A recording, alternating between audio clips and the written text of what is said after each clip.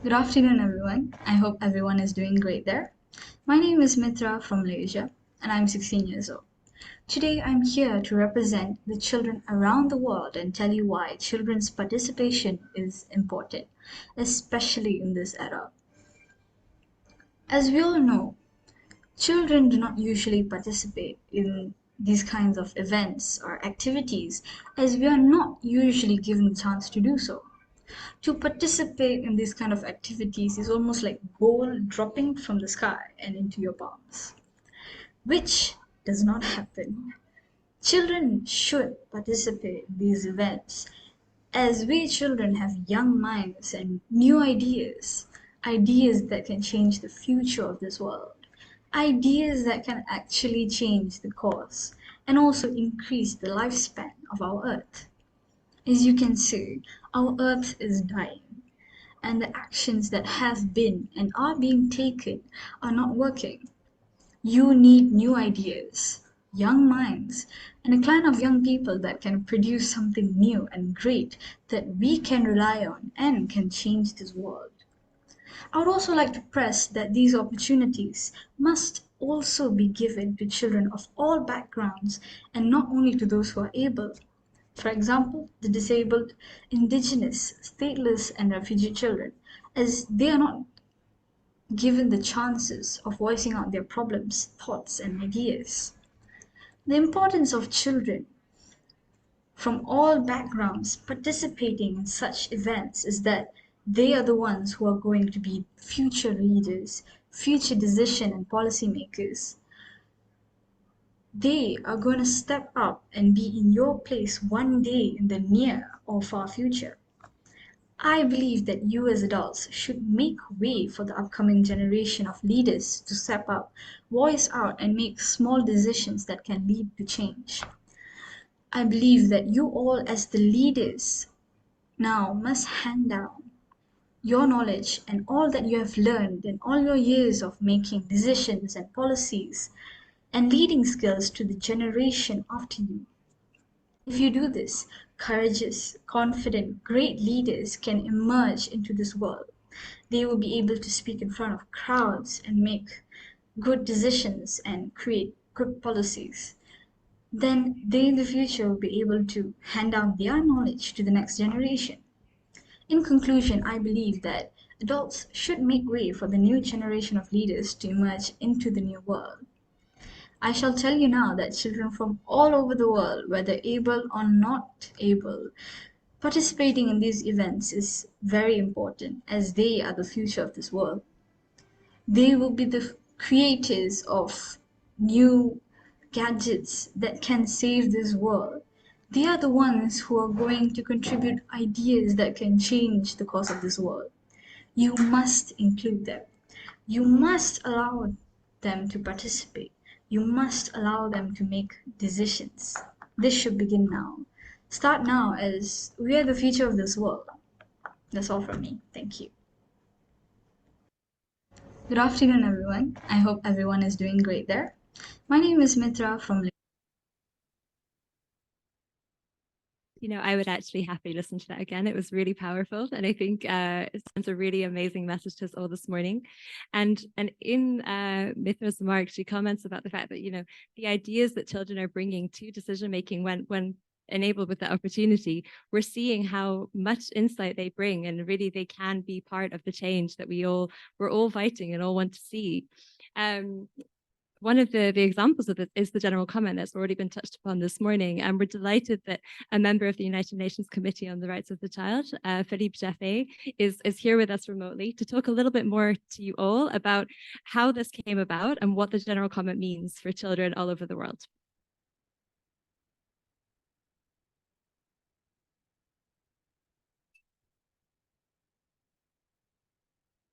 Good morning, everyone. I hope you can hear me. I really wish I could be with you, but I am in a hotel room in Geneva where it's still very dark in the morning. I hope you're being productive and having a lot of fun as well. In the next very few minutes, I will speak about the importance of the UN Committee on the Rights of the Child's General Comment 26 on children's rights and the environment, and I will explain why much more than all 25 general comments that came before, why General Comment 26 is the children's general comment. General Comment 26 belongs to children and young people. GC 26 is a very important document because it formally recognizes, under international law, the child's right to a clean, healthy, and sustainable environment. And it links this right to the enjoyment of all the other children's rights that are enshrined in the Convention. But beyond this, if the child has a recognized right to a clean, healthy, and sustainable environment, then governments have a positive obligation to respect, protect, and fulfill this right. In other words, governments have to get their act together, change the way we live, and reform commercial activity to push businesses to pollute less and clean up their mess. The committee is really serious about this, and we have even modified how we interact with states to follow up at every occasion we have. Another key message is that the committee recognizes the principles of intergenerational equity and the interests of future generations. While the rights of children and young people who are present on this planet now require urgent, immediate attention, the children who are constantly arriving are also entitled to the realization of their human rights to the maximum extent. And the committee is very clear.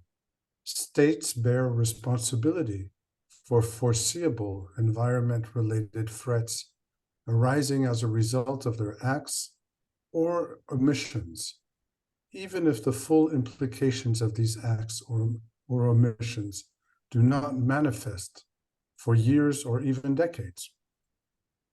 This recognition should help with current and future litigation. But in my view, General Comment 26 is unique in other ways. First of all, it came about at the request of children and young people themselves from around the world, from the children and young people who protested back in 2018 and 2019, from the children striking from school every Friday, from the 16 children who filed a complaint with the committee against 5 states, and many, many more. We heard the demand with the subtext of Greta Thunberg's shaming arrow, quote, "You, the adults, are not mature enough to tell it like it is. Even that burden you leave to us children." Secondly, with our partners Terre des Hommes Germany, almost 17,000 children from around the world, from 121 countries, participated in the drafting of General Comment 26. This is 20 times more children expressing their views than for the previous General Comment, number 25, on children's rights and the digital environment. At the regional level, massive consultations were organized in South America and in Asia. And crucially, we were blessed to count on an exceptional advisory team of a dozen children and young people, 2 of which, Aniva and Kartik, should be, as I remember, chairing our session. But let me end with what I consider one of the most valuable nuggets of the General Comment. Children human rights defenders. Children human rights defenders are, quote, agents of change and have made historic contributions to human rights and environmental protection. Their status should be recognized, and their demands for urgent and decisive measures to tackle global environmental harm should be realized. End of quote. And final thought. We all need to protect children and young people who are defenders of human rights and environmental rights. Many are paying a high price, and some even their lives to keep our home on planet A. So with that, many thanks for your attention.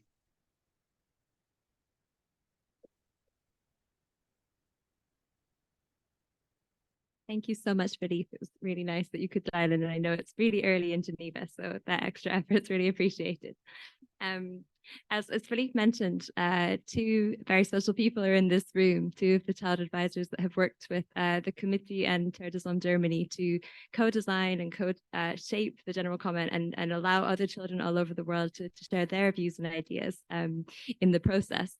And so I'm delighted to hand over to Aniva, one of our child advisors from Samoa, who is going to talk a little bit about how we actually help children understand the general comment and what, as a team, we've done collectively to make that happen.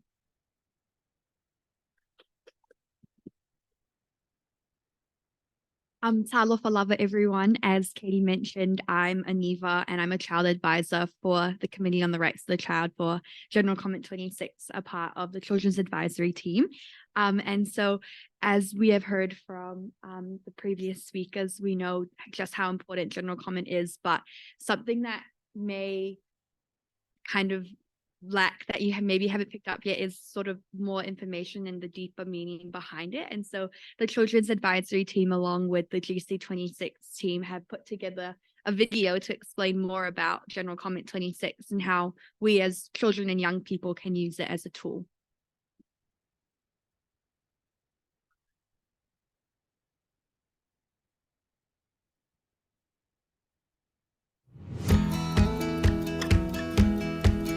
Every child on this planet has rights. Children's rights are what all children need to live a safe, healthy, and happy life. But across the world, there's a big problem. Environmental harm and climate change are threatening children's rights globally. Children are demanding action now. The United Nations Committee on the Rights of a Child is a group of 18 experts who work together to make sure countries keep their promises to protect children's rights. Listening to children's call for action, they have created an important document called the General Comment number 26. It explains how children's rights are connected to the environment and climate change, and what government must do to protect the rights of children today and children in the future. Children have played a very important role in making this general comment. In fact, we are 12 members of Children's Advisory Team that has worked with Terre des Hommes to support the committee to create it.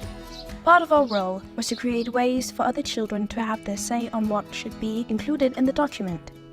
16,331 children from 121 countries got involved. So, what does the general comment tell us? Well, before we dive in, it is important to say that all children's rights are connected and equally important. However, some rights are particularly threatened by environmental harm and climate change. Some rights also play a big role in helping to protect children's rights, but we will tell you a bit more about that in just a moment. The committee explains that children have the right to a clean, healthy, and sustainable environment. This means children should be able to live and grow up in safe climates and non-polluted environments. Children should have access to healthy ecosystems, clean air and water, safe, healthy food, and decent housing. They should also be able to learn, play, and be active in places safe from environmental harm. The committee tells government that they must make bold steps so children can experience their right. This means taking urgent action to limit the warming of our planet.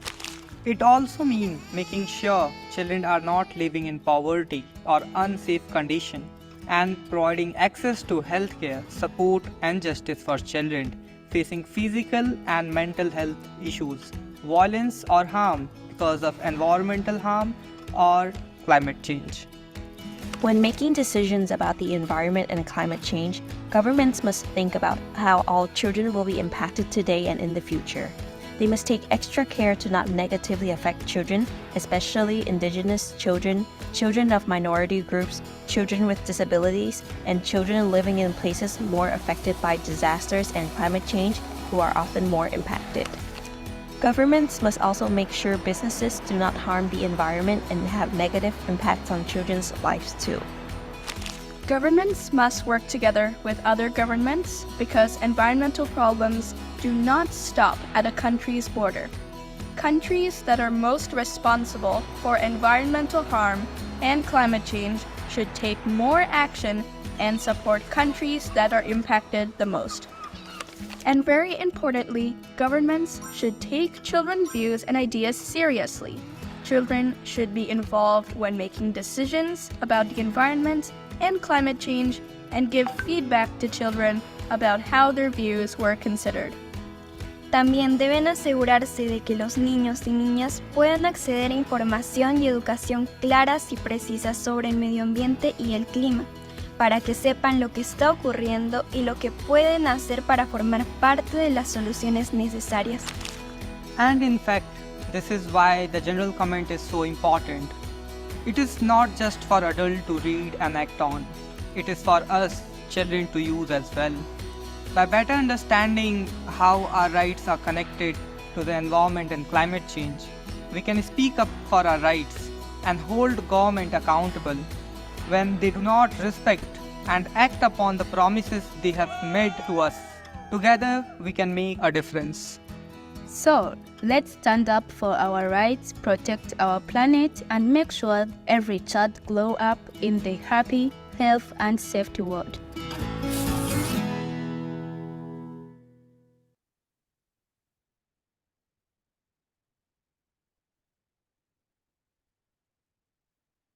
So following on from the child-friendly animation, you will also see that on your tables, there are copies of the child-friendly version of the general comment that we created together along with Kartik, who's going to join us for a conversation process. And also we're delighted to welcome Zainab, who's a child activist as well, also working on environmental and climate issues. So together, we're now going to have a conversation about how we bring the general comment to life. How do we take this legal technical document and really make sure that it's something that children can be using and that we can all be using to support children in realizing their rights.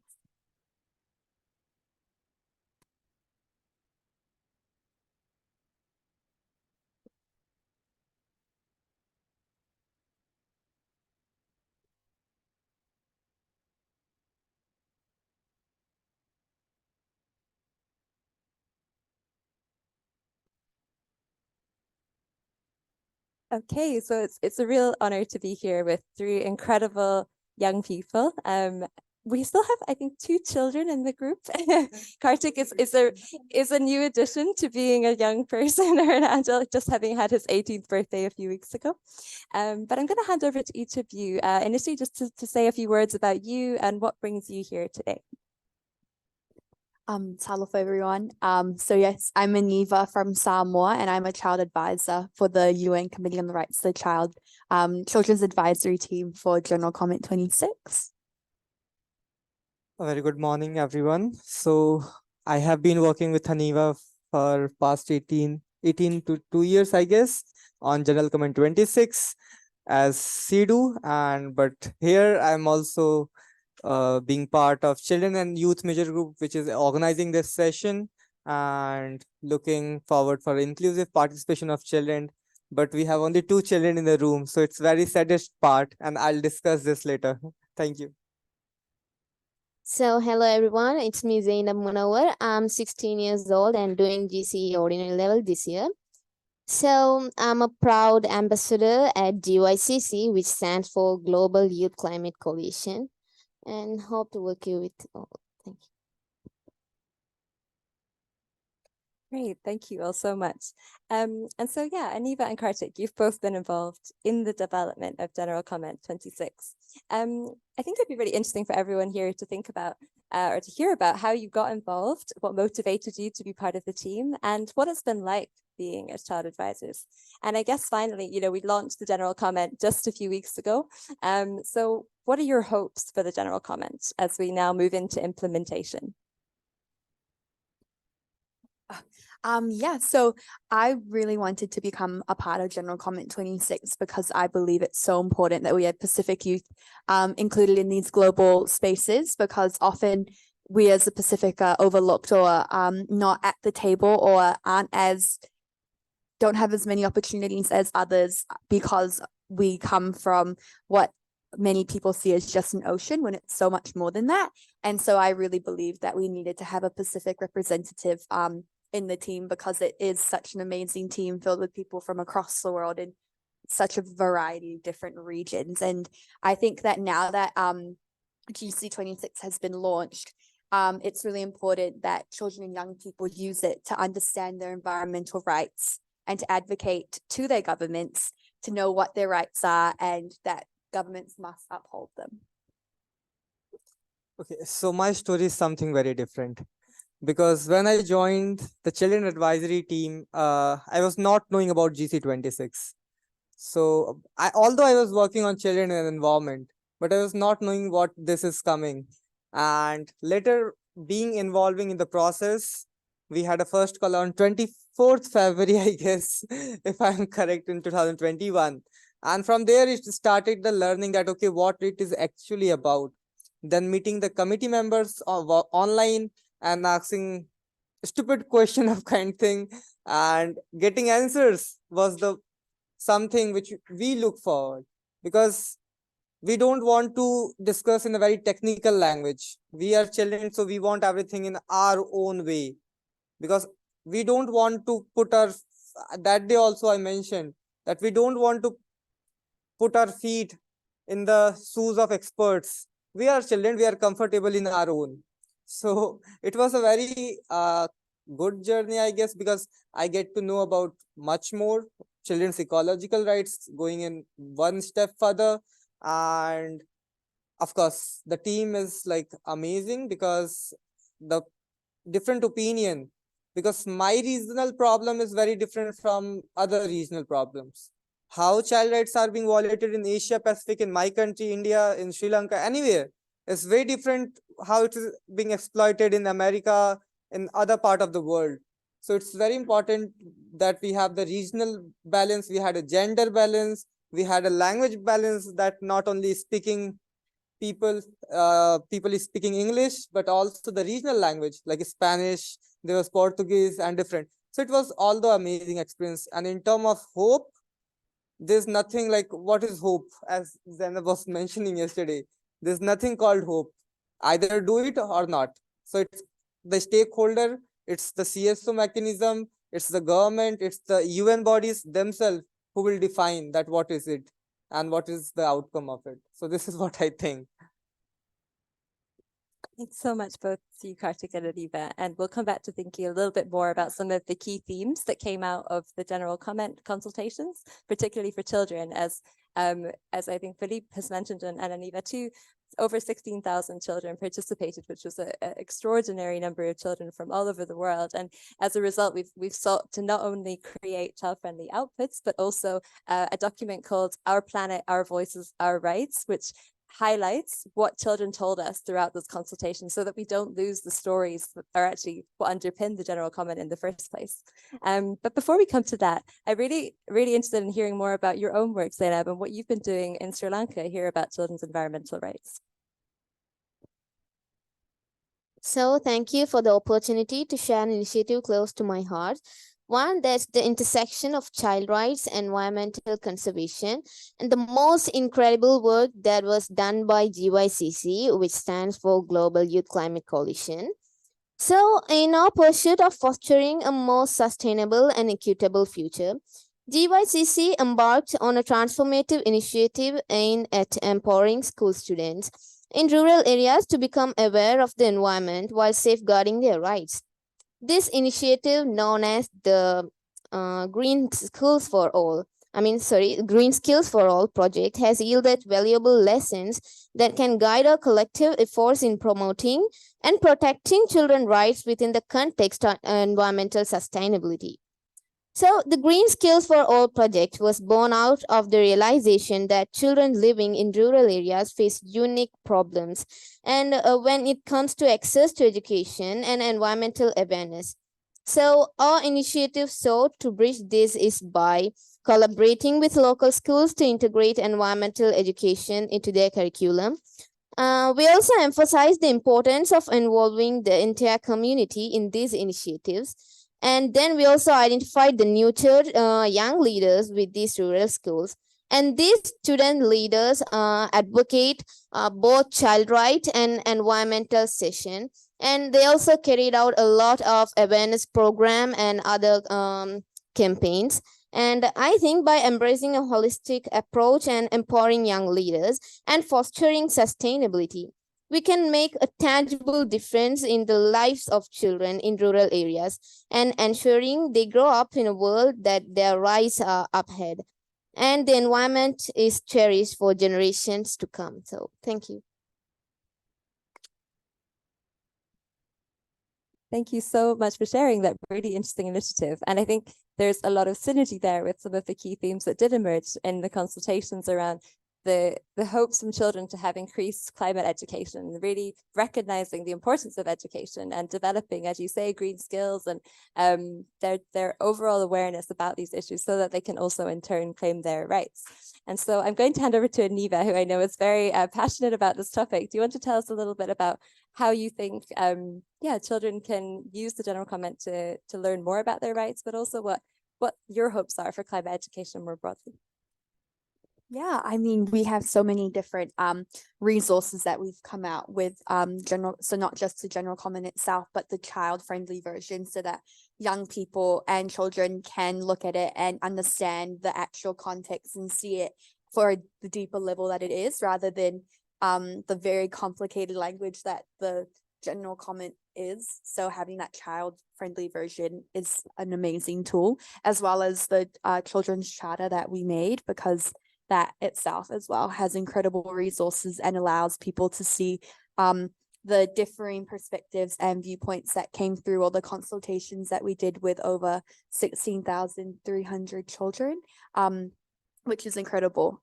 So yeah, and in terms of climate education, I think it is a crucial and central element in addressing the climate crisis, specifically for young people and children understanding the environmental rights, because there is no possibility of providing any means of solutions without the foundational and fundamental understanding of climate change, as well as the scientific explanation behind how it has come about and also how we can reverse it or try and implement ways to reduce the speed at which it's going at.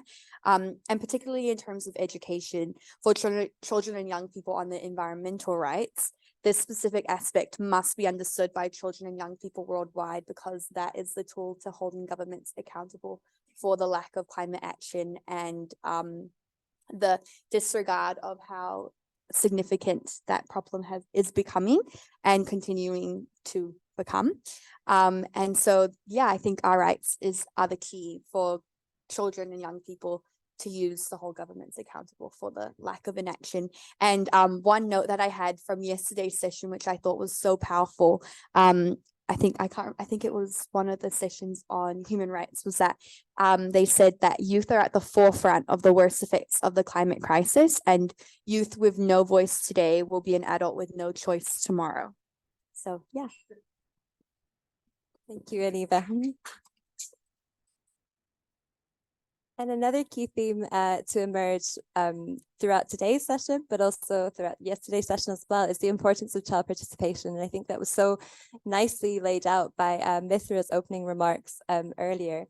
And I'm curious, as we now look towards how we implement the general comment and how we bring, as you actually pointed out, Christian, yourself, like how we all have a role to play and how that we can make sure everyone takes that role. I'm wondering, Kartik, if you want to perhaps speak to the ways like multiple stakeholders such as government, civil society, NGOs, like a whole host of different actors can come together and be part of this. Would you like to say a little bit about that? So I guess this is the most important thing, because every time we have lots of documents. Yesterday, the UN resident coordinator of Sri Lanka, he himself was saying that we don't want more documents. We want implementation. We have the best document in the world. Like, it is the finest. But the worst part is that we create a document and then we start preparing the next document. So this is the worst part we are having. And in terms of implementation, we are having a ministerial forum tomorrow. And today we are having youth forum. But the major concern is that how we see that children's voices are being included. Like, we have General Comment 26, we have other documents as well, which have included children's voices. But do we think that giving this 1 hour session to youth forum or giving some slot to ministerial forum for children is enough? Yeah, like giving a podium to speak is enough. We don't want to be like a social media influencer. We don't want to be like speaking, debating. We are not for here. And I don't want children to be coming to such forum and speaking, because it is not the ideal society we are living in. And it is not what we are hoping. So we don't want to speak like sitting here. We want to be heard. So that is the key issue. I'm speaking, there's no use, like I'm speaking on the road. There's no use of it. But if I'm heard, and the person who is hearing us, either it's government, either it's UN body, either it's CSO, either it's youth group, if it is hearing my opinion and considering it and then bringing in the action, that is the most important part. And for this, bilaterals, like the first thing that they should hear us, this is the first thing we have to do. They should do, not we. They should do. They are getting paid. It's their job. It's their job. It might be their passion for working on children and environment. It's their job. They are getting paid. But why we are working is a very different context. It's very different idea, because we are concerned about the coming generation. We are concerned about my own life. I don't want to die like in a very fallacy way. I don't want to die.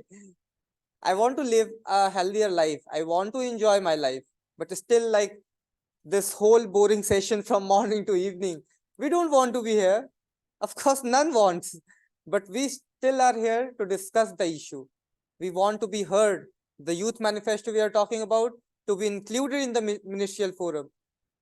We should be included in UNIA and different other mechanism going on, but not with the purpose of document, but the utilizing the tool which we already have. I'm not speaking about general comment specific, but in the overall context of every document is related to environmental policy, human rights, child rights, whatever it is, because we have a lot more. We have a lot more to do on implementation. So let's not go in that way, come this way and do the implementation. This is only one way. There's no hope. Either do or not. And if you're not, then it shows that you're not interested. It's simple. It's that simple. There's no excuse that we are trying. You have everything. You have manpower. You have money. You are the rule making. Everything you have. You can change the perspective of society. There's so much ways to do that. But if you are not, it means you don't want. So either do or not. There's nothing else. Yeah.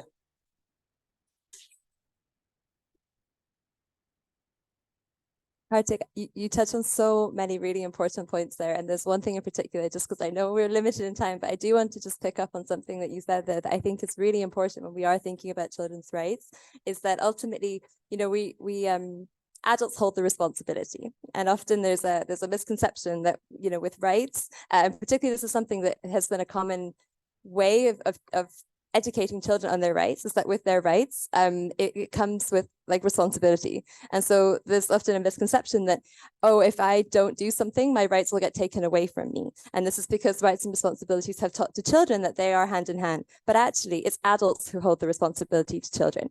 Children, of course, have responsibilities to one another and to ensure everyone is able to live and grow up with respect and with their human dignity being treated. But that ultimately, for the implementation of children's rights, the responsibility lies with adults. And I think that's really important to remind us when we think about child participation, because you're absolutely right. There can be an expectation that children have to do the work, and children have to constantly be putting adults to finally get their act together and do things. But at the end of the day, it is the adults that have to take the responsibility. And you're absolutely right. Like, adults also have to go to the places where children are playing, where they're learning, to hear from them. Children shouldn't be expected to have to come into an adult dominated space at all times, just so that they can have a little bit of a say. You know, this has to be a turning of the tables, if you like, so that participation becomes intergenerational and much more accommodating of children's own childhoods. So I think that's a really important point to remind everyone here, that actually participation also has to come with, as you say, adults responding and acting, but also feeding back to children what they've done. And that's, I think, a really helpful reminder for everyone. And so on that note, I'd really like to hand over to Zainab. What top tips do you have for adults or key messages to them about how they can meaningfully listen to children? What would your advice be? So, well, the question on how adults can meaningfully involve and listen to children is of paramount importance in our efforts to create a more exclusive and just society. So, my key message for adults in this regard can be encapsulated in a simple yet profound idea. So value the voice of every child. So let me elaborate this message. First and foremost, it's crucial for adults to recognize the children have unique perspectives, ideas, and experiences that are just as valid and important as those of adults. So to meaningfully involve and listen to children, we must create safe and exclusive spaces. We must actively listen them. We should encourage participation and respect their choices. And also we need to provide an age-appropriate information. Ensure that child have access to age-appropriate information about the world and the issues that concern them. And this empowers them to make informed decisions and express their thoughts more effectively. And we should lead them by example and by demonstrating respectful and inclusive behavior in your interaction with children. And they learn how to treat others by observing how adults treat them. And by valuing the voice of every child, we are not only empowering them to become confident, engaged, and responsible individuals, but also strengthen our communities and society as a whole. So children are not just the future, and they are the integral part of the present, and their perspectives, insights can lead to innovative solution and more than humanist world. Thank you. Thank you all so much for your contributions. I think to finish off, and it'll have to be a quick answer, as I know our time is limited this morning. But I think, Kartik, you touched upon the concept of hope. And I know it can be a difficult concept. And at times where the world's in a scary place in many respects, it is still something that is important as activists, as people working together in solidarity for these issues to reckon with. And so I'm curious to each of you, what does bring you hope in the work that you're doing? I think for me, the thing that brings me hope is the young people and children, because as we can see here, there's so many passionate people with thinking that comes so it's so different to what has been happening for the generations before. And the thinking that's coming from our generation is so unique and different and innovative. And the knowledge that young people have and are sharing is the secret to solving the climate crisis. And I think that that's what brings me hope to our future. For me, like, hope is something big fallacy. I think we exist is the biggest truth, that we are here. Children exist. They have childish mindset. They have stupid things to do. And it's not stupid. It's stupid in the term of adult people's viewpoint, that what they are doing. But in terms of our ideology, it's the most fun part. It's we are the center of this universe and we exist. And this is the biggest thing for what we are working. So hope is a big fallacy. World have given the word that just use to give excuse, that we have hope, to give explanation, to do whatever you want with just a simple word. So there's nothing like that, I guess. Yeah. So what brings me hope is the resilience and compassion of people. So every day I witness countless individuals and communities around the globe coming together to face adversity with unwavering determination and empathy. So it's in the stories of ordinary people doing extraordinary things that I find my greatest wellspring of hope. Hope is not passive. It's driving force that fuels action and inspires us to work together toward a brighter tomorrow. It's the belief that by joining hands and hearts, we can overcome by obstacle and create a more just, sustainable, and compassionate world for all. So what brings me hope?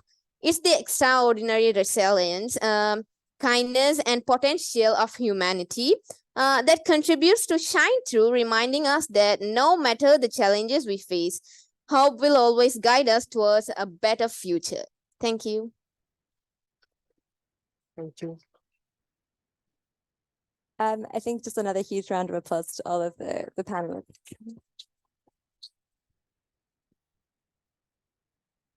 And we hope that we could be able to open out these questions right back at all of you in the room. We think it's really important that we hear from everyone here today. We are a little tight on time, which could only, I also think, would be a good thing. It means the conversation's flowing. So I think what we're going to suggest we do is we move to our final closing remarks, and then we'll present the activity to those who would like to do it in their own time. And that's also the people that have dialed in remotely. We can share that with you so that you can also reflect on the types of questions that we've been discussing in the panel. And we'd really be interested to hear from you, and we'll leave contact details. So if you'd like to share your own reflections with us, that you're more than welcome to do so. But thank you all again, and then we'll just shortly invite up our closing remarks speakers. So thank you.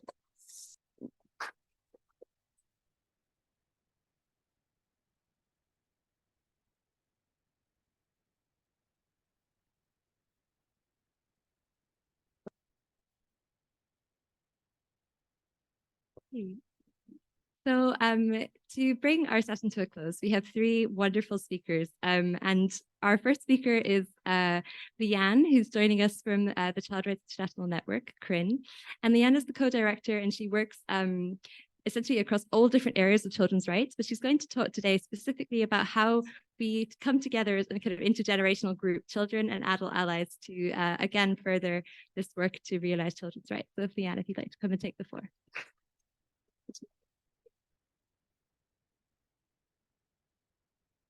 Hello, everyone.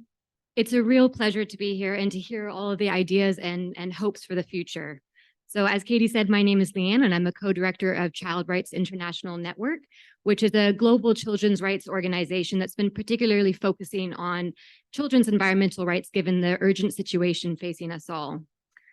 I've been asked to give a short closing speech, which bridges the gap between everything that we've been hearing from children and young people and then what adults are doing.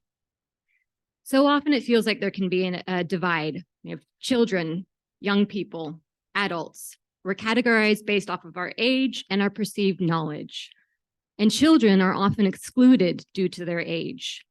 But with this, with the need to take action for current and future generations, we should be united. United on the need for intergenerational action and collaboration, and to be true allies for each other.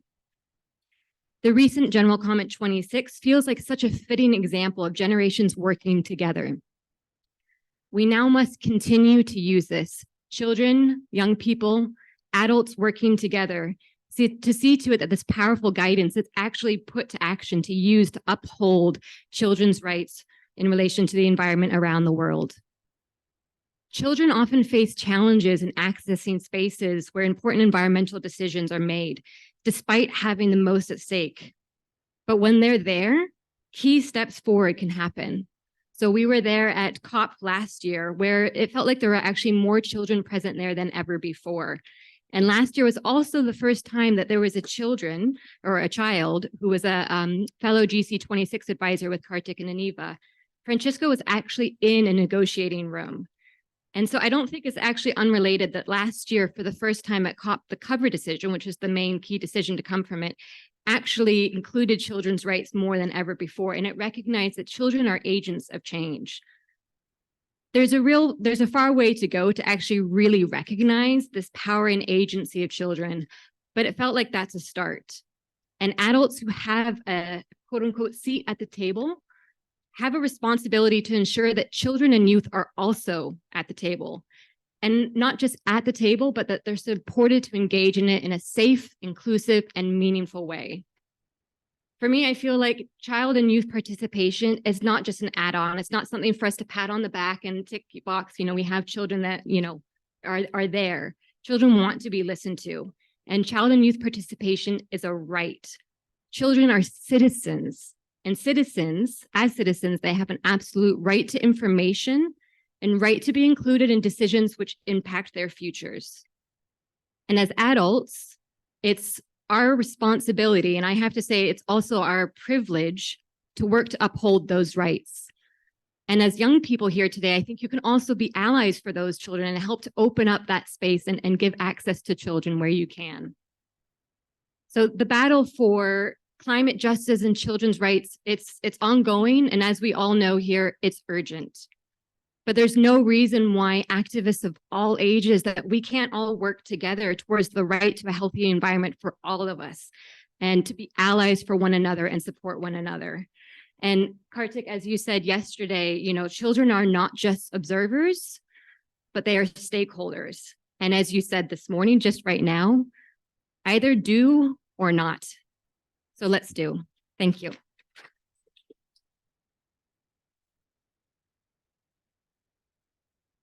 Thanks so much, Leanne.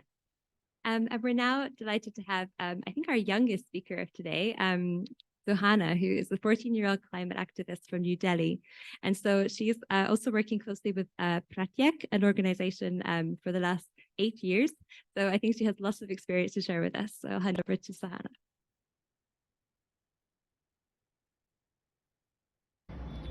Hello everyone, I am Suhana, a child advocate from India.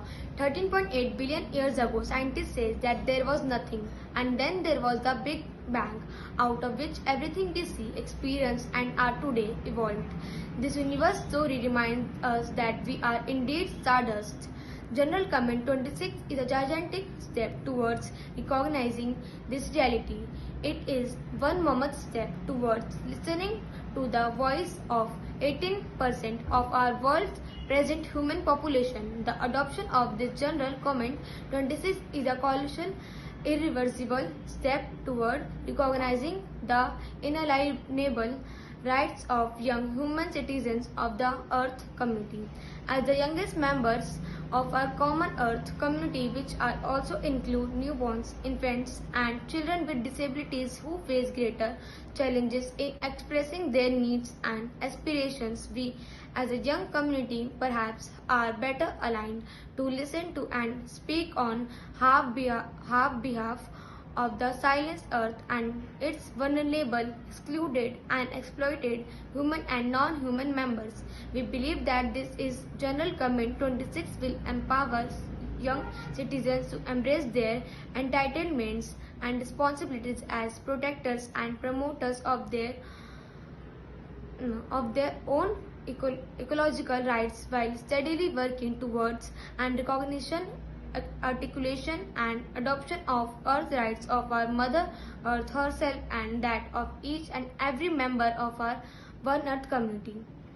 We hope that the adoption, but more importantly, and implementation of the General Comment 26 will nudge us all move one step closer towards recognizing of inalienable, universal, indivisible, and interdependent rights of children, if not that of our Mother Earth herself. We are certain that this General Comment will hope that this will nudge of her children to intuitively and intrinsically reconnect with each other and Mother Earth herself. Thank you. Hello everyone, I am Suhana, a child.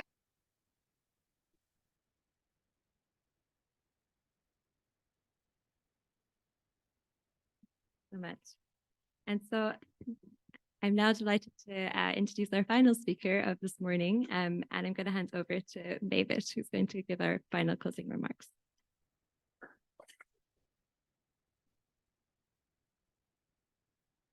Thank you, Kitty. Ladies and gentlemen, as we draw close to the remarkable session on environment and children at Asia Pacific Youth Environment Forum, I'm profoundly, moved by the collective spirit of passion and purpose that has filled that space. And we have, aligned with the vision of United Nations Committee on the Rights of Child that has encapsulated into General Comment 26. And I must say that throughout the session, I have been graced by the wisdom of all the keynote speakers, the future, experts, children as well. And we have been, have the privilege to delve into General Comment 26. And I have learned a lot from, the speakers as well, especially the future experts children, I must say once again. And General Comment 26 is not just a document, I must say, it's a commitment. And it's a commitment to, safeguarding the rights of our planet and well-being of our children. And let us carry the torch that we have ignited today. And we can all make the, lasting impact for the child rights and their environmental rights. Thank you very much.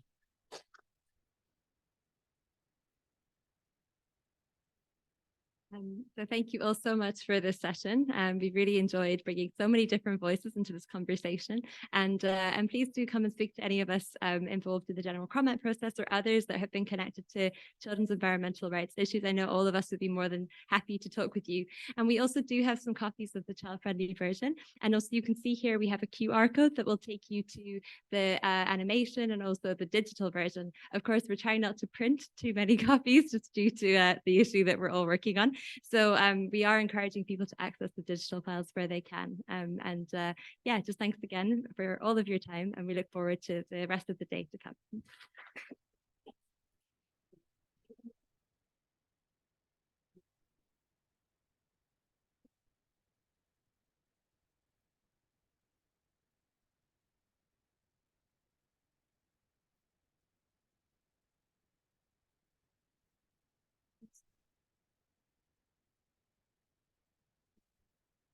Everyone, just just give me a minute. I am trying to restart my camera in a few minutes.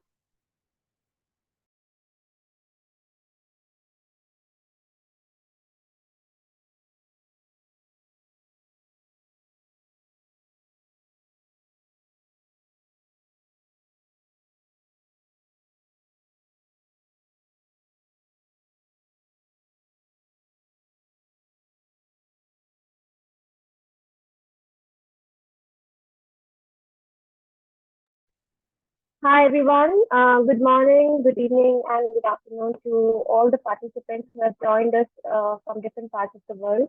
I am going to be moderating this session. My name is Zainab Naeem, and I work as an Associate Research Fellow at Sustainable Development Policy Institute, which is a leading think tank in Pakistan. And my expertise include circular economy, ecological sustainability. So with this, I'm really excited to be moderating the session today. Which is titled Advancing Circularity in Asia Pacific for Climate Resilience. And I would like to introduce my speakers. I have an interesting lineup of speakers. Despite of a very short notice, they have confirmed me for the session, and I'm really interested to speak to them and talk to them about this very important and pertinent issue that is, I believe, is the key requirement for Asia Pacific in today's world. So I start with Mr. Paul Focus Arellano. I hope that I have pronounced your name correctly. So he is the founder of Certitas Consulting. He works as a circular economy consultant for global brands and innovative startups. And he's the co-author of Sustainability published in 2024. Food and beverage, apparel, and footwear. His particular focus is next-gen fibers, biomaterials, and novel material development. And he sits on the advisory boards of different organizations, and he's also a non-executive director role at Cellulosic Pigment Specialist. He runs two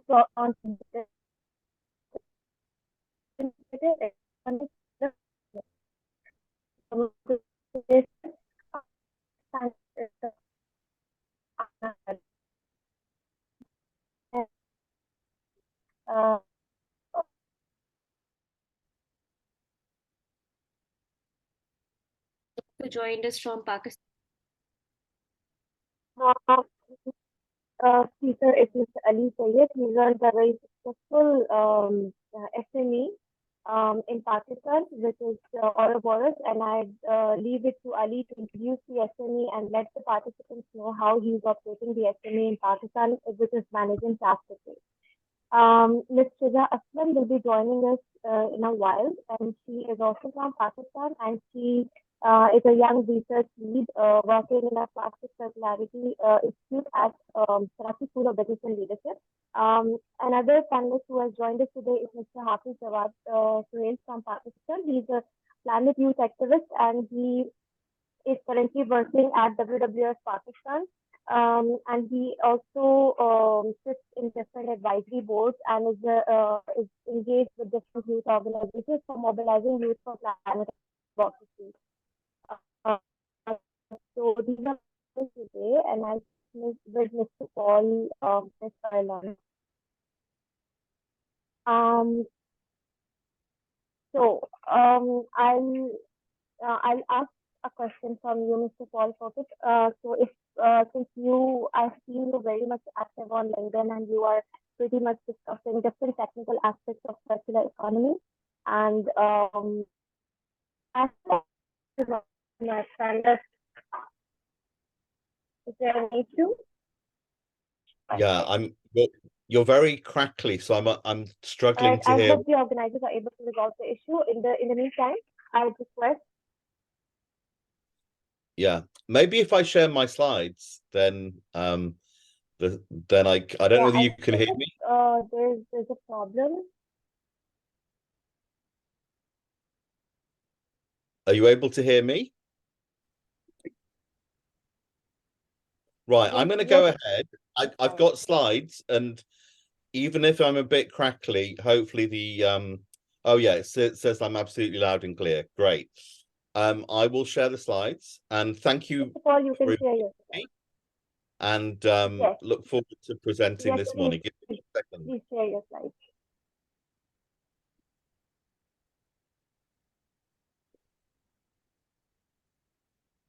So good morning, everybody. I'm delighted to be with you. I say good morning because in London, where I am, it's very early in the morning. We don't have sunlight yet, still dark. I would much rather be in a warm climate. I've got a presentation that I've written specifically for this event. It's about how to achieve rapid transition. I will take you through very quickly some of the models that we commonly see for circular economy. And some of these you will know. If you don't know them, please Google them. But many of you will be aware, particularly of the first one, which comes from Mellon MacArthur. There are two different kind of wings of the way that circularity works. On the left-hand side, we have what I call the natural biological wing of the butterfly, which is where I work. I very much work on biological solutions, biofabrication, certainly not petroleum solutions. On the left-hand side, we see what they call the sort of technical nutrients, which is all about mining and extraction. And to be honest, when I work in the circular bioeconomy, we ignore that side to the right and we try to phase out or eliminate very much the mining and oil extraction side of circular economy and focus very much on biological solutions. Another one which comes from a waste management organization, which I find a bit easier to use and to explain, is much more about, and then three of the R's that we commonly use: reuse, repair, recycling. And we really have a priority for reuse and repair as I look at some of the local solutions, rather than recycling. Recycling is a failure of the circular economy. If we are actually making something that lasts and works, we shouldn't be recycling it. It should be there forever, being repaired, being passed on, being repurposed. Now, being here in Asia Pacific, and I work a lot in fashion and footwear, what's interesting in fashion and footwear is the circular economy is growing very quickly. So unlike other sectors, we have a fast-growing fashion sector based around circular economy. And the reason being is we have lots of methods of being circular within fashion. So we can take fibers and we can reuse them, we can recut textiles which are not used for the production that was intended. We can repair, we can sew things again, we can have repair shops. We can reuse. We have a lot of secondhand product going between people. And ultimately, if clothing is a bit boring, which sometimes people just remove clothing from the loop and put it into garbage because they're bored, well, no, that's upcycling is where we have a huge growing business of people embroidering, recoloring, recutting, reimagining, taking two bits of denim and sewing them together to create something new. So I think, you know, the models are good, but we have to look at it in reality. Now, people always say, you know, we're a small country, how can we do it? But if you look where I live in United Kingdom, we have 4 independent countries. One is Wales. It has a population of 3 million people, a tiny country, but it's completely independent from the rest of the United Kingdom when it comes to waste management. So they've already become a world leader in recycling, ahead of England, ahead of Scotland, ahead of most of the world. It's in the top 3 in the world for recycling. And they produced, I think 3 years ago, I went to the launch, their own guidelines for circular economy and identify the actions which government will take. They have a small budget, a very small team. They have their execution plan. There's no point in having a circular economy strategy without a circular economy execution. So I thought I would look at how we execute. And there's been a lot of work done in Asia Pacific region already. Sourcing locally is important. Well, there's a drive to hyper-locality. But if you look on the internet, and I think this is the most exciting thing for me, we have a lot of work that's been done already. The strategy is there. We need to move into execution. So we have a circular economy transition document for Bangladesh, and it gives the action points. So we don't have to reinvent things. These reports have been done. This work's been done in the past 2 to 3 years, since, you know, what we might call lockdown and the great change. The circular economy is moving along. So again, I know Bangladesh very well through its leather industry, but you know, we could be using fewer materials, working with stakeholders, and certainly for leather, sustainable manufacturing would help enormously. That the leather industry really needs to clean its act up. There are studies on the Sri Lankan, how circular economy could help with Sri Lanka.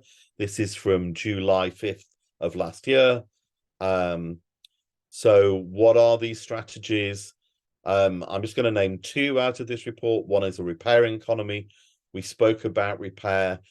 When my grandparents were young, everybody repaired. When I was young, which is 40 years ago, everybody repaired. We forgot how to repair. We need to go back to a repairing economy, but also a sharing economy. So one of the things that we talk a lot about in Europe is libraries for tools, libraries for equipment. We have clothing rental, but also libraries where we take for toys. We don't need to own toys. We don't need to own books. We don't need to own everything. We can share through high street libraries. And this is a very popular idea, which is growing. And then Indonesia, and again, huge country, lots of islands, you know, huge environmental problems. Circularity, again, can massively help. And this is quite an in-depth study. that's produced by, I believe, the UN itself, and I'm sure some of you can tell me about this. But what I love, quite technical, it's not as much about execution, but there are examples. But what I loved was this class, but here we've got 8. Rethink, reduce, reuse, repair, refurbish, remanufacture, repurpose, and only at a last stage, at the very final opportunity, recycle. Recycling is not part of a circular economy. So again, I do encourage you to Google as much as you can, but really just recycling plastics is not circular. We should be using products with longevity materials like metals, like glass, and reusing them time and time again. So again, a few practical examples: sharing electronic goods, improving repairability, modular product design. And that is the end of my presentation.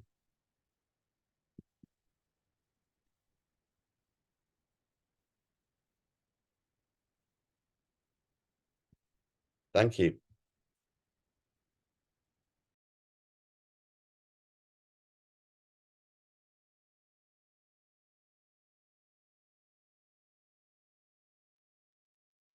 Hi, thank you so much, Mr. Paul, for this innovative approach and insight. I think I'm not able to start my video because the host is not allowed. Okay, got it. So it's a very interesting presentation, and you shared the countries in the Asia Pacific region, and it's very different in approach in the context. In point 3 is circular economy. This is that we all need to work on, because circular economy is considered about. Sorry, if you ask me a question, I can't hear, and I can only hear a tiny snippet of each word. So maybe only in chat, because I just can't understand. All right. Can you hear me now? Yes. I'm audible? Yeah. Okay. Much better. So basically, you mentioned that recycling is not always a circular economy approach, and I think that is one aspect of that. We and the entire Asia Pacific region needs to work on. However, the problem is that, and specifically the plastic waste, because that has disturbed the entire region. And for that, we need to, as you mentioned, ours that Indonesia has adopted. I think we also need to reimagine the concept of circular economy for the Asia Pacific region. So thank you so much, Paul, for a very interesting presentation. I'll be getting back to you with another question in the second round. Now I'll move to the next panelist, Mr. Ali Sayed. I think I can take questions in the end. Otherwise, if someone has a question directly from Paul, I hope Paul stays with us till the end. We can take it now. Matthew has raised hand.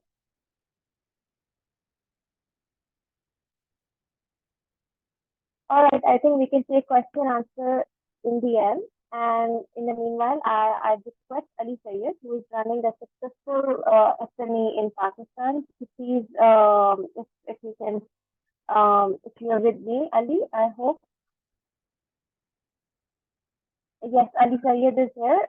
Ali, I would like you to explain how you're managing this entire plastic waste in Pakistan, or what are the challenges, and how do you see the collaboration in the Asia Pacific region for the SMEs specifically who would like to transition to the circular economy? Over to you, Ali.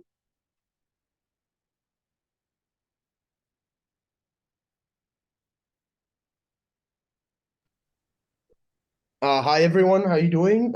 Thank you, Zainab, for the quick introduction, and thanks, Paul, for setting the scene. Just quickly, about myself. I'm the CEO and founder of Ouroboros Waste Management. In particular, over the past 11 years, I've been working across Australia, Southeast Asia, and Pakistan to unearth circularity, what it means, and how to accomplish it within a developing context. We work across paper, metals, and plastics. Our focus in-house primarily is plastics and on recycling. But like Paul, you mentioned the focus and the solution isn't just recycling on the circularity front. So we take an attempt to, whilst we're looking at recycling and scaling that up in Pakistani context, on our other vertical, on a consultancy advisory side, we work nationally and internationally, working on various circularity agendas from feasibility to operational plans to strategy, looking across materials and across sectors. Just in short, what we do on the recycling front is we work across HDP, LDP, PP, and PET. Our goal has been to unearth the informal sector, operate as a bridge between them. And we've been scaling, like Paul mentioned, glad he mentioned, our objective is hyper local solutions. So we've got a couple of units already that service semi-urban areas for waste collection, to processing, and then now to higher end processing, looking at substituting almost on a 1-to-1 ratio, recycled packaging and providing recycled content for various brands and companies' goals, at least to allow substitution and focus on supporting reduction in production of virgin materials. Directly and indirectly, what we're looking at doing is reducing our overall scope 1, 2, 3 emissions, and also holistically on a more economic front, looking at various trade imbalances in Pakistani context and for other countries as well, to be a lot more self-sufficient and a lot more self-reliant. So overarching wise, we're looking at an optimization problem where we're looking at reduction on the upstream side, focusing on the downstream side, and ensuring that within our own operations, we are looking at repurposing, remanufacturing, recycling. However, across other verticals, we're looking at servicing clients across the spectrum, across materials, to find pockets of circularity and start their circularity agendas. Across Asia Pacific and Southeast Asia, Pakistan and the subcontinent, the contexts are very, very similar, and they require localized solutions. They require learning from indigenous populations, and I believe the collaboration between the informal and formal sector is much required to find gaps of circularity, which may exist a lot more in developing and mid-developed countries compared to the developing context.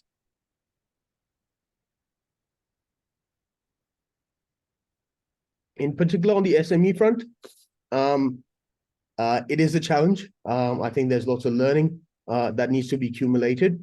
And what's helped is learning from neighbors, learning from similar contexts, learning from countries that are in the transition phases, and learning their policy front of items and arsenal, their macroeconomic climates, environmental climates, and also their already established base to find gaps to service. In particular, on the plastic recycling front, what we're looking at doing is collecting beverage packaging, ensuring caps, ring wrappers are demetallized, de-inked, and focusing on achieving a high enough quality resin where we have, to an extent, rPET food grade come in to substitute the upstream side for further circularity. So we've looked at developing pockets for ourselves, which we disperse accordingly, and also service clients to do the same.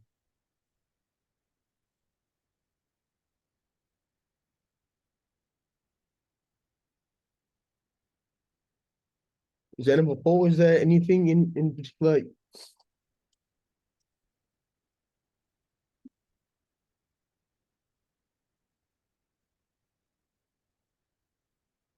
Hello, Zainab.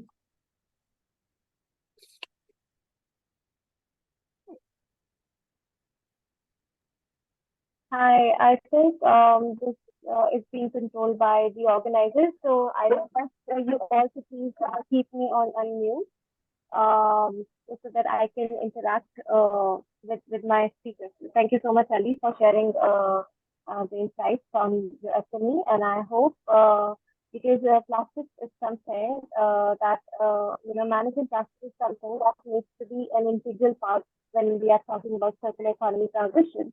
Especially in the AP region. So I believe there are so many other SMEs in the region who are actively working on this transition, and I hope we can get connected and we can. It's not just about building capacity of the SMEs or building or doing mentorship for the SMEs, but also collaborating at regional level so that we can improve the situation in the region and sort of we can work on a circular economy diplomacy. So I hope after from this session afterwards we can all get connected and we can start this transition, which is very much crucial for improving climate action. So I would now like to request Dr. Amna Farooq. She is our next speaker. To please, if you can highlight the role of how, because packaging is something that is very much that very much becomes part of waste in the region, and there are so many MNCs and corporations who are working around improving the packaging so that they do not contribute much to waste, but still much is needed. So how do you see the innovation and the technology can play role in improving the packaging sector and to improve the transition to circular economy? So over to you, Dr. Amna. Thank you so much, Senab, for inviting me for this wonderful discussion. So hello, everyone from my side, and I'll start a little bit from the introduction of myself. Dr. Amna Farooq, and I'm a PhD from New Zealand, and my research was in the area of flexible packaging sustainability issues in Pakistan and New Zealand, that how the flexible packaging waste can be reduced and how the whole supply chain of the flexible packaging can be made circular. So sustainability issues I have addressed, and while addressing the issues, so actually what I have observed, and currently I'm also working in this area, the packaging circularity or circular economy for plastic packaging, specifically for flexible packaging, which poses a major issues while recycling. So in my opinion, we should divide the supply chain in three categories: midstream, upstream, and downstream. So circular economy, actually, circular supply chains revolves these three major areas. So if I discuss from the upstream operations, so I think the sustainable procurement practices they should be must. So from the supplier side, we need to develop these sustainable suppliers through which we can address the issues of plastic waste by introducing, eco-design practices or some biodegradable or bio-based materials or recyclable materials. Of course, recycling is the last stage, but we need to develop some materials, or we need to do some life cycle analysis also while developing these materials. So this is from the upstream operations. I think we must focus on these areas, and while addressing the midstream manufacturing operations during the production operations and these things, I think the use of integrated business strategies can be a very good model for packaging industry to address the sustainability issues and circular economy aspects of this packaging industry. For example, an integration of green manufacturing, lean manufacturing, and Six Sigma and other certifications such as ISO certifications. So that integrated management systems and integrated business strategies can address these issues very well if manufacturers adopt this, because these strategies primarily focus on the first R, that is R. So that is reducing. So I think reducing is the main thing. So if the organizations take the responsibility that we need to reduce the usage of the unsustainable materials, and we need to standardize the material, so then I think circular economy can also be addressed. And of course, if the organizations also introduce the digitization tools, for example, Industry 4.0 category, 4.0 tools and like all that. Similarly, if they introduce some blockchain technology which covers the whole supply chain, so I think that circular economy issues can also be easily addressed in the plastic. So one thing I've mentioned about, integrated management systems and integrated business strategies for the midstream operations and other, I think standardization is a very, very important aspect to address the circularity aspects, because when you standardize the materials, then automatically you can handle the waste, the plastic waste in an efficient manner. I remember in New Zealand, they have started initiating this aspect, that they were offering their customers that if you buy 3 variants of a product instead of 8 or 9, so we will give you some discounts. So that is a very good initiative. So by using this strategy, I think in Pakistan we can also address the packaging issues, or we can handle the circular economy aspects easily. Lastly, in the downstream aspects, I think from the logistics and consumer sides aspects. So I think we need the infrastructure and government policies to handle the waste management infrastructure, and for better sorting and collection infrastructure. We can handle this issue. And of course, again, on this stage, the innovation and technology can also help if we use some RFID techniques or barcodes and these things, that how that waste can be recycled. So these things can also be addressed by using Industry 4.0 and 5.0 aspects. Similarly, in other aspects, I would like to mention that the sustainable consumption behavior of the consumer is must to address these circular economy aspects. I in my teaching and my lectures, I focus the sustainable consumption behavior a lot to address the circular economy aspects from the very basic level, from the school education. I think we need to introduce the sustainable consumption habits. So I think these things are here in the whole circular supply chain. If we address these things by using these strategies or practices, I think that we will be able to definitely handle the circular economy agenda, and we can address these things. So I think that is that's all from my side. So thank you so much, Zainab, and everyone.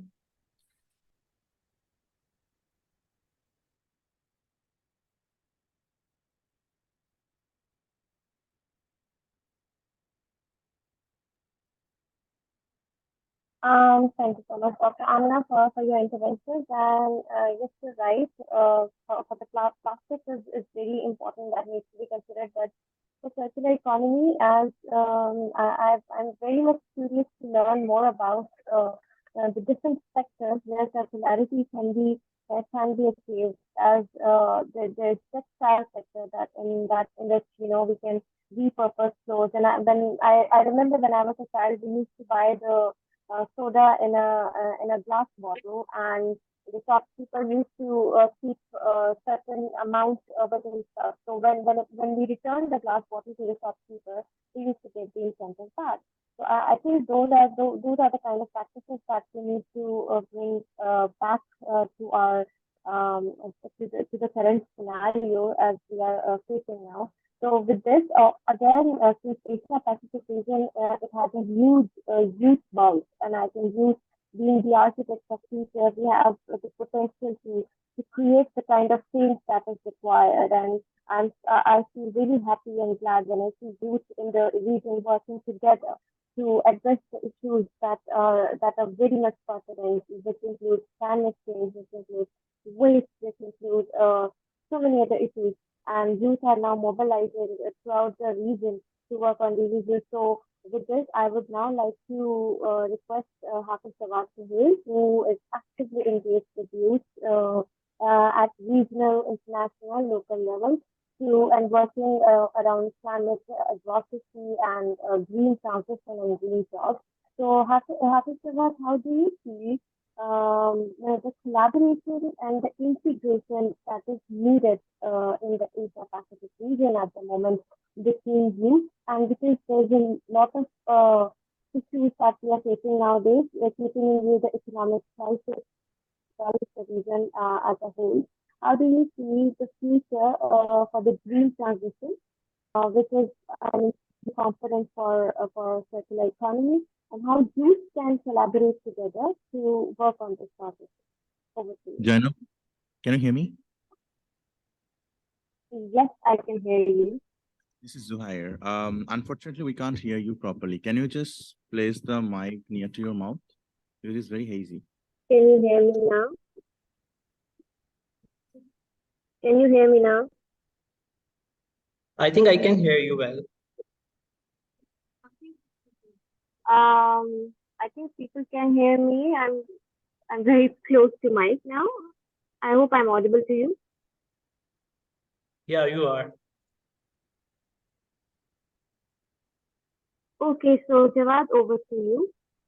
Yeah, thank you so much for engaging me in this discussion. And I think this is a very important area because when we are talking about green transition, we are also talking about introducing new sectors into the economy, which is very important. And whenever you are going to introduce new sectors, there are going to be requirement for the upskilling and reskilling of the workforce. Because, for example, if someone is working in the industry and they are going to introduce environmental friendly technologies, so workforce need to be reskilled or upskilled. And of course, there are very much informal sectors in Asia Pacific, and particularly in South Asian region, where they have not been incorporated into the formal economy. So for example, if we talk about waste pickers and the street vendors, they are not yet part of the economy when we talk about the broader scale. So they need to be introduced through a proper mechanism into our economy. And this is also about consumption behaviors and how our consumption patterns are changing over time. So this is important for us. And then when we talk about in the context of Asia Pacific and South Asia particularly, so women and youth, they make up a huge number of population. And when they are, trained and when they are equipped with the latest knowledge and technology, they can bring a whole new fortune for the country. So this is also important to create more opportunities for youth and for women and their entrepreneurship. And when we are transitioning from fossil fuel based economy to environmental friendly economies, this growth should not be haphazard. This should be through a proper measurement framework. So countries should focus and work on creating their green growth measurement framework. So this progress should be measured and this should be translated into a meaningful action. And if I come from Pakistan, and like 70% of the population is youth, which is under the age of like 25 years old, and they are not part of the system. They are not part of the decision making process or the policy making. So this is important to leverage these platforms to introduce young people into the system, and they can play their role through entrepreneurship, through local solutions that they can develop. So this is very important. And when we talk about green jobs, we also should talk about decent jobs, because these are two different concepts. Green jobs can be decent job and green jobs cannot be decent job. For example, if I talk about waste pickers, this is an example of green job, but this is not a decent job because many times child labor is used in this work in this area. So we have to create a difference between that green jobs should be decent jobs as well. So if someone is working in the forestry, that is a decent job and that is also a green job. So we have to focus on both aspects when we talk about green jobs. And then because we are introducing new production processes in our industries and they need to be environmental friendly, we have to focus on the workforce as well, because a workforce is one that should be introduced to the new concepts of green economy, green transition, and all these areas. So this is important in context of Asia Pacific region. And essentially, we are talking about reducing consumption. We are talking about reducing consumption of energy, raw material, and also the waste products into our production cycles. So circularity involves everything, including limiting greenhouse gas emissions, including minimizing our waste and pollution, and then restoring our ecosystem. For example, we have to restore our wetlands. We have to work on the ecotourism, so local force can be introduced into the economy and into the system. And this is important when we are adapting to climate change. I think I will conclude by saying that in the coming years, there will be new jobs created.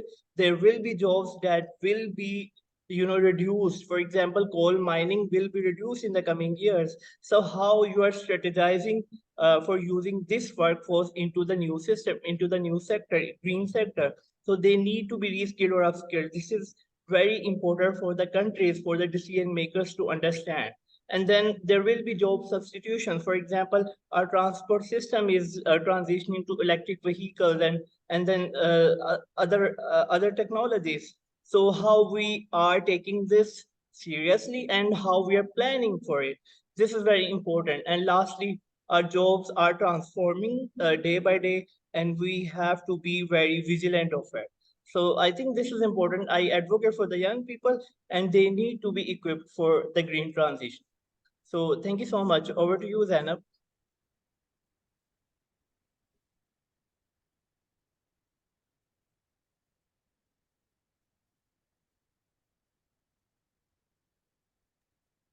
Thank you so much, Jawad, for such an important intervention, since you're representing youth, and it's very important that the youth voice, they're heard and they're given a platform to raise their problems, to discuss their problems, so the problems get addressed properly. And for their voices, I believe they need to be advocated for, and they need to be represented.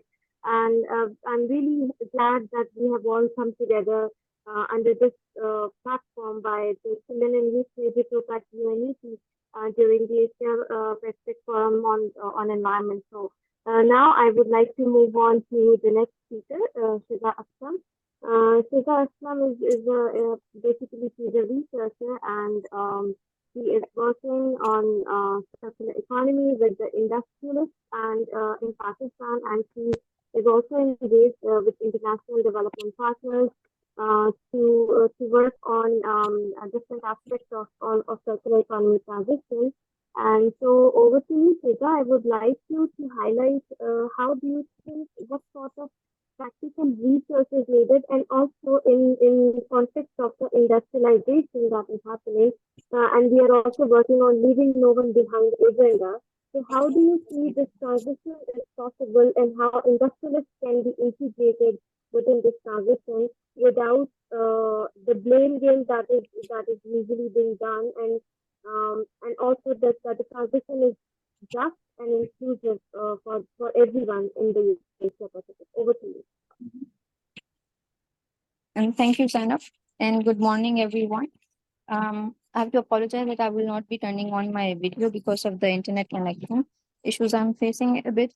Nonetheless, it's a pleasure to be here and to talk on this in particular topic. Just to start off with, I think I would like to resonate with some of the points that Jawad just made.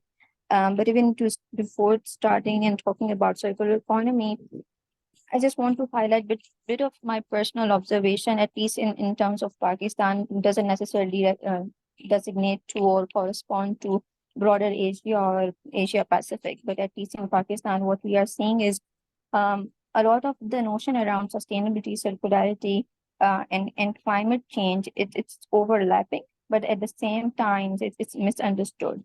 The layers or the boundaries that entailed and the corresponding responses that should include, whether that be from stakeholders, whether that be from youth or the broader public or the enabling environment responsible people. And this is, I think, particularly for a sponsor circular economy, because a lot of the awareness that we see, at least here in Pakistan, it's corresponds to climate change more. Second, perhaps to sustainability, at least in private sector. The circularity part still remains rather unattended.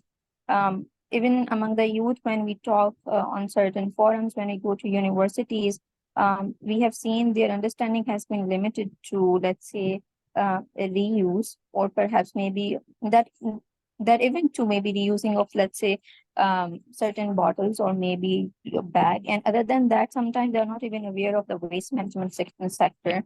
They're not even aware of how the system looks like in their own municipality or in their own wider province or the state, and let alone at the national level. Their understanding of the decent job or leaving no one behind is rather limited, because they are not even aware of the stakeholders are involved in the value chain and who are the ones that are exploited, not exploited. What's the onus of the youth and the roles and the responsibilities? The good thing is, at least there is more awareness about climate change. And there is more and greater link being made between circularity and climate change. And most of the platforms I'm seeing is for the circularity, there are kind of like an initiation being done, but we have seen for the circularity, the climate change has much more limelight than circularity ever has been.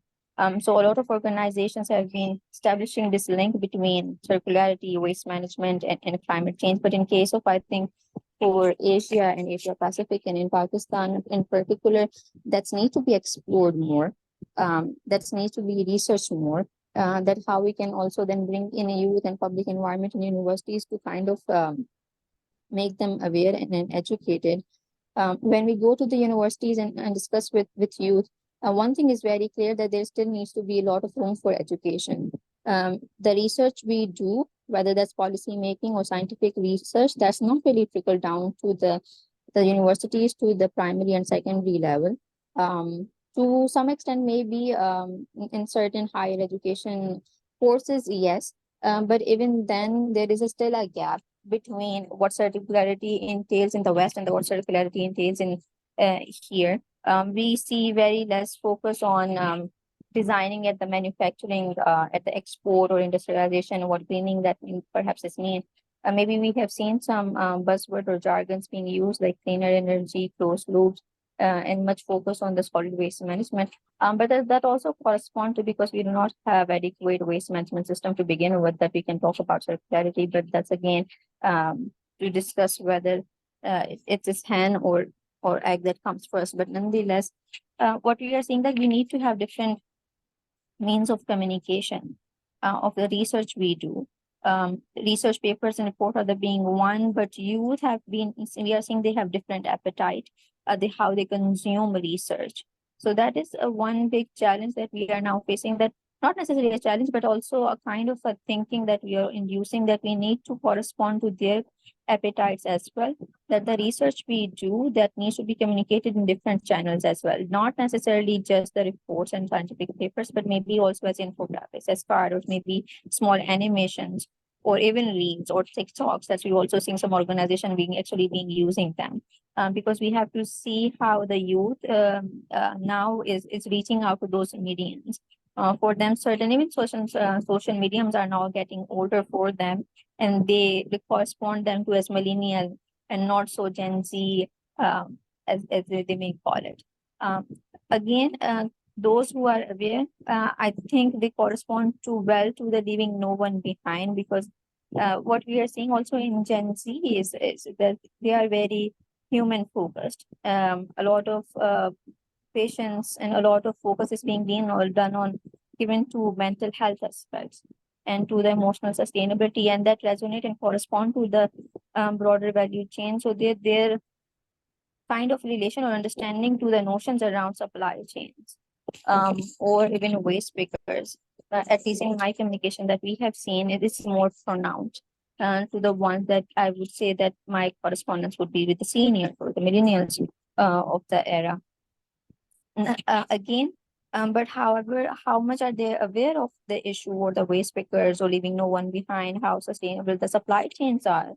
Um, they need more exposure.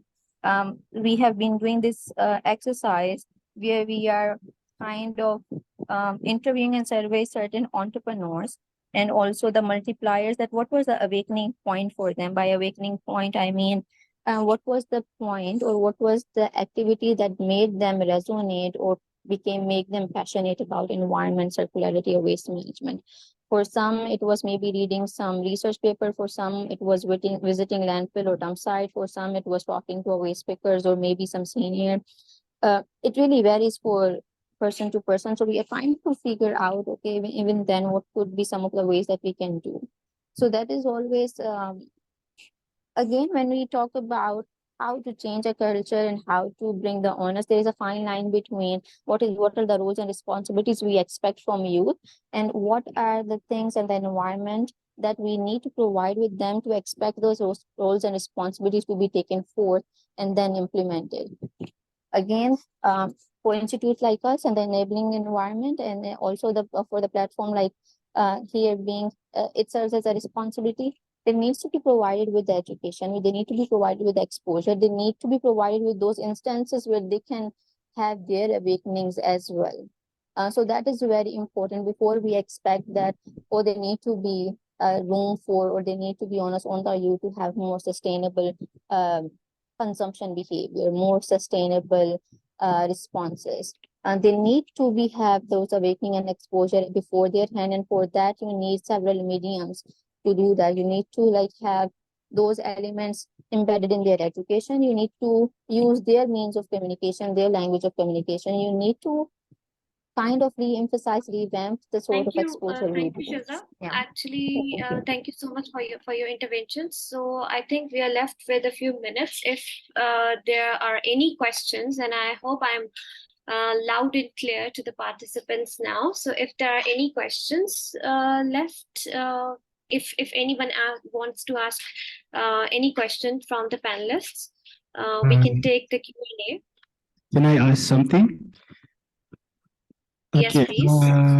so I want to ask maybe Paul, as a youth, how we can start venture into circular economy, because you can see that especially the Asia Pacific countries and the global south part, most of the policies is adopting and stick with the analog policy, which cannot be amended. It's really hard to amend, especially in a way to transitioning from linear into circular economy approaches. So how as a youth we can contribute and maybe adding some value addeds to the local community in terms of make a successful journey and pathway of circular economy in our country. Yeah. Good question, and obviously very relevant. I think there's a simple answer.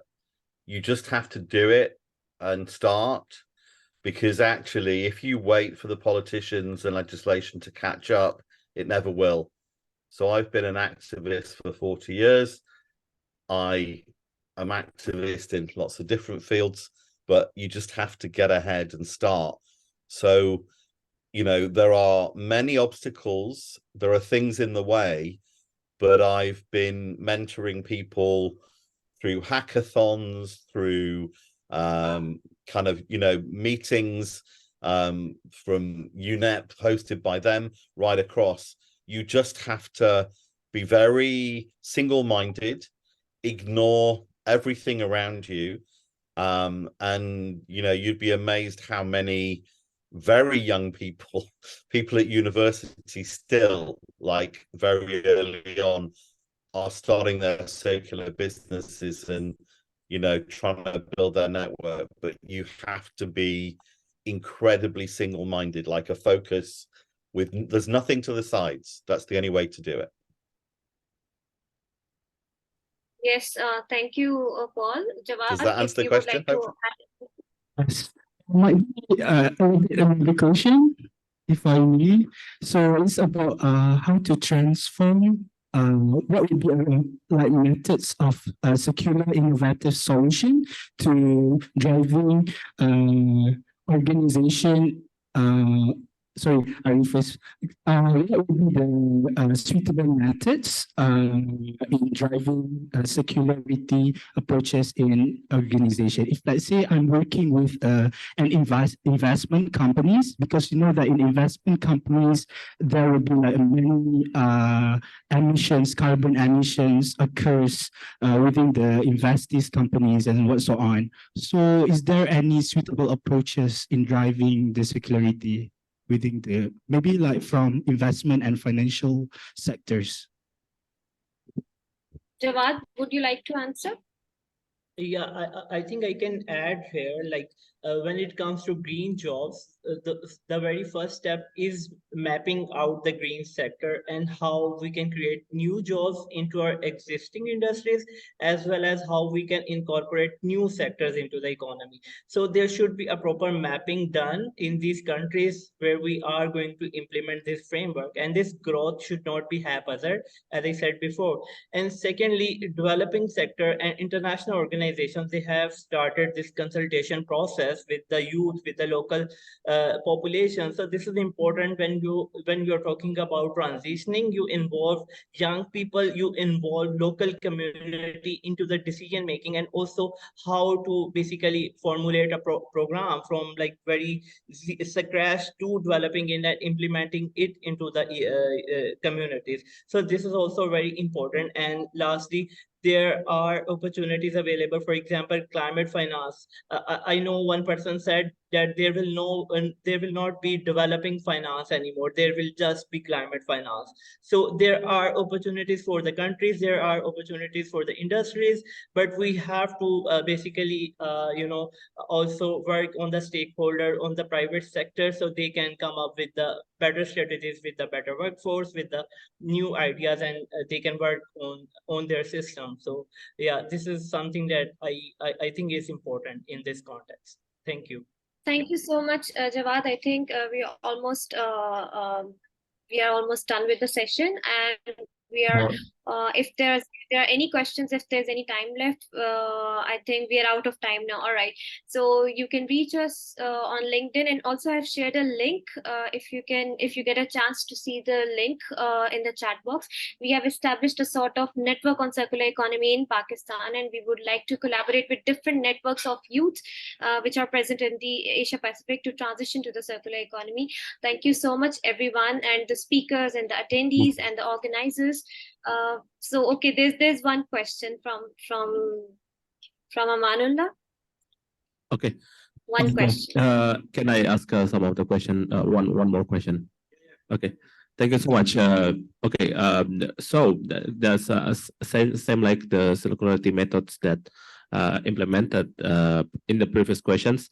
That I would like to asking that is that any specific that inclusivities that or even a local wisdom that able to implement, is that possible to implement the local wisdom and also the inclusive local methods as inclusive methods, inclusive efforts for doing some of the circular implementing the circular economy, because of each region has different characteristics, and also each regions have different personalities that that hopefully for this one, this right methods in each region is namely the Southeast Asia, South Asia, East Asia, and also the Pacific, that each actions can having the positive impact for each region, that the impact can be maximally given. So I think that's it for me. Thank you very much.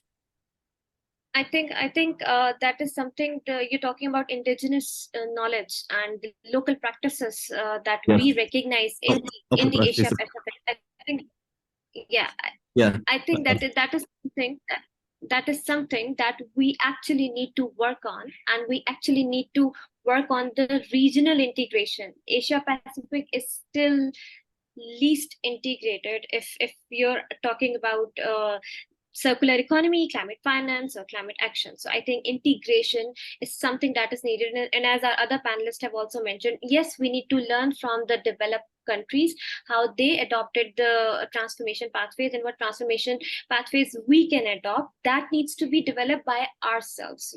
We cannot take the same pathways that were taken up by the developed countries, but we can learn from the experiences and we can adopt our own pathways. And I think being a Pacific region that has a great youth bulge, there are innovative ideas among all of you, and I think we can all work together. The integration is lacking, and that is why we are advocating for more regional integration, for more platforms where youth voices are heard.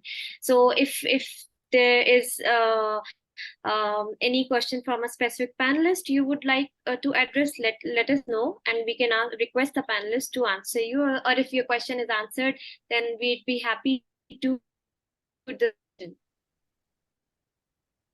I hope it's answered. Actually, I can add something here. For example, in Asia Pacific and particularly in South Asia, political structure is so important because political leadership is the one that needs to basically heard the voices of local communities and young people. I have been pushing my government for like past many years, and this is the political leadership from their office comes a change for everyone. And also we need to record the indigenous knowledge, because as we are transitioning, we are using more and more technologies, but we are losing our track to the culture, to the traditions, and to the local solutions that we had in the past. So I think again the responsibility comes on youth as well, because we are the future leaders and we have to be aware of these facts. So yeah, this is an important thing. Thank you, Hafiz, Jawad, and Amanullah. Over to you. Thank you so much. Thank you so much, Zainab, for that very wonderful session. Everyone, let's give it a round of applause for Zainab and all the other panelists. We have Dr. Paul Fox, we have Mr. Ali Syed, we have Dr. Amna Farooq, we have Ms. Shiza Aslam, we have Mr. Hafiz Zawad Soel. I thank you all for joining this fruitful discussion and sharing your insights with us. And thank you all for joining again. Thank you.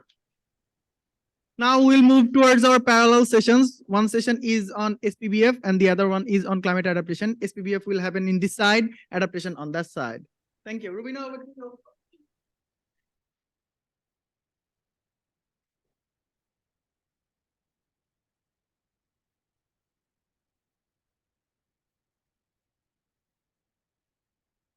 Thank you again to all of our virtual participants for organizing this session. And I hope that it was as inclusive as it could get with having all the virtual participants with us.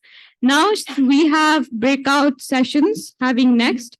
We will have Science Policy Business Forum in this side and Climate Change Adaptation. Yeah, but Science Policy Business Forum is happening this side of the room, and Climate Change Adaptation will take place at the other side of the room. Yeah. So we will follow the pattern of yesterday. Yes. And to all of our virtual participants, there's a link shared in the chat. So whichever session that you're interested in, please click on that link.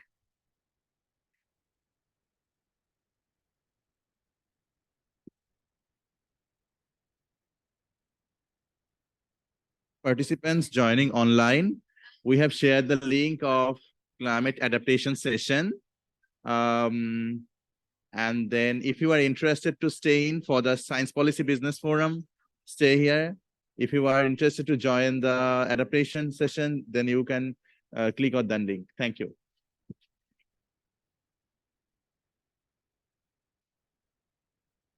Okay, the participants who are joining online, so we have shared a link of another parallel session, climate change adaptation.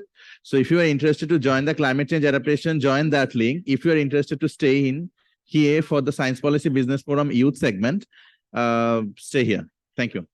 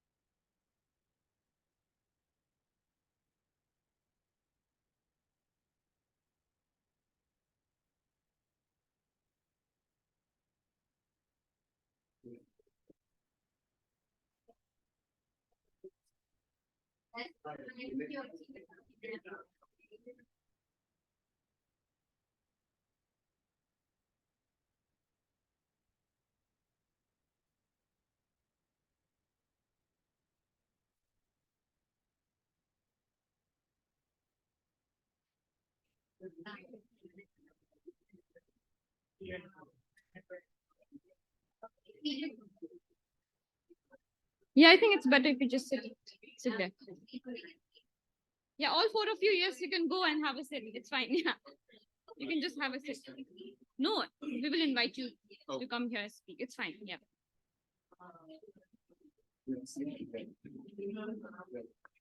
One second. So hello everyone, thank you for joining Science Policy Business Forum Youth segment, and I assure that it's going to be a very interesting session. Please be seated and let's be comfortable and enjoy the session for next hour. And I'd like to invite Ms. Theva to moderate the session.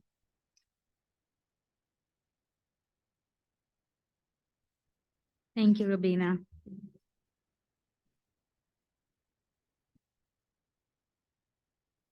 A very good afternoon to you all.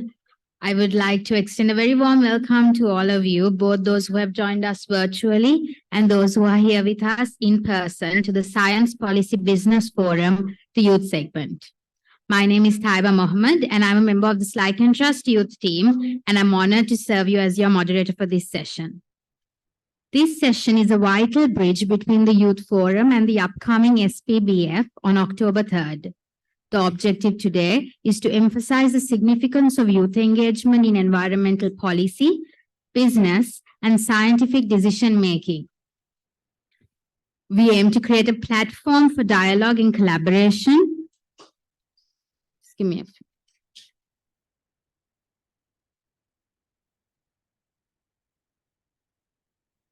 few.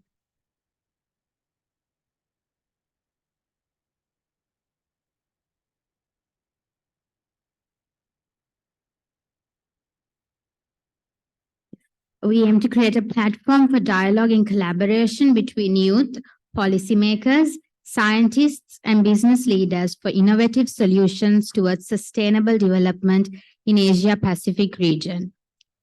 As a quick recap, the SBBF serves as a platform for various stakeholders to address critical issues such as climate change, biodiversity loss, natural resource depletion, and pollution in the Asia-Pacific region.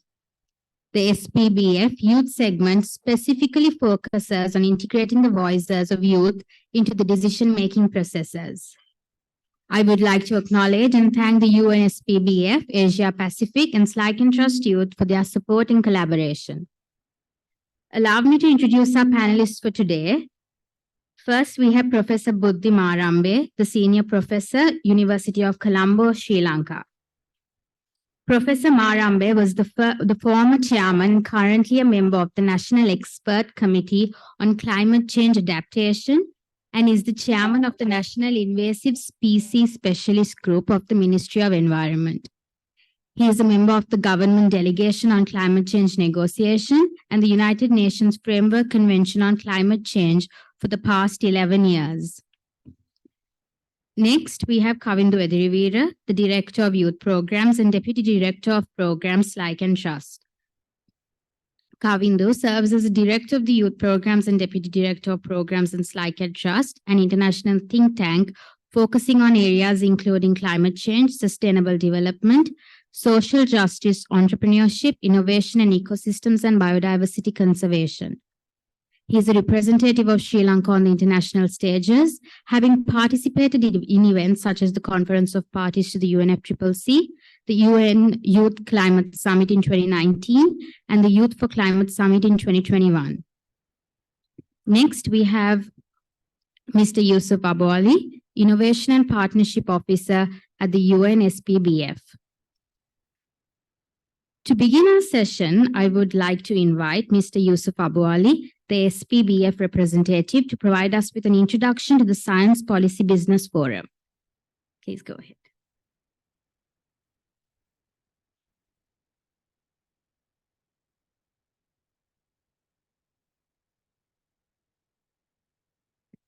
Good afternoon, everyone, and thank you for having us, and I'm delighted to be here.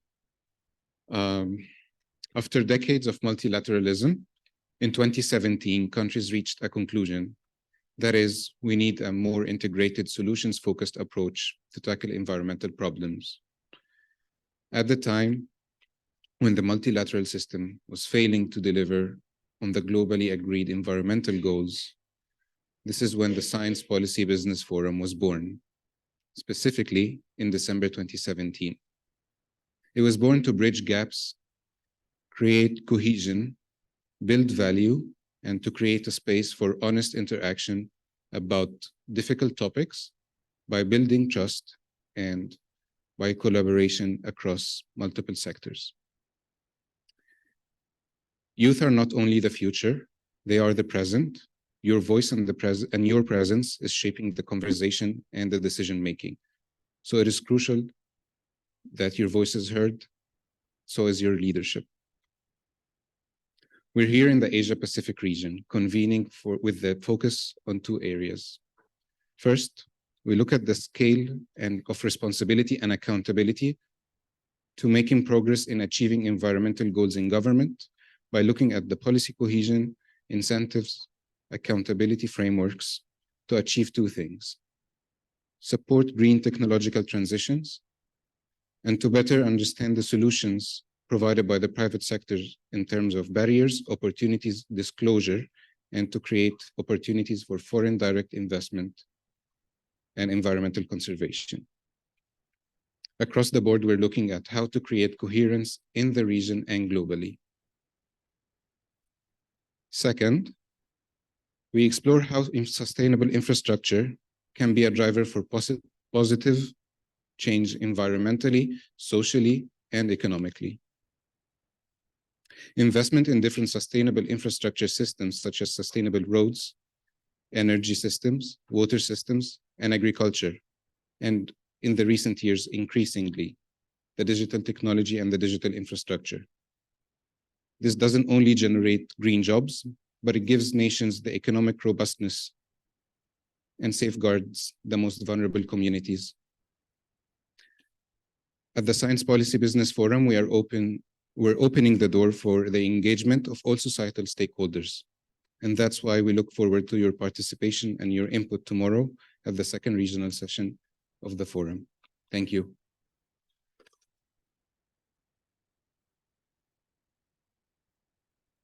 Thank you, Mr. Abu Ali. I apologize for missing another speaker, but for the speaker to the next panelist, we have Mr. Ravindu Navanjana, the founder and CEO of Cute Fella. He's an 18-year-old animal activist hailing from Sri Lanka, and he's the founder and CEO of Cute Fella, an initiative that focuses on wildlife protection and ethical business practices. Ravindu is dedicated to connecting various wildlife protection organizations in his home country and promoting youth engagement in business processes. So without further delay, let's kick off our panel discussion by posing our first question to the panelists. Panelists, feel free to provide your expertise on the questions read. I invite our panelists to share their thoughts on this crucial topic. The Asia-Pacific region is vulnerable to environmental challenges such as catastrophic natural disasters and climate change impacts. How can science, policy, and business sectors collectively enhance resilience, adaptability, and mitigation efforts to protect communities and ecosystems in this region? Mr. Marambe, you have.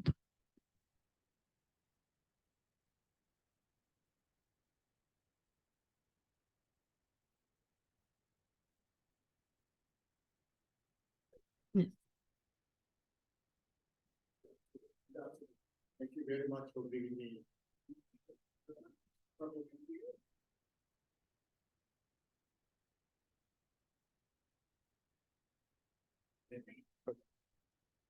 I think it's working, right? You can hear me well now. Right. Okay, good afternoon.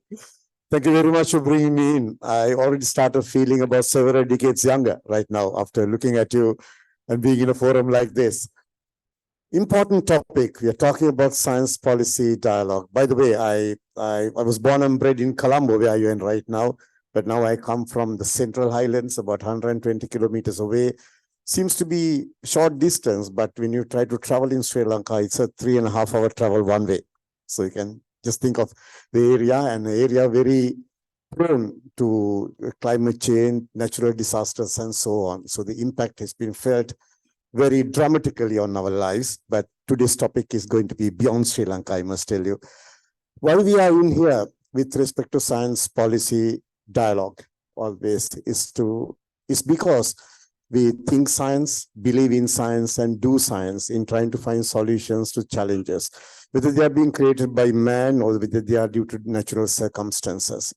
What is important for us to understand is that although you think, believe, and try to do science, when you try to adopt technology-based approaches in trying to find solutions, there are a lot of ground setting that has to be done.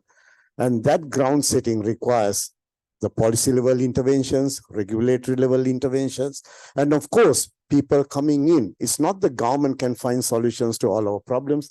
It's the private sector and the whole cross-section of the society will have to be together. As Yusuf said, the integrated approach. But just talking about integration does not help. We have been talking about this integration for quite a long period of time. Like the word sustainability, for me, there are two words in the whole world that have been misused heavily. One thing is sustainability, and other one is integration. Because we talk of integration, and of course, when you try to do things on ground, is disintegration in most of the cases. Unless you bring all these players together, get their engagement, I'm sure you will understand, getting engagement also may be a misuse period in the future, because bringing people together, working in teams is not easy, isn't it? Because all other things can match. If the body chemistry does not match, then people cannot work. Same thing happens even in a science policy dialogue. So it's a science part and the policy part that should match together in order to make sure we find solutions, evidence-based solutions to be adopted on ground, to make sure we find solutions to emerging as well as the problems that we are already facing. So, and that is why UNEP and other organizations, Sri Lanka is hosting this tomorrow as well. I'm being a co-moderator for tomorrow's event. It's really happy to be here to share my thoughts on this particular subject, and probably I'll be repeating some of the things tomorrow as well. But the more important part is we want people, we want youth more importantly, in this whole affair, starting from the planning session and the implementing part across borders. Like in the case of food security, we are no more worried about food security, but we are worried about the food system, because that's the approach that we require. It's a system approach that we are looking at, and that's exactly why the science policy dialogue, bringing in business communities, bringing in people who can invest in countries like ours, in a country, for example, though we are hosting right now, we all know about the dire state of country's economy, but bringing in examples from Sri Lanka and try to approximate it and make sure there's appropriation to other regions will be a very useful exercise for the benefit of all. So I remain at that particular point. Thank you very much. Kavinda, you couldn't. Building on what Professor Marabe sort of mentioned here, I can also start on speaking on the same question that Taiba raised. Yeah. Just putting out a question to the audience. There were two topics that you had the sort of choice of selecting. This is based on the science policy and how to integrate science and policy to have a better entrepreneurship, the business models, how to integrate these entrepreneurship and business models, use the science and policy to integrate this into the business models. What made you think sort of selecting this over the other topic? Any particular reason? Are there any budding entrepreneurs here? Just want the audience why you select this topic. Anyone? I'm a social tech entrepreneur. Right. So the reason that I select this one is actually I have seen a lot of contradiction between the people who are coming from the social science background and the pure science background. So, we all are representing one sector. So we usually think that what we know, that is right. But sometimes it doesn't. So when it comes to climate action in UN even, most of the people are representing social science, not pure science actually. So that contradiction is actually the main reason for the manipulation, like scams, like carbon credit scams and all. So we need to like mitigate those things, and the contradiction between the social science representation and the pure science representation should be some sort of a, we need to bring some equality out there. So that's why I'm here. Maybe building on that, I'll make the I think for the past decade, we have been talking about climate change, the climate action at many as possible. We can tell Professor Marbe also can mention Sri Lanka. It's one of the, I think, starting from the higher up in the hierarchy, the climate change topic, climate action is there, in starting from His Excellency the President. The word is there. I think every other day, if he's making a speech, the word climate change is there.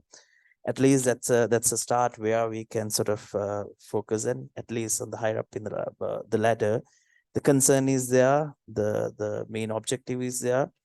So people are talking from the higher up in the ladder.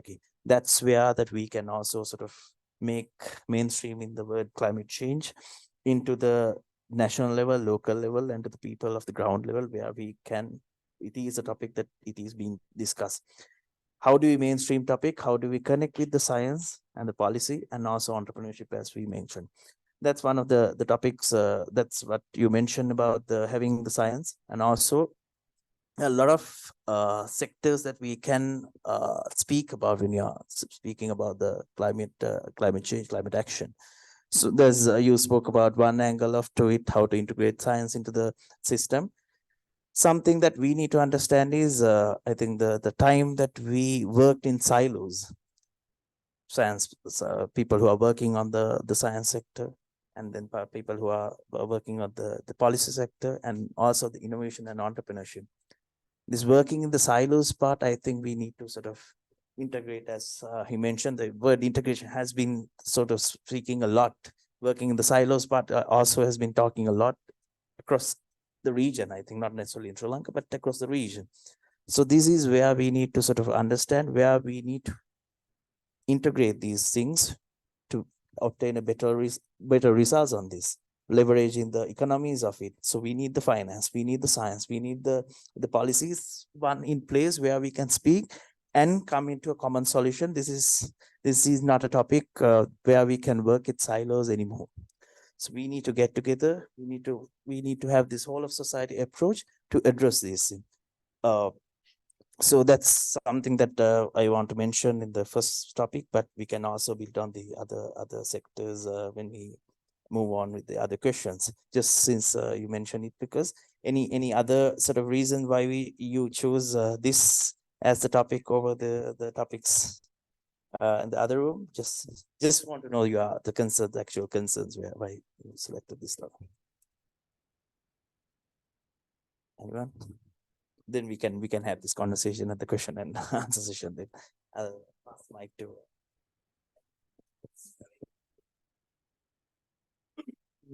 Yeah, this slide. Yeah, until we get that. So I'm Ravindu Naranjana, and I'm a Sri Lankan startup entrepreneur, if you could say, but basically I would call myself a child actually. I just turned 18 last month, and after my GCE levels, I just found my passion, which was just engaging with wildlife. So I started Cute Fella, which is actually a startup which addresses the problem which was spoken today, which is aligning and bringing stakeholders together in order to address the main issues of the implementation of CSR, basically. So basically, I just took into the question that all companies here have one objective, that is CSR, corporate social responsibility. So I just am working towards bringing many stakeholders, which accompanies departments of the government policy, as well as private institutions which are aligned with animal protection, and also just an apparel company, because Sri Lanka is almost 12% of the GDP contribution is from the apparel industry. And yeah, so I'm just a startup entrepreneur from Sri Lanka. So basically, moving on to the question, science policy, the question is unanswered in Sri Lanka. I would like to just bring the question to you guys, whether are there any institutions in your countries which holds the objective of social entrepreneurship? I see companies which hold, let's say, the conversion of plastics into accessories such as handbags or hair clips. There are many young students like me who just bring up their own ideas into the business world, who takes risks. But then we face many problems, and the questions which we are going to cover are basically going to help me get that, give my answers on those questions and the problems we are currently facing. And yeah, so basically, I'm just working towards answering the question of getting all the stakeholders together. Yeah.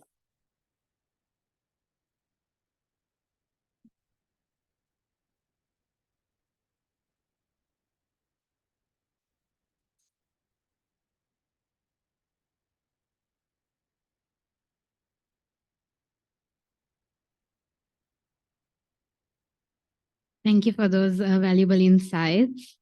Now let's move on to our second question, which would be more directed to Mr. Yusuf Abu Ali.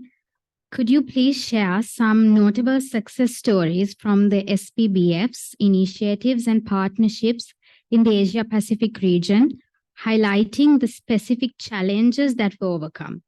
Additionally, how do you envision the role of youth engagement and innovation in addressing these challenges and further advancing the goals of SPBF?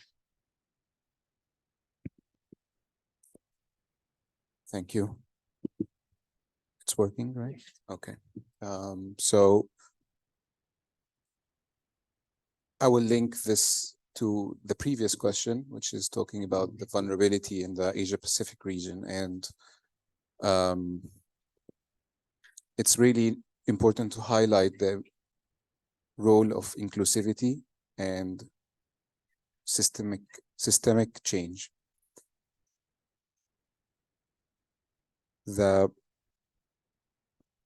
systemic change to safeguard everyone, to make sure that all players are getting a mutual benefit out of whatever change is happening, as it was previously mentioned, that you don't want one player to be making gains on the benefit on the expense of others.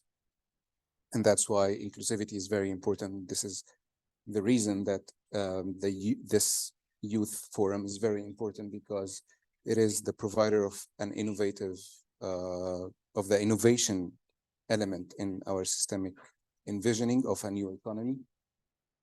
And if I want to mention the success stories, is that the fact that the second forum is happening is in itself an expression of such success, because it's not the first time that we're doing this. It's a continued discussion towards imagining a holistic systemic change that is very inclusive, that is expressive of all constituencies, that is expressive of all society.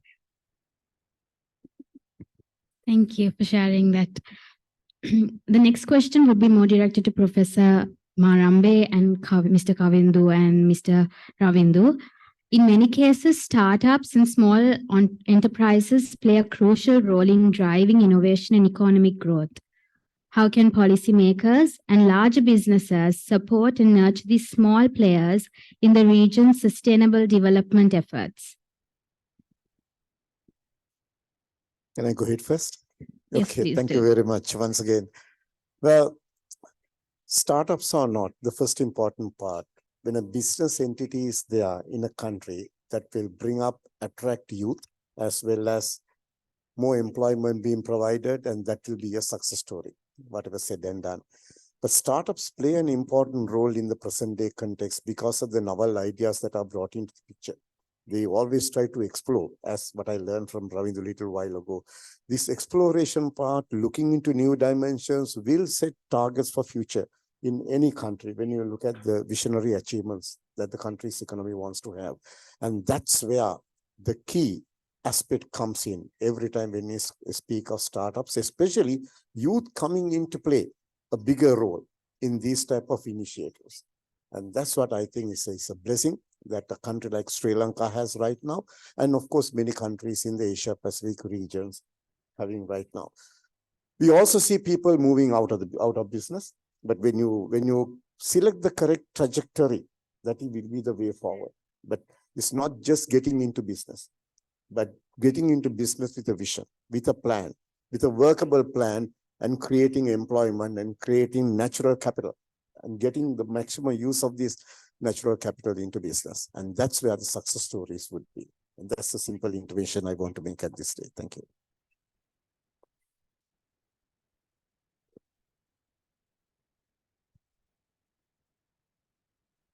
Across, I think, the Asia Pacific, including Sri Lanka, across Asia Pacific, there are a lot of, I would say, a lot of startups. The booming startups are happening. There are a lot of startups, and then also there are a lot of platforms that are coming up to support sort of startup sort of ecosystem in Sri Lanka, including the Asia Pacific region as well. From one of the key concerns, the young entrepreneurs, youth who are working on the startup industry, startup ecosystem. One of the key concerns is this finance facility, accessing finance. Those ones having the seed funding and also the grants, applying for the grants, they are having these issues.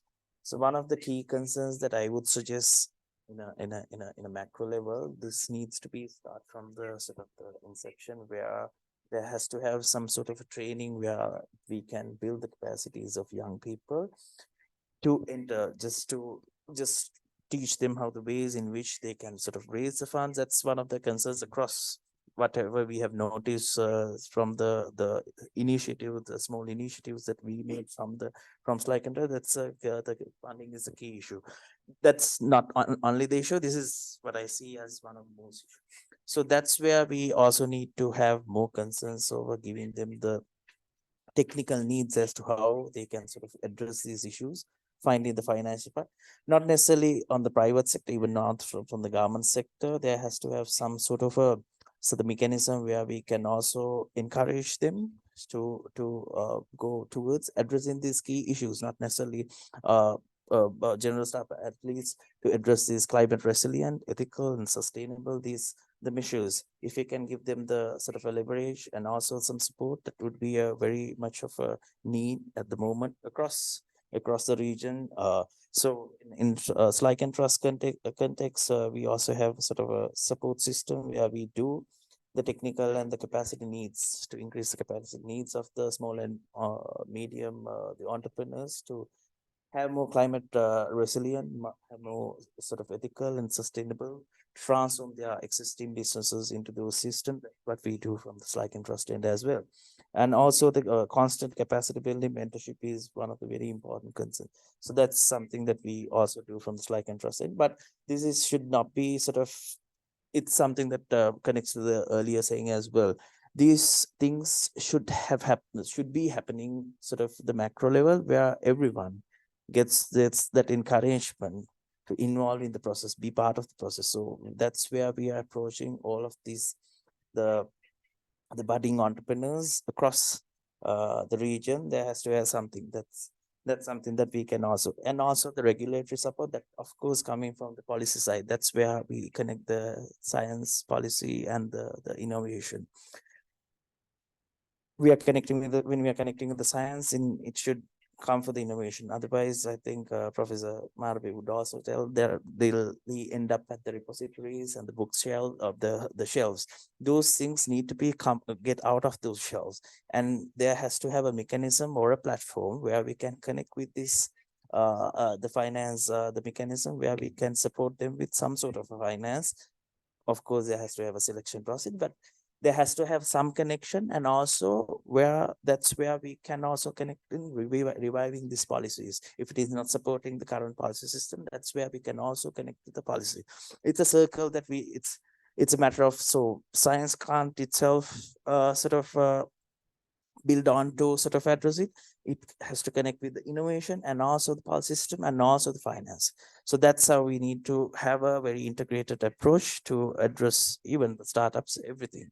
And also mainly the public-private partnership is also one of the key concerns as governments across the region. That's something that I also sort of notice in Sri Lankan context. There has to have some sort of more of a macro level approach to these things from the ministry level itself, as well as the other entities where we can get, there are the programs that are at the moment, but if we can do this in a very curated way, there'll be more and more youth engagement. There's more encouragement from the youth sector, from youth where they can also, and also not necessarily I've spoken to many entities, institutions in Sri Lanka, and there are a lot of good ideas where in that these shelves at repositories where could have easily with some sort of a support where I could have been in this ecosystem, the startup ecosystem where they can build. So some sort of a little push, that encouragement is necessary from what I see, from what I've experienced from throughout and also promoting the social entrepreneurship. It's there as a concept. So how much are we sort of investing on this, promoting social entrepreneurship? Social entrepreneurship, not necessarily, that has a concept of this impact investments where people finding issue when we come to the environmental aspect of it, the climate resilient aspect of it. Those things, the impact investment part, this has to come through the financial sector plus the government sector, where we can encourage these young budding the entrepreneurs more. We need more promotion of this, and also necessarily the capacity building and the education aspect behind the scene is also very important. That's how we can sort of develop the startup ecosystem. Not in a micro level, we need to have a very macro level approach where we can gather more and more youth. That's my input. I'll take much time. Yeah, so basically what I see is there is a very big information problem where the information is corrupted. So let's say I am currently bootstrapping and I'm working towards lender financing. More startup more startups from the youth, I don't think that they know what is lender financing and what is bootstrapping. So basically it's just making connections and ensuring connections when you are just starting up as a youth who's coming for the business field. Just sending documents to every organization asking for their considerations on joining your organization. So, and that's just as we are moving on, these large corporations actually they would like to partner up with the youth startups, because as we are moving on, the youth are finding for small unique differences in products, whereas those products are separately set apart as niche markets. So let's say there are 10 drinks and one of those drinks are contributing to, let's say, is brought up by an agricultural youth activist. So, and a large corporation signs up that activist. So basically the large corporation, that one organization of the 10 is going to stand out because the large corporation has actually helped him. But then what I faced was the information failure and actually the time lag. Basically, the institutions and stakeholders, they take more time, considering that I know that there are a lot of considerations to make when you are accepting the youth, but also you should believe that the economy is boosting right now and many opportunities could be missed. And the information fairly according to financial aspects is that currently the interest rates are going rapidly declining than the other years. And I don't think this information is available for the youth startups. And if we are to, we can actually take advantage of that and just mentorship programs for entrepreneurs so that we can get this unique information that is really, really important in order to finance our startups and bring our ideas to the world. Thank you for those valuable insights. Our final question delves into the future of Asia Pacific region. It would be directed to Professor Marambe, Mr. Abuabi, and Mr. Edirivira. As we envision the future of the Asia Pacific region, what specific cross-sectional projects or policy recommendations would you propose to strengthen the synergy between science, policy, and business for sustainable development in this unique part of the world?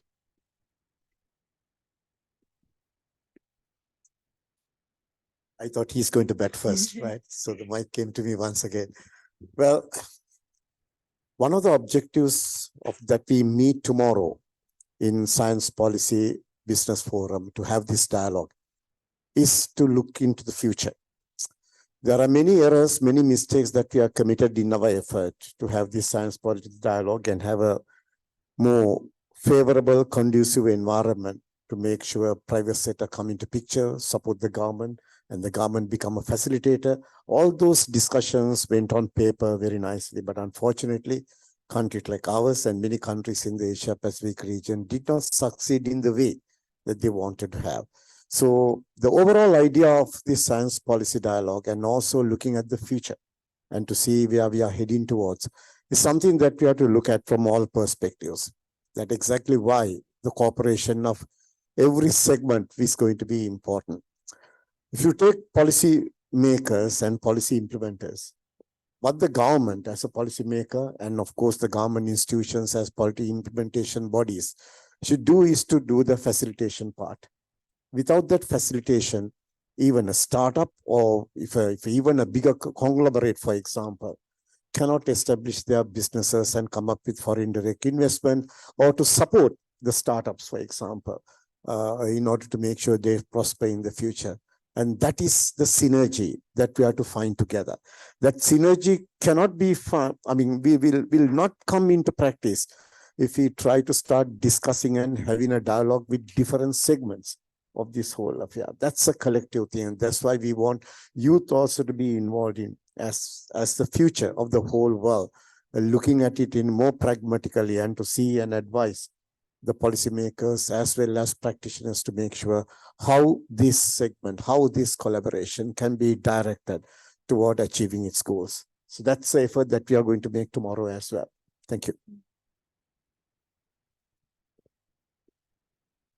Okay. How I imagine the future is a future that is imagined by everyone, and it's very important that when we are shaping this future together, there is policy cohesion in it, because the lack of the policy incohesion is actually an obstacle to achieving so many environmental goals as well as economic prosperity in the region. And by policy cohesion, I mean bridging between the national, the regional, and the international levels.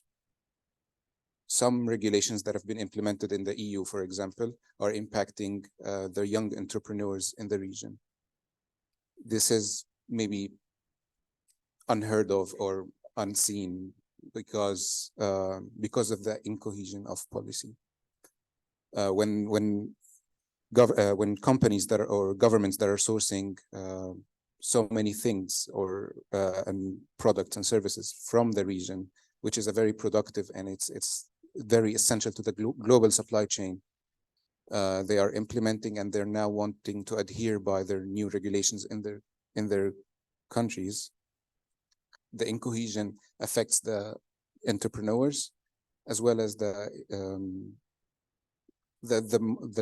different levels or the different size of doing business in the region, which is affecting the creation of jobs, which is affecting economic resilience, which is affecting environmental goals, and climate vulnerability as well. So imagining this economic models and new business models that work for everyone is very important. And the role of policy is not just to regulate, but also to incentivize everyone into achieving these goals.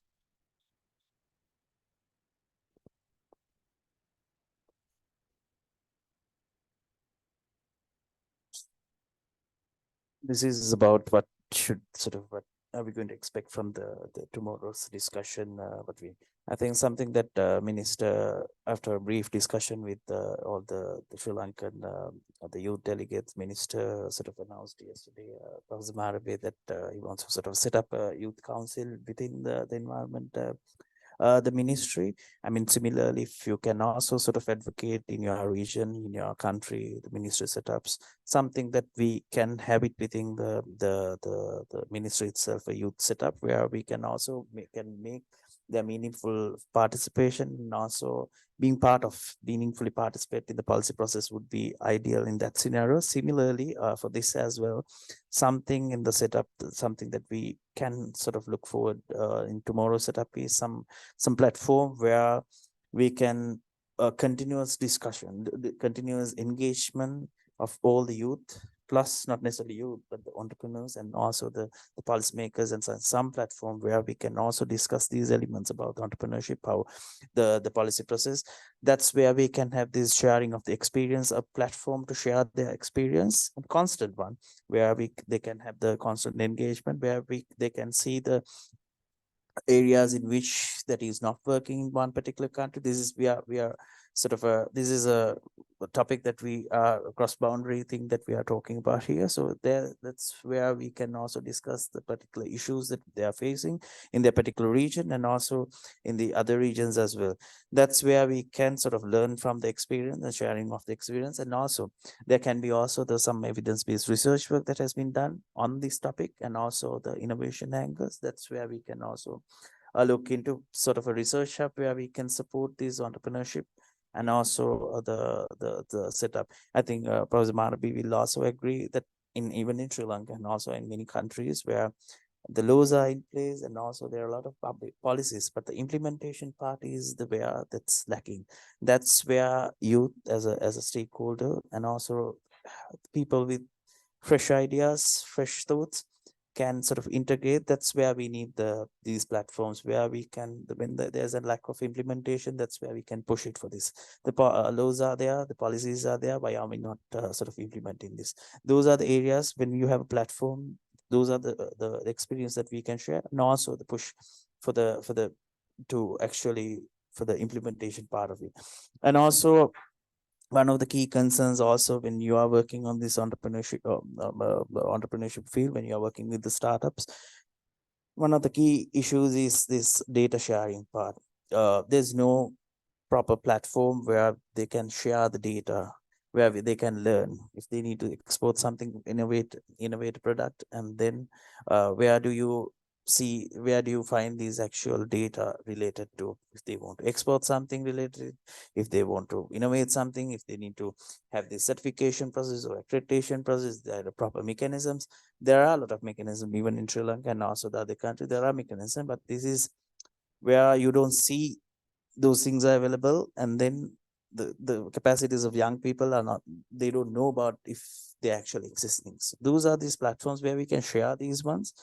That's not necessarily the formal education that we are looking at. The informal education teach us a lot in the process as well.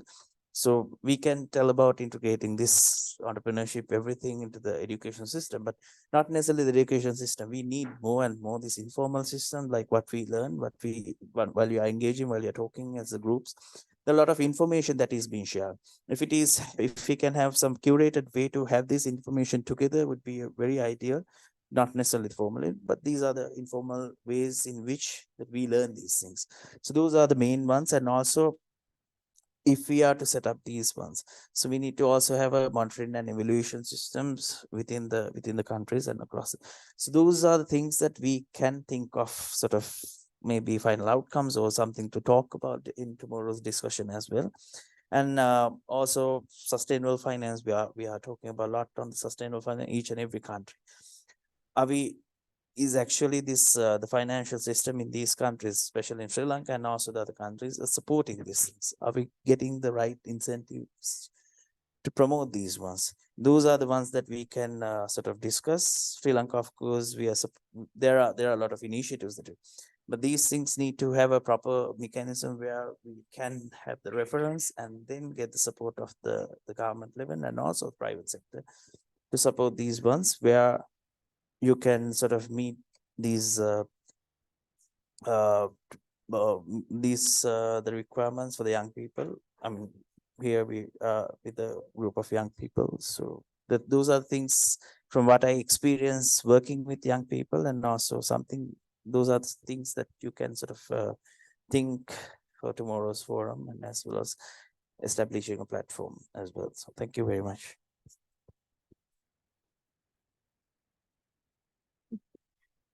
Thank you for your thoughtful responses.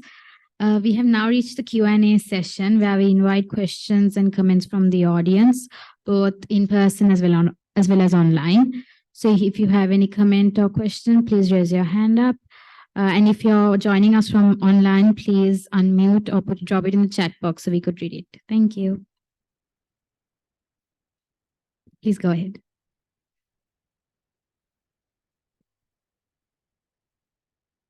All right, am I audible enough? Okay. My question, and especially it's like a suggestion. So I'm directing this question to Professor Marambe. Okay. Right. So according to my experience, I have seen like sitting in Colombo, which we have so many wetlands around. I have seen so many wetland conservation projects brought up by several NGOs and other organizations, but I have seen less community participation and support for those conservation measures.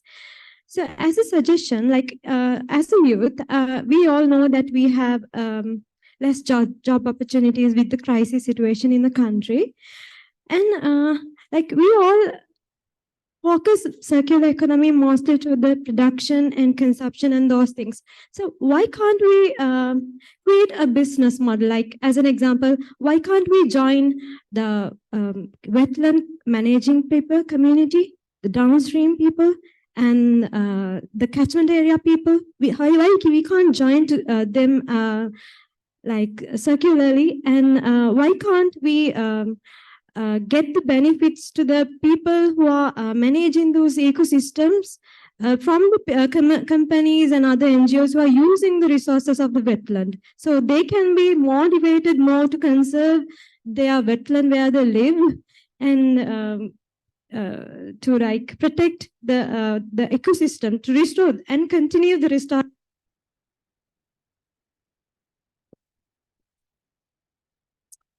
Thank you very much. May I also ask one question from you? Will you joining us tomorrow at the Science Policy Business Forum? No, my point is you asked the question and you give the answer as well. Answer, I mean yeah, no, my point is that's good food for thought for people. Certain things that we have discussed but not initiated in this country. And in a forum like tomorrow, if you are not in, I will also make sure some other these type of ideas will be brought forward. Yeah, okay. So that's simple. I think when you say why can't, I think, I mean, of course, I mean, what is the problem right now in not doing that? Yeah, I do understand. So those are the barriers and those are the challenges that we have to understand and make sure pathway is cleared gradually. If we cannot do a kind of engine overall. Okay, we'll go step by step and make sure. I will also take up what you said. I'm also in the National Biodiversity Experts Committee. So at a time that the next meeting. Exactly, yeah. Yeah. Yeah.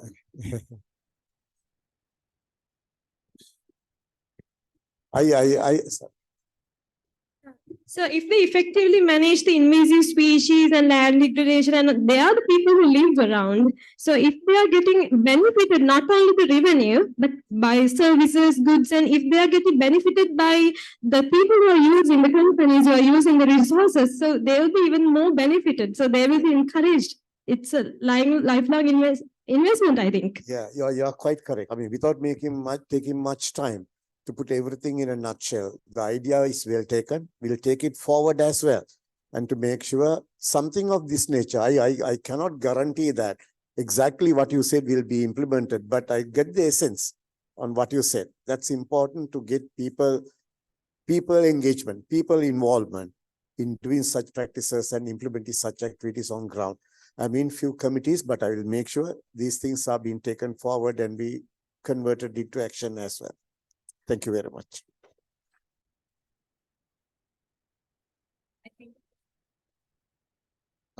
If I may add to what the professor just said, natural conservation as a service is already a business model that exists with questionable results in different countries, such as France, such as Uganda.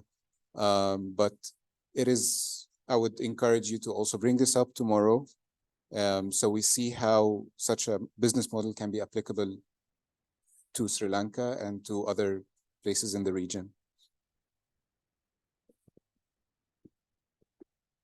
Yeah, please go ahead.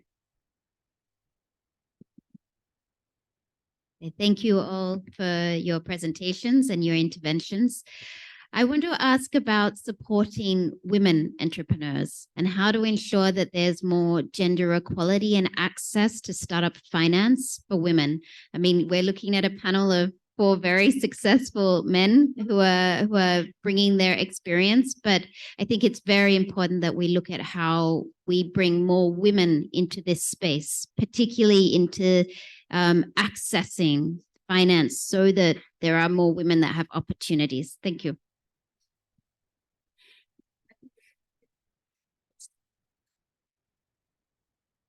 Yeah, thank you for raising this. And tomorrow we're talking about finance a lot, and we want to talk about the inclusivity in finance. As mentioned earlier, there are certain regulations that are creating barriers to accessing finance to different communities, to different constituents, to different individuals from the region. There are different representations, and women is definitely up there on the agenda. We have to find the business model that works for everyone. For women to,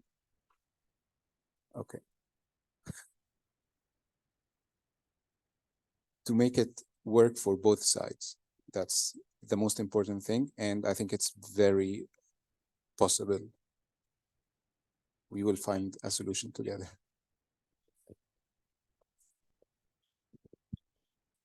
I can make a small intervention from the experience that I working with the entrepreneurs in Sri Lanka. I can tell the initiative that we have made. It's called Ethical X, where we support transforming these the businesses into more climate resilient, ethical and sustainable means. When you go through, I was thinking of, when you asked a question, I was thinking of amount of cohort members. I think 80% out of the lot are women in our cohort. So there's not necessarily there's a barrier even accessing finance. There are a lot of models that are established within the institutional structure as well. In Sri Lankan context, there's no barrier. I could sort of guarantee anything. Professor Marab can also sort of comment on it.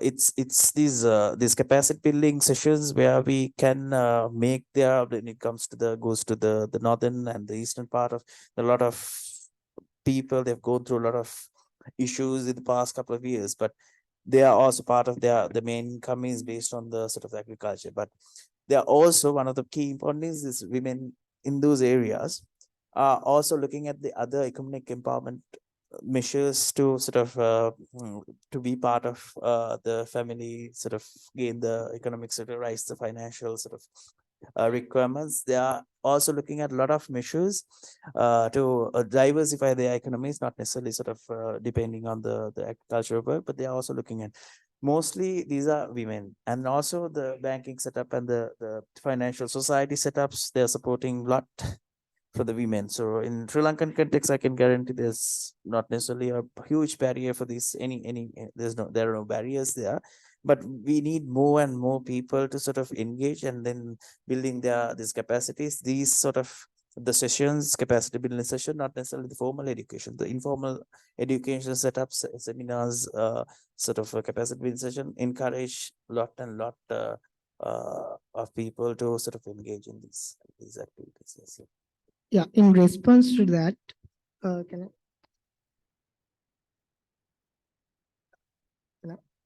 I speak?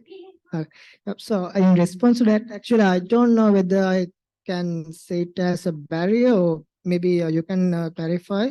So actually, like she came up with some sort of solution. Actually, some of you might maybe have heard about Tree Restoration Life Force project. Developed by Dr. Anil Senanayak along with the World First Sunlock Forest. And even current Sri Lankan Prime Minister was literally mentioning about that project 3 years ago in the parliament. But still there's no any involvement with the, that kind of a solution. Even like it has been mentioned in the Sri Lankan parliament. So I don't know whether there's a barrier or like there's no any action regarding to a proper scientifically validated solution. So any comments on that? I mean, since one of the parliament minister by that time mentioning it in the parliament, but still there is no any action. So what? Yeah, sorry.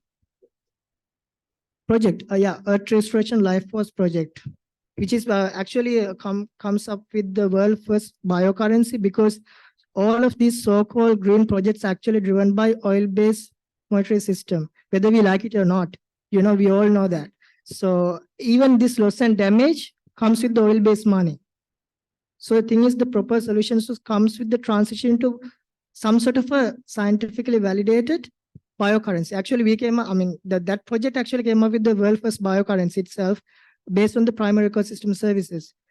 Like anyone can say, yeah, we are doing this green project, that green project, whatever. If it is going to driven by the oil-based money, I mean, it doesn't make sense, right?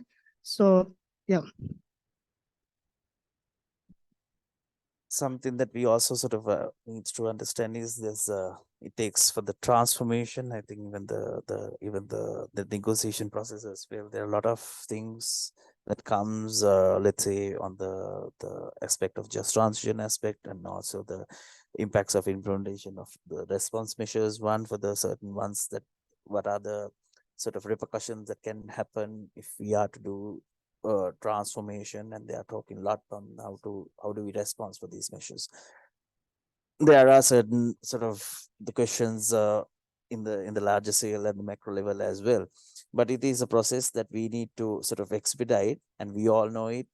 The policymakers, policy implementers know it. It is something that we need to, from as young people, is to expedite the process, like the information that you shared. We need to expedite the process in a way that we see the results. That's where we advocate to have more young people to part of these pulse processes. That's where we can raise. There can be the issues where the others can undermine without addressing it. Having these young people, having the people with the generation having the access to more information, and then more access to the technology, needs to come forward and then make this come in, and then push it so hard until you get the responses. That's where we can make the meaningful contribution. And one of the other things that I always advocate is also have this consistency and persistency of what you do.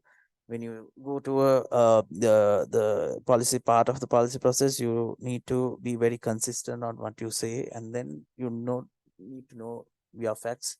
Then you get even the policymakers or implementers get the confidence that you are talking with the facts, knowing the facts. That's where you can push it for the certain recommendation amendments in the current system. That's something that we can look forward. I mean, it's a process. It's a matter of expediting the process. We all know it. starting from the top to the bottom to the grassroots level, people get to know about these things. The engagement is there, the mainstreaming part is happening at the moment. We need to build the capacities of across the society, we need to build the capacities of all the stakeholders, and we need to post. It's a matter of expediting the thing. It's happening, but it's a matter of the expediting the process. That's all I can sort of share. Yeah, we have a wonderful discussion going on, but because of the time limit, I think we cannot take more questions, although we had some questions in the virtual chat. So I hope that we continue this sort of discussions in coming days as well, so we can get more questions from our youth participants. And thank you again for accepting the invitation and for joining this panel. We are really looking forward to what happens tomorrow and what sort of input that young voices from our side can bring into the discussion. And thank you everyone for joining this. We have lunch after this, so we don't want to miss that. And thank you again to all of our esteemed participants again.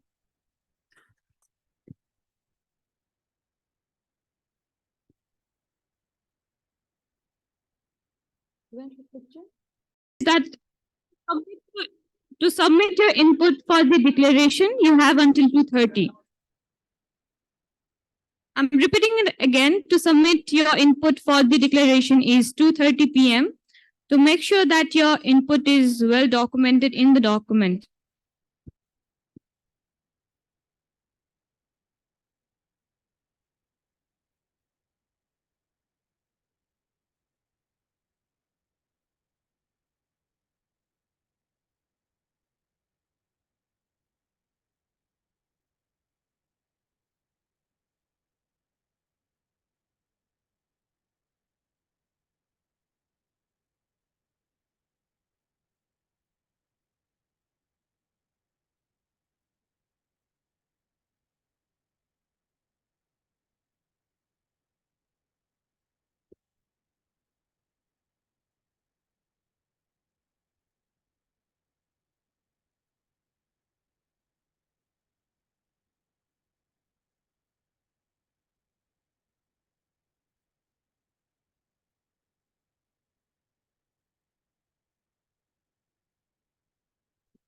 Henry, if you're here, please come up.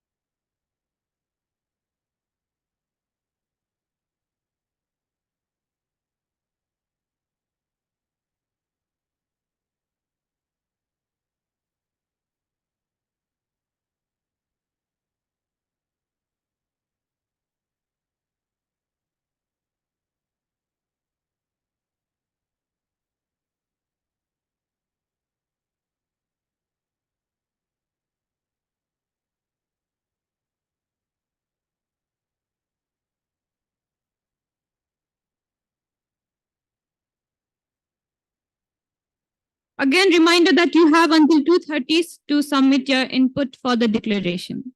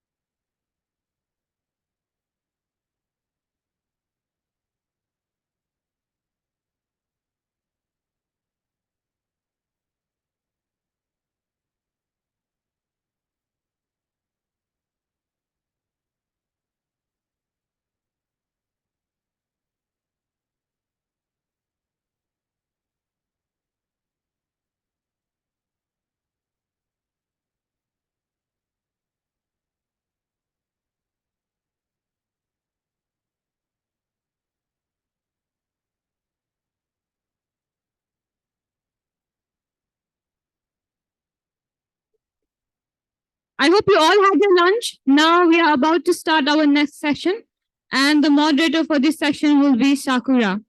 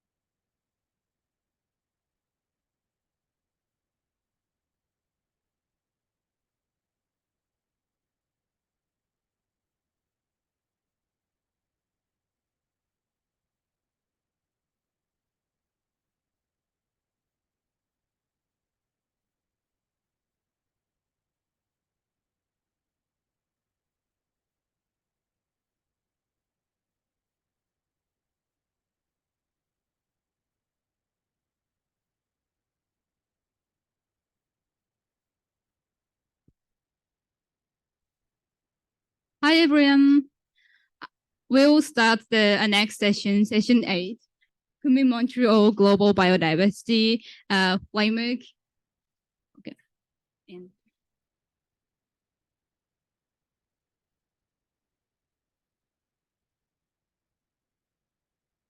okay, we're gonna start the session 8, Montreal Global Biodiversity Framework, leveraging the power of use for the implementation of common biodiversity goals.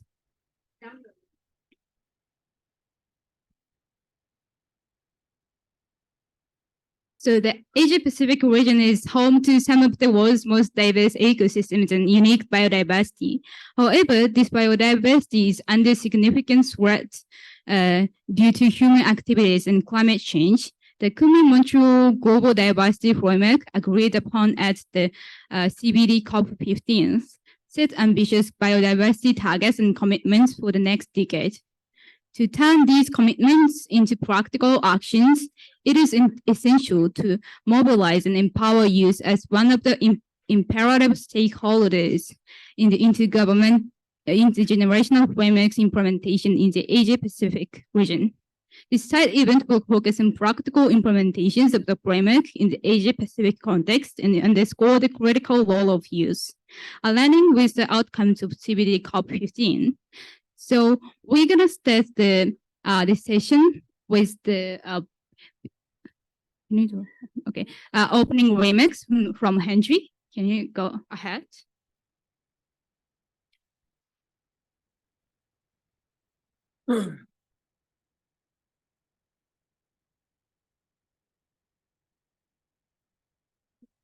Okay, thank you very much. Okay, honorable delegates, distinguished guests, and ladies and gentlemen, I'm deeply honored to welcome you to this pivotal moment of our shared commitment to protect the irrepressible natural heritage of our Asia-Pacific region. Today, as we embark on this journey towards implementing the Montreal Global Biodiversity Framework, we gather not just as stewards of the environment, but as custodians of the future. Our region is a treasure trove of biodiversity, an intricate way of life that sustains our communities, cultures, and economies. From the towering Himalayas to the vast coral reefs of South Pacific, the Asia Pacific is the home of the astonishing array of species, ecosystems, and landscapes. Yet, this unparalleled wealth of life is facing unprecedented challenges. Biodiversity loss, driven by human activities, is accelerating at an alarming rate.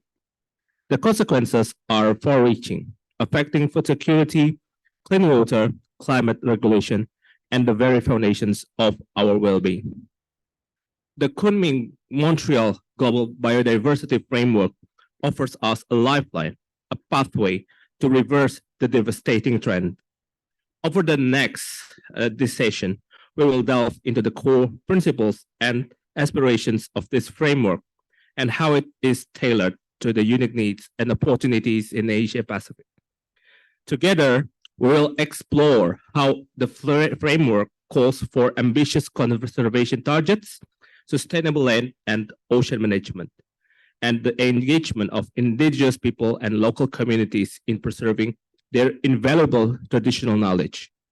We will also discuss the critical role of science, technology, and innovation of our efforts.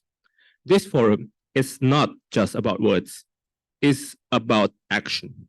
It's about forging partnerships, fostering innovation, and mobilizing resources.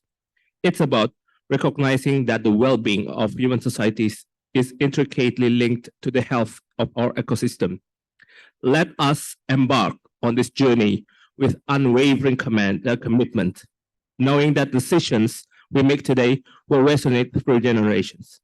In spirit of collaboration and shared responsibility, let us harness the boundless energy, creativity, and determination of the Asia Pacific to create the future where biodiversity thrives and our planet flourishes.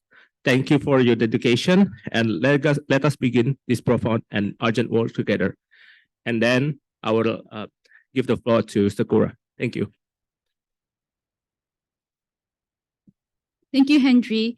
Now we move on to the video message from Joe APYEF, Secretariat of Convention on Biological Diversity, about overview of Kunming Montreal Global Biodiversity Framework.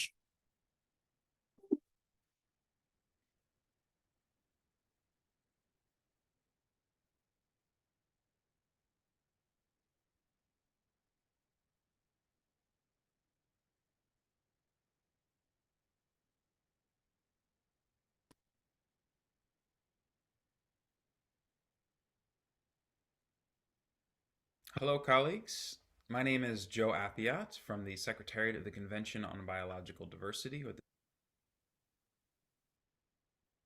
the CBD.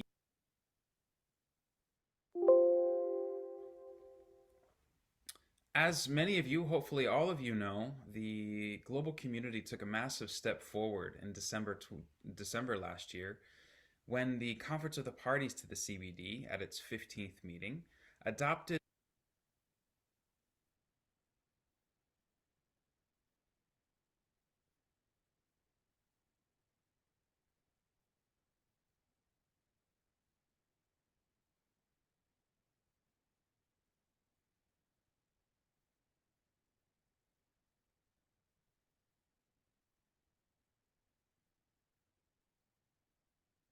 Hello, colleagues. My name is Joe APYEF from the Secretariat of the Convention on Biological Diversity, or the CBD, and I'm going to give a brief presentation about the Kunming Montreal Global Biodiversity Framework.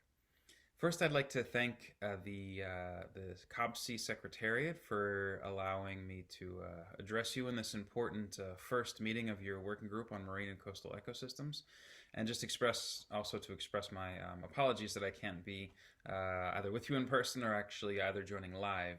It's a very busy time, and it's also a very difficult time of the day for us. I'm based in Montreal, so as you can imagine, quite difficult to find times that work for these different parts of the world.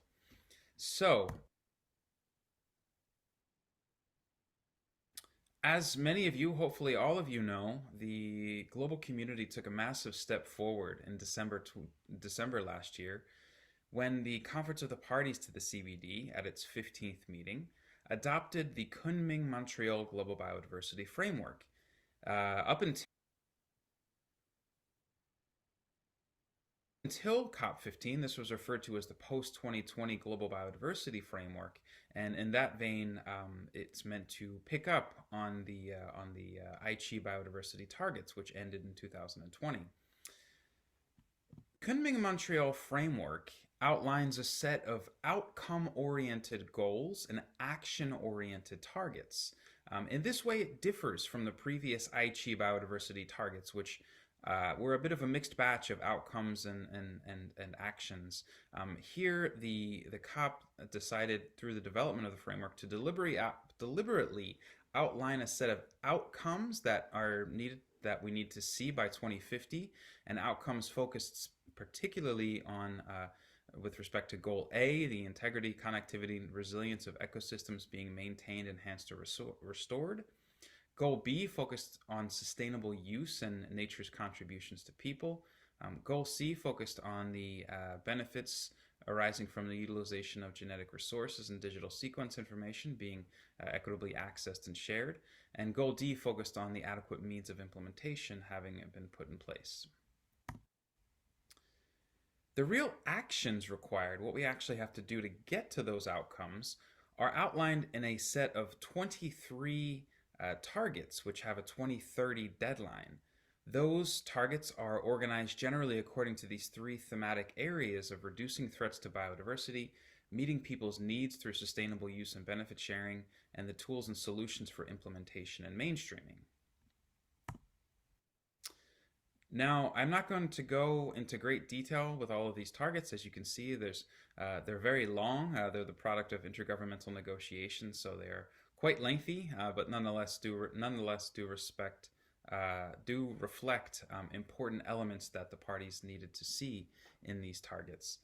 Many of us in the biodiversity world tend to focus on the first set of targets, and in particular the first 3 to 4 targets, which focus on spatial planning for target 1, restoration for target 2, that's another important 30 by 30 target, 30% restoring 30% of degraded ecosystems by 2030, and target 3, which is the famous 30 by 30 target, the protected areas target. But in fact, there's a number of other very important targets that speak to a wide range of issues of critical importance to the conservation and sustainable use of biodiversity. And these include targets on sustainable use, invasive alien species, pollution, climate change.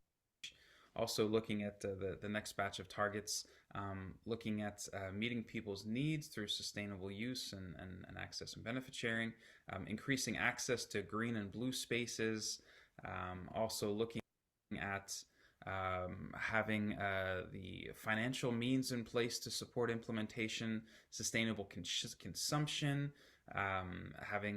addressing subsidies and incentives, and then finally looking at issues of capacity building, access to data, and inclusive and transparent decision-making and implementation. Now, one thing that was clear when we came to the endpoint of the Aichi targets was the need for a comprehensive and holistic approach, and the need to look at all targets in a comprehensive and strategic way, which is something that was not really so prominent with the Aichi targets, and a shortcoming that we hope to actually address and do better on this time. And importantly, all of these targets need to be reflected in national biodiversity strategies and action plans. And it's up to parties to actually translate the GBF to the national level and make sure this works within their national frameworks and implementation strategies. Finally, I just wanted to note in summary that the GBF indeed has heightened ambition and is probably the most ambitious set of global goals and targets for biodiversity we've ever seen. It requires thereby urgent action and scaled up action, and also a need to improve enabling conditions. It will require actions by a much broader group of stakeholders that intend to be engaged in biodiversity in the biodiversity world. A lot of these stakeholders probably have not traditionally been engaged in these kinds of issues, but will need to be engaged if we want to put ourselves on a path towards sustainability. The GBF really provides an important political impetus and opportunity to gain support to scale up work on biodiversity and sustainability that we've always known that we have to do. So indeed, it is a commitment and it's a lot of responsibility, but it also has a lot of opportunity there and to better support and scale up our work. So with that, I will wish you the best of luck in the remainder of your discussions, and thank you for the opportunity to address your meeting.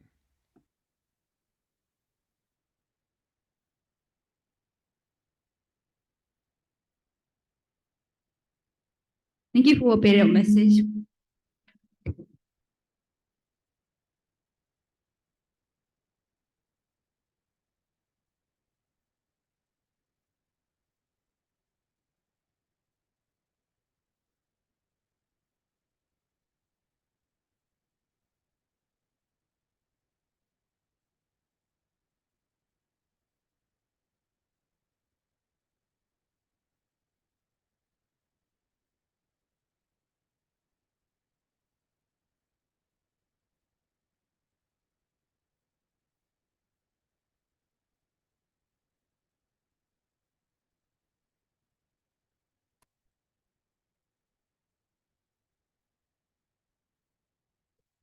Okay. Oh, thank you for a video message from Joe. Now we then move on to the panel discussion. We have distinguished three speakers. Please take a seat.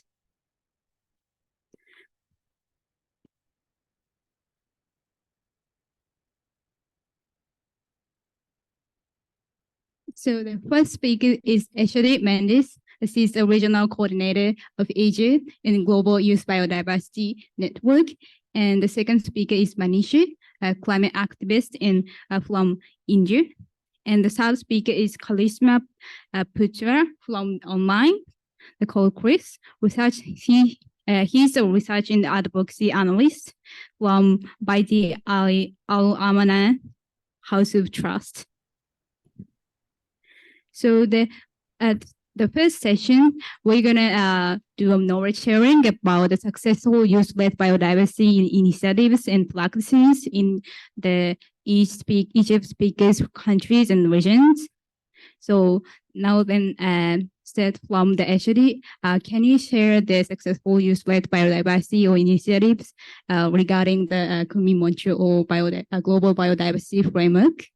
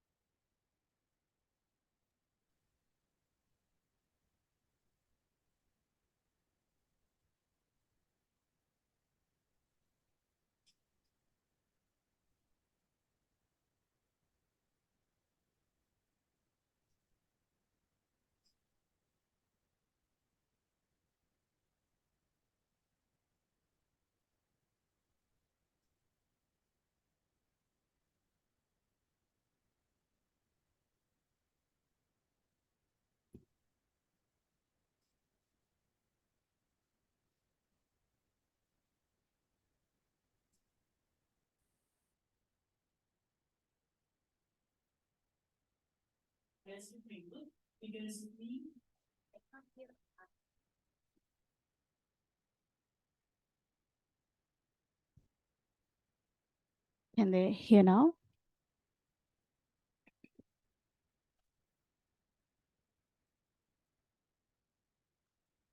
Is it working? Okay. Can you hear me? Yeah, sure. Okay, cool. Sorry. So Global Youth Biodiversity Network, basically, it is the main youth participation in the UNCBD. Because of this, in the past 3 years, we were doing like capacity building youth on this post-2020 biodiversity framework. So one of the major projects we did was we did 3 projects in one was in University of Ruhuna and University of Jaffna and University of Colombo on capacity building about this post 2020. And it was very interactive, and we had a lot of very good feedback from the participants, and I can see some of the participants are here also. And also the other project that the very successful youth-led initiative that I selected was coral restoration project, which is happening in Beriklo. Sarani is here, who is the leader of that project. And it's very beautiful to see that these things are happening in Sri Lanka. They are very, and this is related to Earth Lanka Youth Network. So Sarani is leading that, and it's very nice. So the other project is one of the projects that came out from University of Jaffna students, URJ volunteers. So they saw that Gurunagar beach is very destroyed, is very polluted, and they came up with an initiative. And again the leader is here, Shanika. She took a very like a massive kind of initiative to get together people and somehow to carry out this project. It was her kind of dream, and I must thank her. And also this was and after UOJ volunteers taking this initiative, how powerful it was, I can say that then all the most of the NGOs and even Marine Environmental Protection Authority took this, saw this, and recognized this initiative and helped them. And I mean, Gurunagar was not something that dirt was not that that pollution was not something which can be which could be which we saw that were like, I mean, it's not something that we can do it or like overnight, and it was very like a dream come true to everyone to see that it gets cleaned up. And still the things are going on, like the cleaning up is going on, and it's very beautiful. So that we can see that these successful biodiversity initiatives and can create some difference even in the in authorities, in the government also, so that it makes a difference. So you could see that the Gurunagar is a very very successful and also very impactful initiative, which everyone saw that initially everyone saw that it's something which cannot be done, but finally with everyone's efforts, it was a dream come true. Thank you. Thanks, Ashwati. Can you next move to the Manisha, please? So for us, I mean, in India, we are basically, because it's a very big country to work on, and biodiversity is something which is very important to human, because it's almost our life is dependent on biodiversity, right?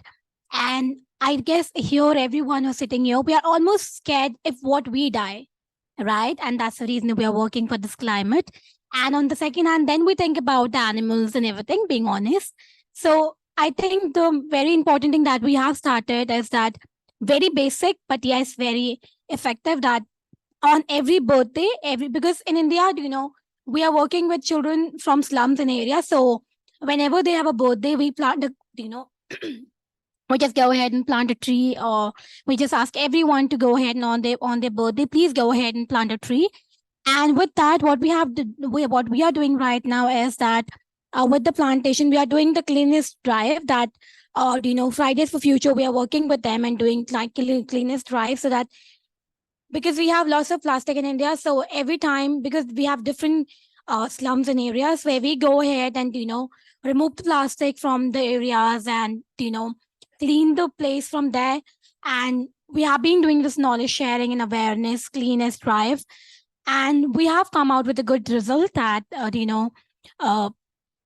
that there was a time when we used to, we do not used to have, and we are literally promoting organic farming and trying to, teach our parents that how you can, do farming at our own houses, and you can grow but a little bit at our houses, because that's more important. And when we talk about biodiversity, I think it's a big topic that cannot be covered in small words, because biodiversity is not just about animals, it's about, species that we have, everything. So I would just say that, we are just going ahead. I would not say that we have achieved everything, but we are just planting trees, protecting the small insects that we can, and, and doing the cleanest drive, cleaning our rivers, and basically reducing our own carbon footprint. So being honest, we do not support our own cars, own vehicles. We do use public transport, and we only use public transport, and we do ask everyone to use that, so that once you reduce your carbon footprint, it will automatically help the environment and the biodiversity.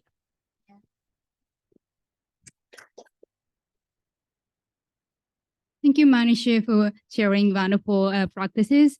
Then move on to the Chris from online.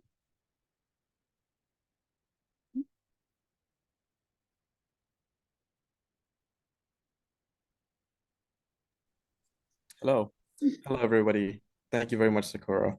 So thank you very much for having me at the Youth Environment Forum. It's always a humbling experience to see the sheer amount of people looking to make an impact on our environment. And for that, I have to applaud each and every one of you.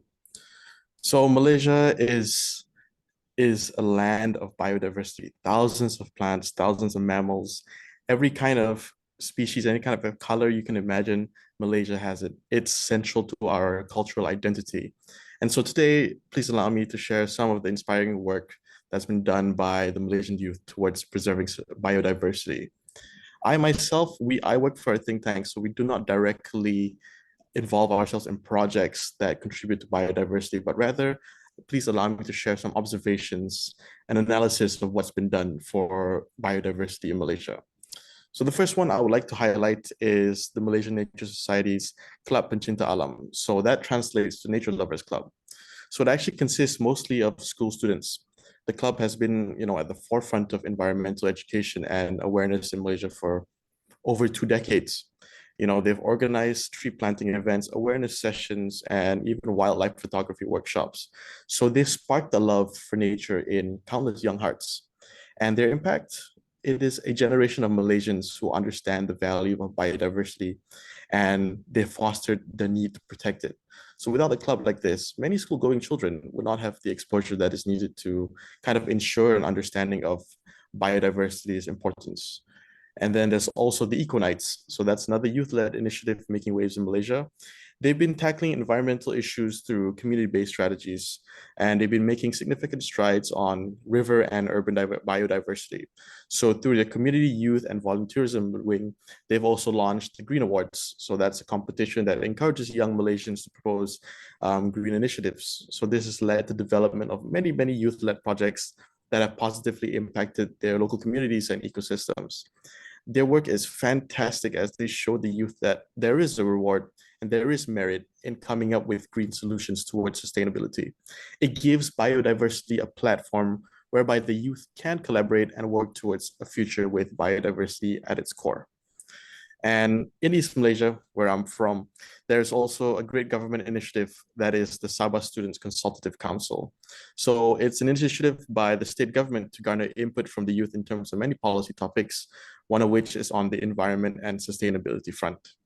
This is great because Sabahans like myself have been at the forefront of biodiversity. Within our state borders, places like the Danam Valley are havens of diverse wildlife. Even as a 10-year-old, I visited the Danam Valley with my school, inspiring my outlook on biodiversity for many years to come. Therefore, the youth within the state have so much hands-on experience in biodiversity, giving much needed influence on government policy. Finally, there's also the Fuse Equitier, which is an initiative that offers volunteer and internship opportunities for young people to work directly on biodiversity projects, from turtle conservation missions to rainforest restoration. These young champions are kind of making a real-life difference on the ground. They are great because they encourage people to spend, an extended amount of time on a real mission. It's not a touch-and-go experience. These are real programs where participants will be able to build that genuine connection to Malaysia's biodiversity. So what do these initiatives have in common? Is that they're either driven or managed by young, passionate individuals who have taken that responsibility of preserving Malaysia's rich biodiversity into their own hands.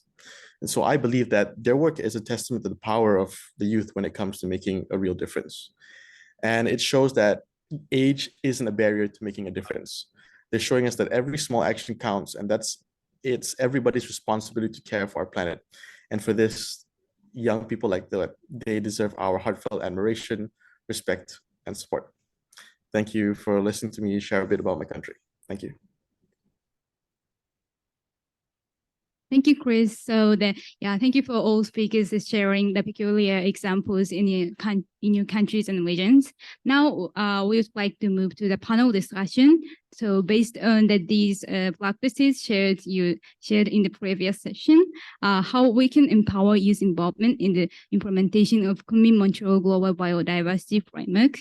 So we have 4 questions, and can you turn on the slide? The first question is we would like to ask to Manisha, as Asia Pacific is biological and ecological biodiversity, what lessons from the shared practices can guide us in creating inclusive opportunities for youth to contribute to biodiversity conservation in various regional contexts? Yeah, very important questions because this is what we need to think. So I guess, I would address by saying that this is the opportunity where we all are sitting and talking about this topic. And, and we should be fortunate about having this sessions and this opportunity to grab what we can learn. So I think the practices that it is because it's Asia specific in context. So what we do is here that the very basic thing is sustainable lifestyle and promoting sustainable lifestyle and cutting out the carbon footprint. And in the earlier video, when he was sharing something and he mentioned that sustainability is something which can really help at this scenario, because when we are talking about a term of climate change, from my perspective, I believe that it has changed. Exactly, it has changed. Now it is an emergency where we have to act, we have to react. And in that scenario, if we talk about, so we need to go ahead and start thinking about the sustainability, taking the small steps of, thinking of generation restoration. That what we can do here is that this should not be the last generation, right? We need to have a generation coming up, and I feel so unlucky of being the unlucky generation of not seeing the birds in the sky, or you can say not having the pure air to breathe. So I don't want the upcoming generation to be the same one. So yes, we need to be thinking about being more green than more, rather than going ahead and reducing pollution. So we need to go ahead and, a collaboration as networking is something which is very important these days, what we are doing right now. We have people online and we have people virtually as well. So collaboration and networking is the key, I think, key point where we can go ahead and do awareness. We can work together, we can come together. And here we just don't have India. I think that there are many other countries coming together, and because the problem and the cause is the same, that and as I mentioned before, that our life, all of our lives depends on biodiversity. So we are not going to save them. I think we are automatically going to lose our lives. So yes. Thank you, Manisha. So the next question is how can we leverage successful youth-led biodiversity initiatives or actions to promote meaningful youth participation in the implementation of the Montreal Global Biodiversity Framework? I would like to ask Eshari.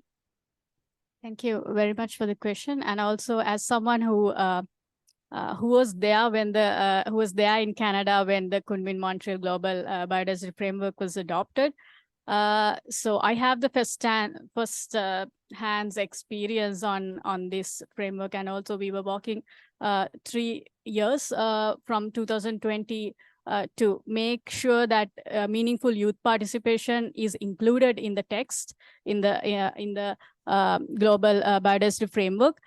So Gibbon has a lot of initiatives which were very successful initiatives, which we carried out throughout those 3 years. And also in 2022, we were very happy when the Target 21 came out with saying that equitable and effective participation of indigenous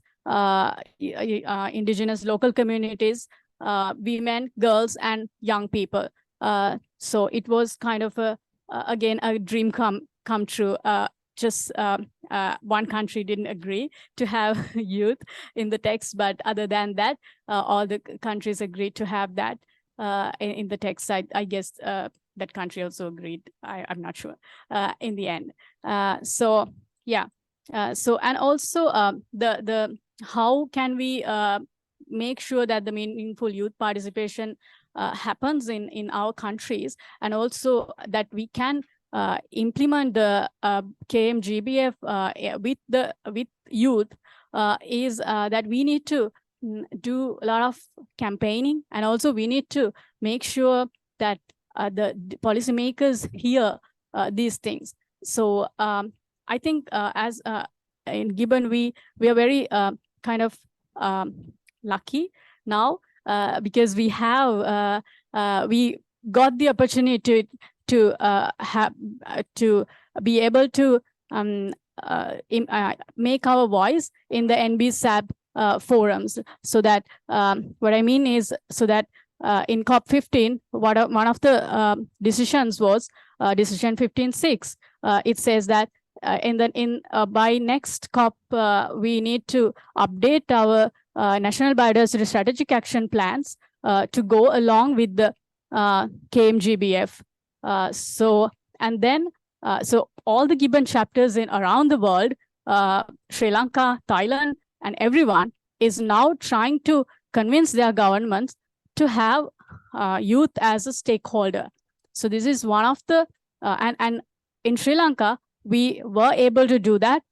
We got invited to for the early action support project, which is happening right now with the government. So we are inside of the discussions as one of the stakeholder, because one of the stakeholder, and we are giving our recommendations to an NBSAP updating process.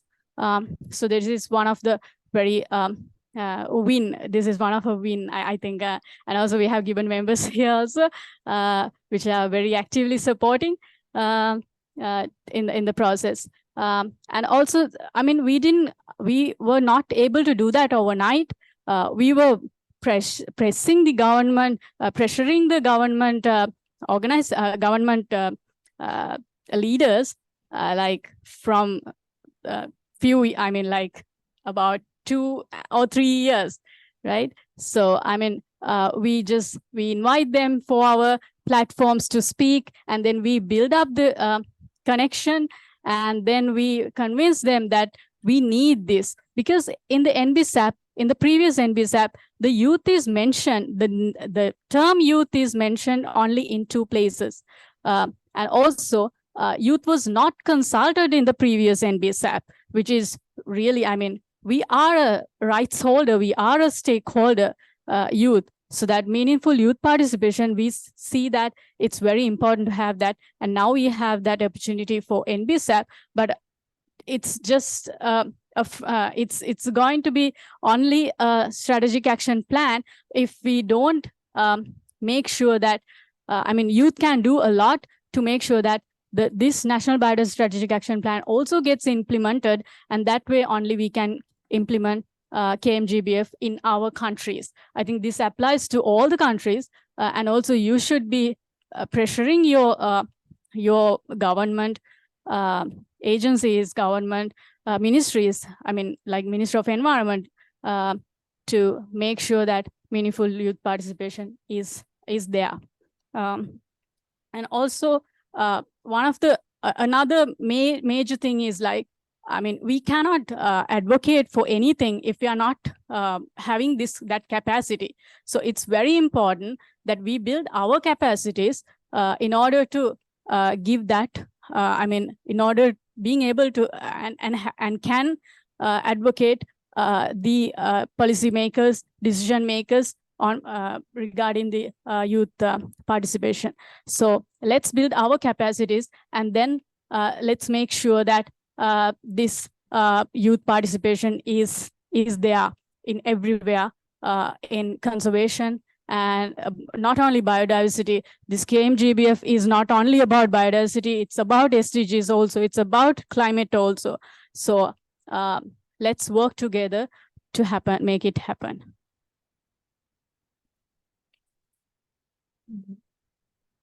Thank you, Ashley. So the third question is, which difficulties or barriers you face during working in the youth-led biodiversity actions, and which suppose or opportunities do you think policymakers need to incorporate youth voices in the implementation of KMGBF? So I'd like to ask Chris and Ashley. So Chris, can you go first? Yeah, sure. Thank you, Sakura. So youth-led biodiversity initiatives in Malaysia are confronted with challenges. So with 2 primary hurdles standing out. So number 1 is a lack of local adapted narratives, in particular for other youths. And number 2 is an insufficient policy mechanism for youth perspectives in policy. So allow me to take a more abstract approach to this. So firstly, these initiatives, they grapple with a lack of local narratives and indigenous knowledge in addressing climate and environmental issues. So with youth-led initiatives, there's also their duty to highlight to other youths of their cause, because not everybody's on the same page about biodiversity. So often the indigenous knowledge that connects people to the biodiversity of their land lays within old remote villages, far from the urban sphere where many youths reside. As a result, there can be, there's little beyond PSAs or articles online to connect them to the issue of biodiversity. So, a 2020 survey in Malaysia revealed that a large portion of the youth population has indeed experienced climate-related effects, and they all acknowledge that climate change is a crisis. However, there is an insufficient visibility and reach of that localized information and dialogue that makes it tough for youths to understand and connect with the biodiversity challenges unique to Malaysia. So we need to bridge that gap. As a policymaker, our job is to always bridge that gap. So to bridge this gap, we need an angle to highlight this issue of biodiversity. How do we convince people of causes in faraway regions they haven't been before, regions where they've never been, never heard of? So what I've kind of had a thought about was actually to do what they do in the David Attenborough documentaries, emotional stories. You have to get people genuinely invested into the issues to see meaningful impact. And that remains the same for the youth. I come from a policy background. Often we have to find pragmatic ways to kind of ensure that the public understands our research. So in this case, the importance of biodiversity.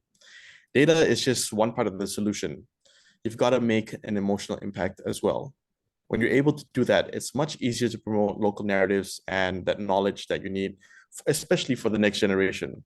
Only when everyone is engaged and on the same page can working towards stuff like the GBF can be done effectively. When people are on board, sincere and genuine about it, stuff like the Global Biodiversity Framework can be implemented much more smoothly and with everybody on the same page. So the second challenge is the youth perspective and policy.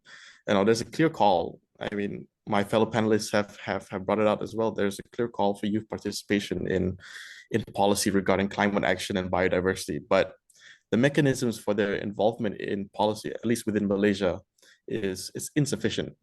In recent administrations, the youth perspective have been given greater attention in terms of policy, but it just is not enough to bridge that gap and make a full difference. So to work on this, the youth kind of must ensure that their work and their impact on Malaysia's biodiversity is clear and visible. And doing so will allow for future steps towards greater youth representation much more easier. So if we make it clear to policymakers that, what the work that the youth is doing is good, it's clear, it's visible, stuff like a youth consultative council in Malaysia would be possible. Doing this will allow for the advocacy of stuff like that and improving the chances of a clear youth perspective and policy, especially regarding the Global Biodiversity Framework. With that, I pass it back to Sakura. Thank you. Thank you, Chris. So now we can ask to Ashley. Yeah, thank you. So one of the major, I would say, everyone is facing when we are trying to do a project that is funding, right? I think everyone can agree with that. So that the funding for youth is very kind of, I think I would say it's not easy, and also it's not accessible. So that is the major issue. That is the main issue. So when KMGBF was adopted, there was this initiative that Global Biodiversity Fund was also came up. I mean, that idea also came up. And also in Jeff's 7th Assembly, they ratified the Global Biodiversity Fund. And also, again, I was there for that also, so that we saw that how, I mean, we got together with all the youth like Yongo, Gibbon, and a lot of youth organizations got together and tried to convince that this fund, the Global Biodiversity Fund, should be accessible and also should be very like youth-led. It should be I mean, there should be a part of the funding which is youth-led also. So which youth can take that. I mean, so it's true that in the GEF also there are these like small UNDP small grant program. There are these kind of things, but it's not that accessible for youth, and it's very hard for youth to get this. So the other thing is that the recognition and the validation for youth-led initiatives. So this is also again a very an issue in the world. I think not only us in Sri Lanka, but also throughout the world, the recognition and the validation for youth-led initiatives is a challenge. And I think we need to come out from our silos, like come out from like without working separately as organizations, youth-led youth-led organization, but if we can come together and work and address these issues together, I think that is also again, I mean, we have faced that it is also again very challenging, because again, coming together all the youth organization and working is also very similar to countries working together, I would say, because we have faced that all the like the politics is different and everything is different, but we need to address those issues and kind of try to make sure that everything like we are able to make sure that youth-led initiatives are happening and we get the recognition and we get what we need. Thanks, Ashley. So the last question is, since biodiversity is located on the base of the SDGs cake, is correlated and synergized with various fields such as climate change, indigenous people's rights, human health, resilient cities, and sustainable businesses. From your perspectives or experiences, what can we do to help youth recognize the importance of biodiversity in the society and make it easier for more young people to participate in biodiversity decision-making processes? I would like to ask the Manisha at first. Okay. So again, if we say sustainable development goals, see the word sustainability is still there. So the goal and sustainability, there's a goal which is life on land and life below water. So we know about life on land, what's happening on life on land, because we can see that, right? What about a life full of water? Because we cannot go inside the water and check what's happening, but there is a lot more things which is happening. And if I say about, what young people can do and, in making, biodiversity, but I think the thing is that we know that awareness and what we say, education, and there are, you can say, art and culture, everything is there, but the main thing that depends on accessibility. Do young people have accessibility to everything that, they're supposed to have? If I want to, learn about biodiversity, I would say that, there should be a in school, people should be, teaching how they can promote biodiversity and how biodiversity can be promoted in a more way. But again, the question is that the accessibility, do people really have the accessibility? Like youth like us, we should be lucky as we are here and talking about, I think we are not just representing ourselves individual, we are representing thousands of children who are unheard and the problem that they are facing. So in terms of biodiversity, I think, starting from your own self behaving, changing your own behavior, as I mentioned, using public transport, because as people mentioned before that, we do have, following up on Paris Agreement, which is very important, although to, in order to follow up the biodiversity. And I would say that, we all are well aware what we can do. It's just that we need to start doing it, because rather than waiting for somebody else to start the change, or rather than somebody else to come up, why can't we with the somebody? Or as it is very clearly mentioned that you have to be the change that you want to see in the world. So you have to start from your own end, thinking that what will happen if I'll start, there will something happen if you will start. So we need to start as we have just started, and it needs to go up long, it needs to go far. What there are many more people that are going to join us. So yes, there is hope, so things can work out and we can do things well. It's just that you have to start from your end rather than waiting for somebody else. You need to be the someone who can make the change. Well, thanks, Manisha. So the next, can you respond to Chris? And can you respond in 1 minute because we have limited time? Sure. I'll be very prompt with this. Thank you, Sakura.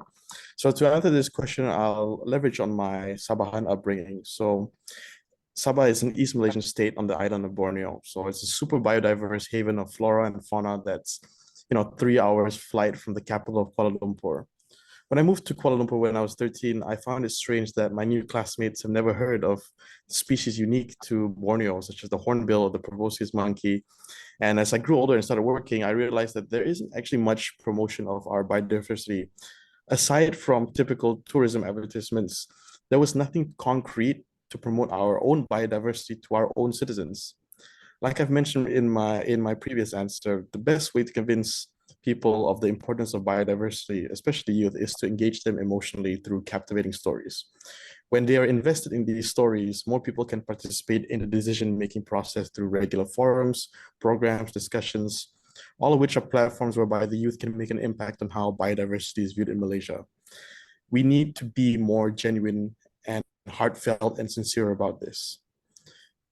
And stuff that the organizations I mentioned earlier that they're doing, these experiences, these real firsthand experiences that they offer with biodiversity challenges is what Malaysia and excuse me, what Malaysia and the rest of the world needs. We need people to engage with it in a firsthand manner to kind of be genuine about it. And for that, that is my hope. And it is my hope that biodiversity can be preserved in the future, not just in Malaysia, but the world.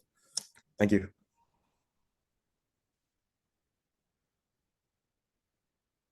Yeah. Thanks, Chris. That's all the panel discussion. Again, thank you so much for the three excellent speakers for sharing your initiatives and how you can involve in the KMGBF implementation. And then I would like to move to a Q&A session. But we have limited time, so we can take one question. So anyone has any question? Yes. Okay. I don't have a question, but during the discussion, there is some things, the youth-led organization, the lack of funding opportunities and lack of grants. So I am from a youth-led organization called Serverlife. I am the founder of organization. And as you said, the JEPS SGP UNDP grant. So we got 2 times the first implementation partner, now the capacity building partners. So we can do, but well-established organization as a youth organization, we can do. That's it. Thank you.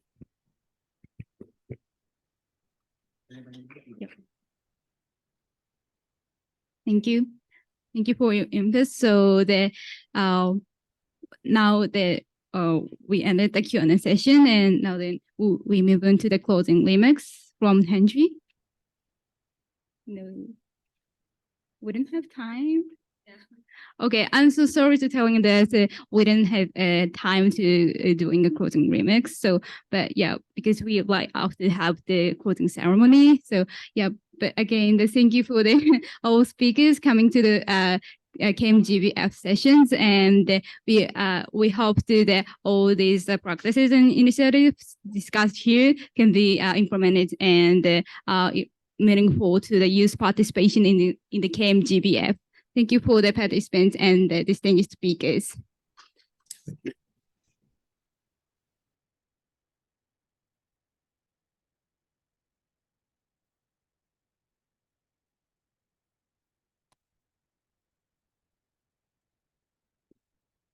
Thank you all the youth participants for the wonderful session. And the good news is that we still have half an hour to draft our declaration. So let's utilize this time and let's do it, because it is the most crucial session of this forum.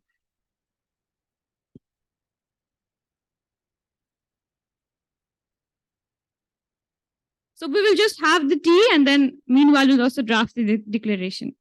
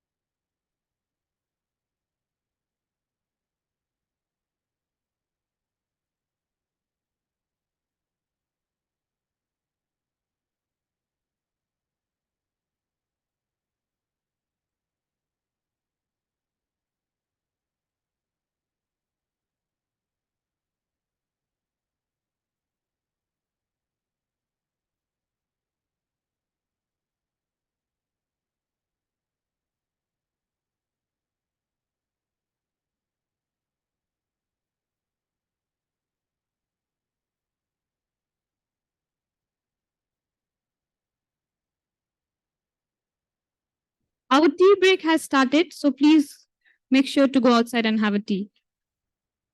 And make sure you come back after 15 minutes.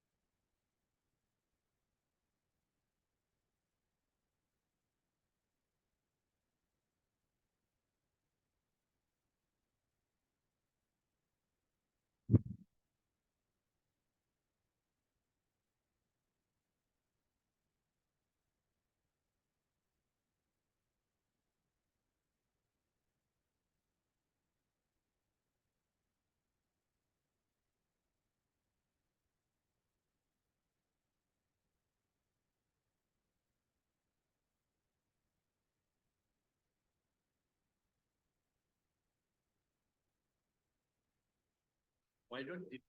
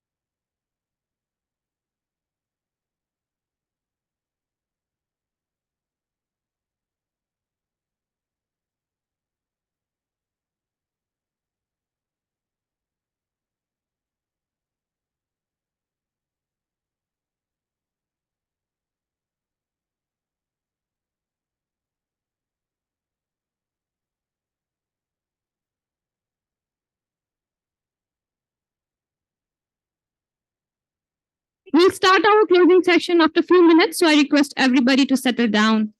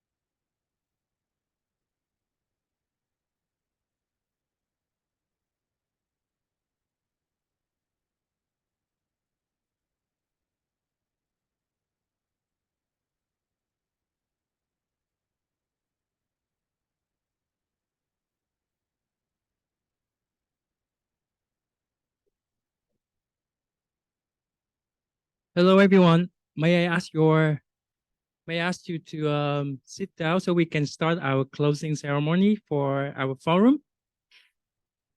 We just got another 30 seconds for everybody to settle down.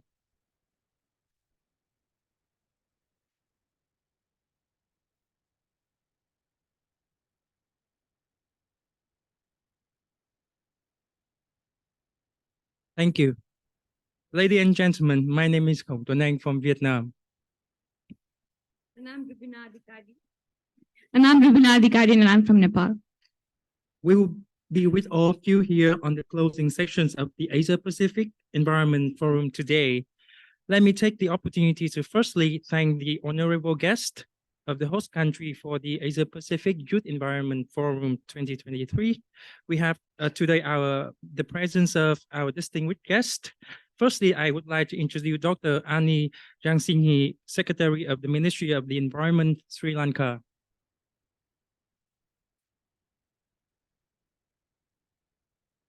Secondly, I would like to invite Ms. Dinh Cheng Thung-Sing, Regional Director of the United Nations Environment Program, UNE, Asia Pacific. Let's welcome Ms. Azusa Kubota, Resident Representative of UNDP Sri Lanka. Lastly, let's join me to welcome Mr. Ajay Kumar Jeha, Regional Facilitator of Major Group and Stakeholder, UNF Asia Pacific.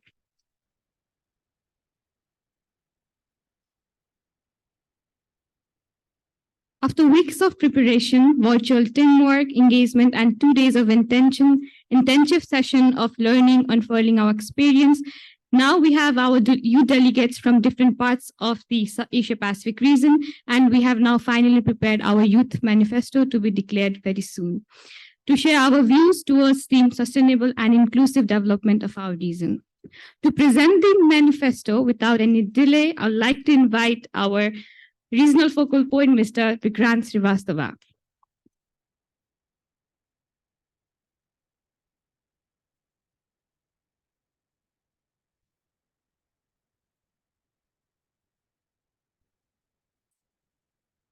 Thank you, Rubina and Anne.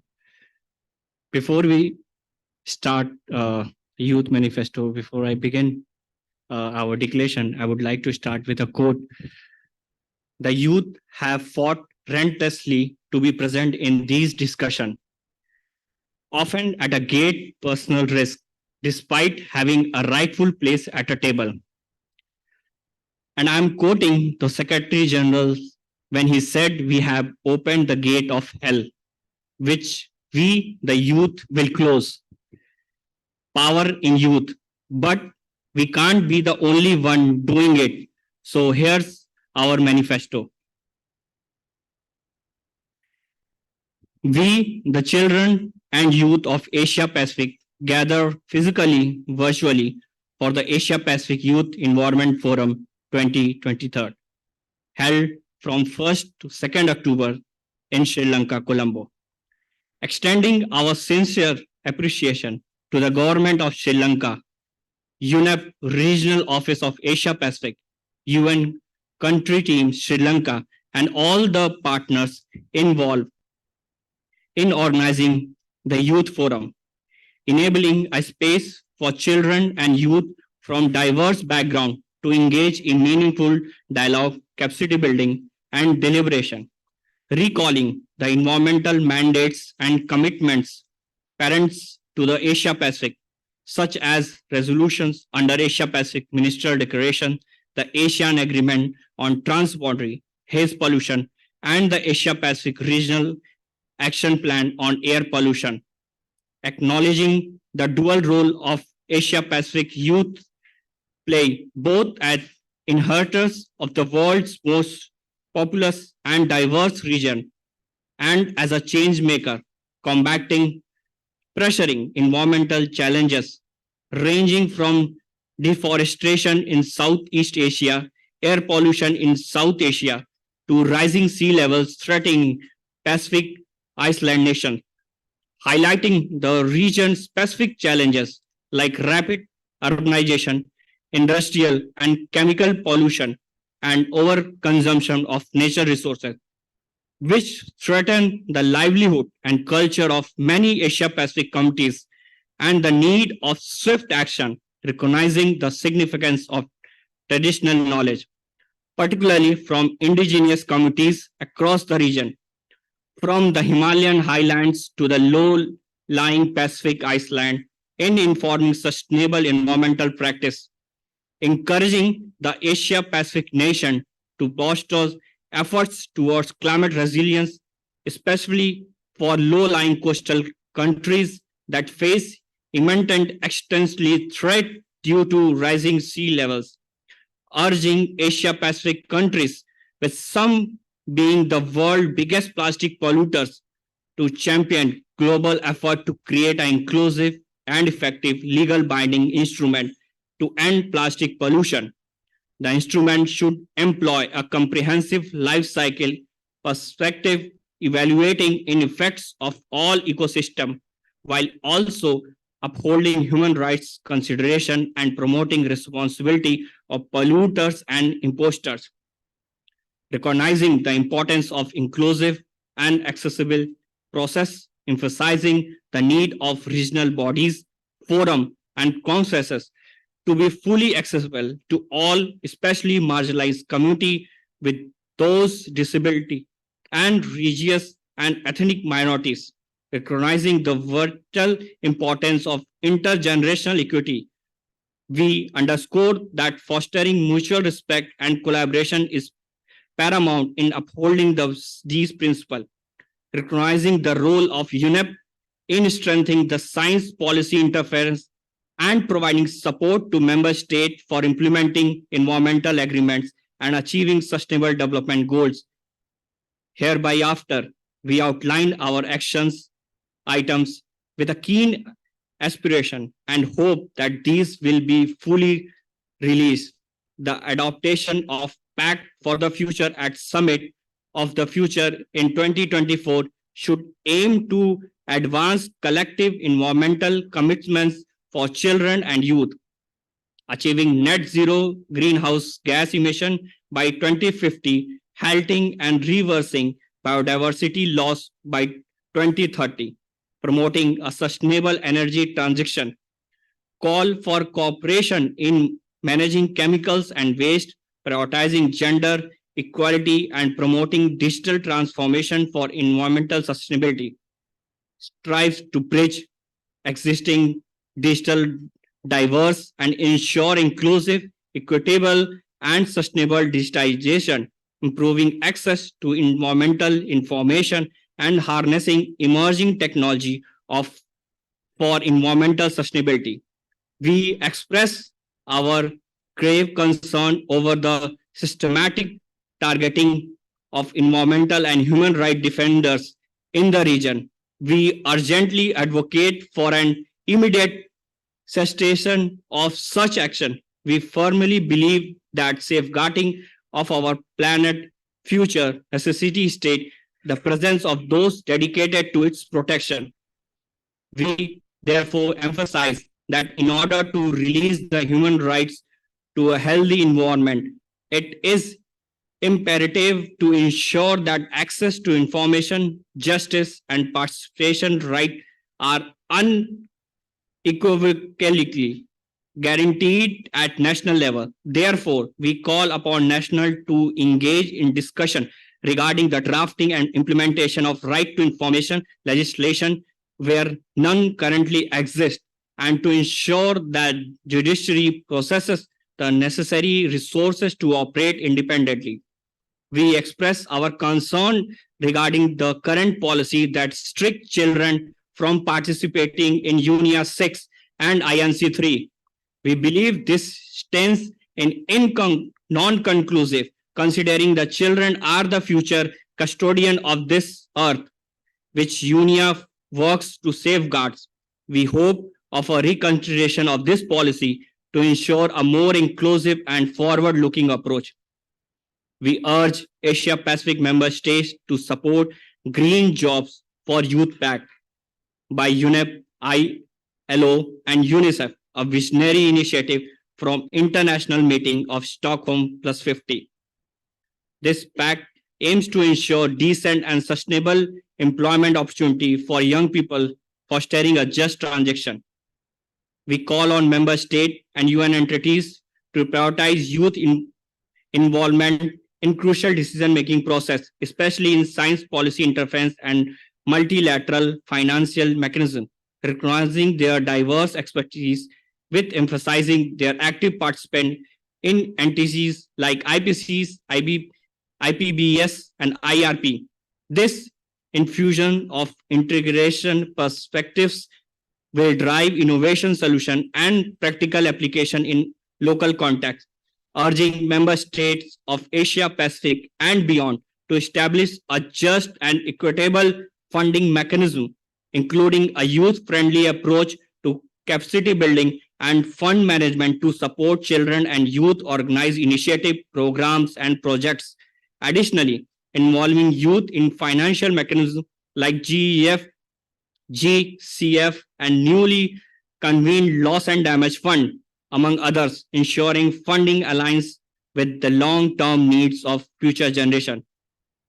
We call upon member states to sponsor a resolution on children and youth, emphasizing the importance of protection of children's fundamental rights to live in a clean and healthy environment, and aiming to empower young people to actively participate in decision-making process concerning environmental issues and ensuring a sustainable future for generation to come, and define the role of youth in environmental multilateralism.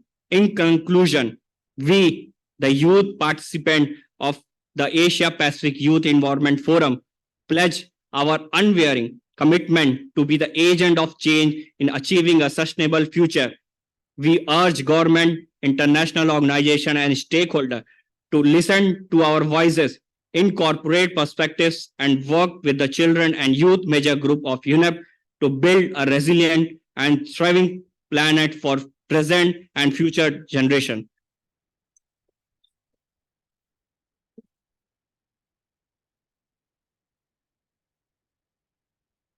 Thank you, Vikran. That was a bit long, but it showed that we worked very hard for it. May I invite all of you to give another round of applause to Vikran and all the delegates for their hard work. So I hope that the manifesto had clearly stated our concern and our demand and commitment toward actions. And we really hope that the voices of Asia Pacific youth can be considered and incorporated in different processes, especially in the UNF and beyond. To continue with our section, I would like to welcome Mr. Ajay Kumar Jha, the regional facilitator of major groups and stakeholder UNF Asia Pacific, to deliver his remarks.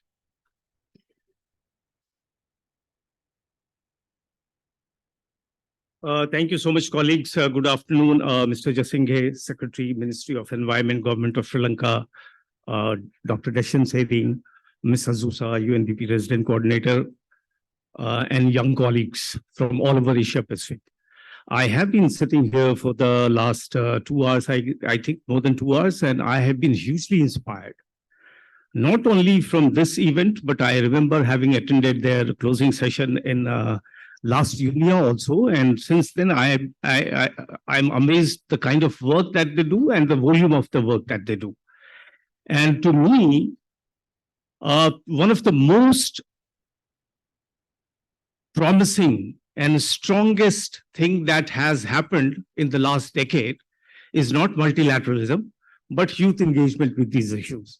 And kudos to all of you and many of you who have made it possible. And I very clearly recognize some of you deserve this credit.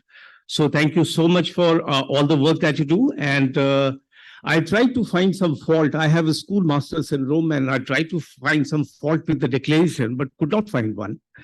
They have exactly picked what are the important issues. You talked about air pollution. Today, air pollution kills more people than HIV, AIDS, malaria, and tuberculosis put together. You talked about biodiversity in Southeast Asia. I mean, 3% of the total global land, South Asia has an amazing biodiversity, but we are in the danger of losing 42% of the species in Southeast Asia by the turn of the century. And Asia Pacific, worryingly, is the most underperforming region in as far as biodiversity is concerned and achieving IC targets. We had the target to achieve 17% of the protection of terrestrial ecosystem and 10% of the land in 2020 to be achieved by 2020. But till now, Asia Pacific has been able to achieve only 13%. And at this rate, we are very likely to fail in global biodiversity framework targets.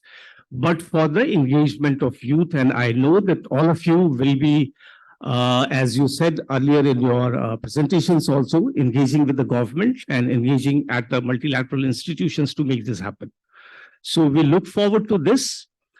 One thing I wanted to warn you also, that at many places we see very, what do you call it, youth washing, which is not very welcome. And all appreciation to people who talk about their issues, and at many forums you will be pressed to talk about what best practices you are doing, what examples you are bringing to the table. All respect to that, but let's be very careful about the fact that the problem that we are talking is global and systemic. It's not local and individual. So while we do whatever we try to do it best. But at the same time, we have to understand it's systemic, it's political, it's global. And no amount of local examples will be able to translate an achievement of GBF or prevention of climate crisis. So what do I mean by systemic? Even today, since last year, it's been phenomenal in terms of we achieved global biodiversity framework. There was a high seas treaty also, which will also sort of supplement targets and goals of the global biodiversity framework. But we still think that there is a lack of sense of justice and equity in multilateral agreements and multilateral actions. There is also lack of sense of urgency. And why do I say that? Why do I say that? I have been working on climate issues for many years, and even now, after 30 years of negotiation, we see that only 15% of the population will still be accountable for more than 55% of the global emissions, even in 2030. So where is the space for smaller countries and sits? You look at climate finance, only 20% goes to adaptation. Who needs the adaptation most? Poorest of the countries and poorest of the communities. less than 14% to LDCs, and less than 2% to SIDS. So this is not a very happy situation in terms of multilateralism. So multilateralism is failing us pitiably. And I will stop with this last remark that I was even at the SDG Summit. I was one of the speakers in the Speakers Dialogue 5, where President of Sri Lanka also spoke. And everybody is talking about partnerships. And if you look at the partnership, UN SDG partnership portal, 90% of the partnerships are local and domestic. Not that it is not required, but this proves that the international multi-sectoral partnerships that we are looking for in the sense of partnership is a myth. LICs are engaged in half number of partnerships, in multi-country partnerships, as compared to high-income countries, and LICs have half number of partnerships even domestically than high-income countries. So what does this mean? This means that a majority of the partnerships are based on the ease of development rather than addressing the needs of the sustainable development goals. The partnerships are still being dominated by northern countries, and the most insidious implication of this is that these kind of partnerships, instead of bridging the north-south divide, they are furthering the north-south divide. So these are some of the systemic issues that we should be careful about and we should talk about more. And as far as youth participation is concerned, as I said earlier, we are very happy about increasing youth partnerships in all the processes that we see, but make it more strategic.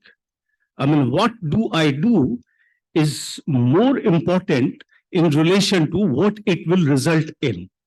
And you have an opportunity now to participate as much in the UN processes, decision-making processes in your own countries. So make it strategic and make it count. Thank you so much.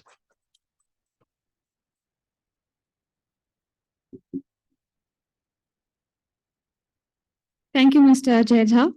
And then, yes, indeed, we also agree about youth washing, and that is something our constituency have been working towards to ensure not only youth participation, but meaningful youth participation. And thank you again for acknowledging our youth manifesto. Now, moving towards our next speaker, I'd like to invite Ms. Ajusa Kubota. She is UNDP resident representative to deliver her special remarks. Thank you very much. Good afternoon. You must be quite exhausted after working on the very impressive manifesto over the last 2 days. I hope our friend from Vietnam would not say that, oh God, that was very long and boring. So I did not come with a speech. I wanted to speak from my heart and mind, just to keep up with your energy. So I was here for the opening. So since then, I could really feel the energy that you bring in, and also spirit of partnership that our colleague from UNEP has spoken about.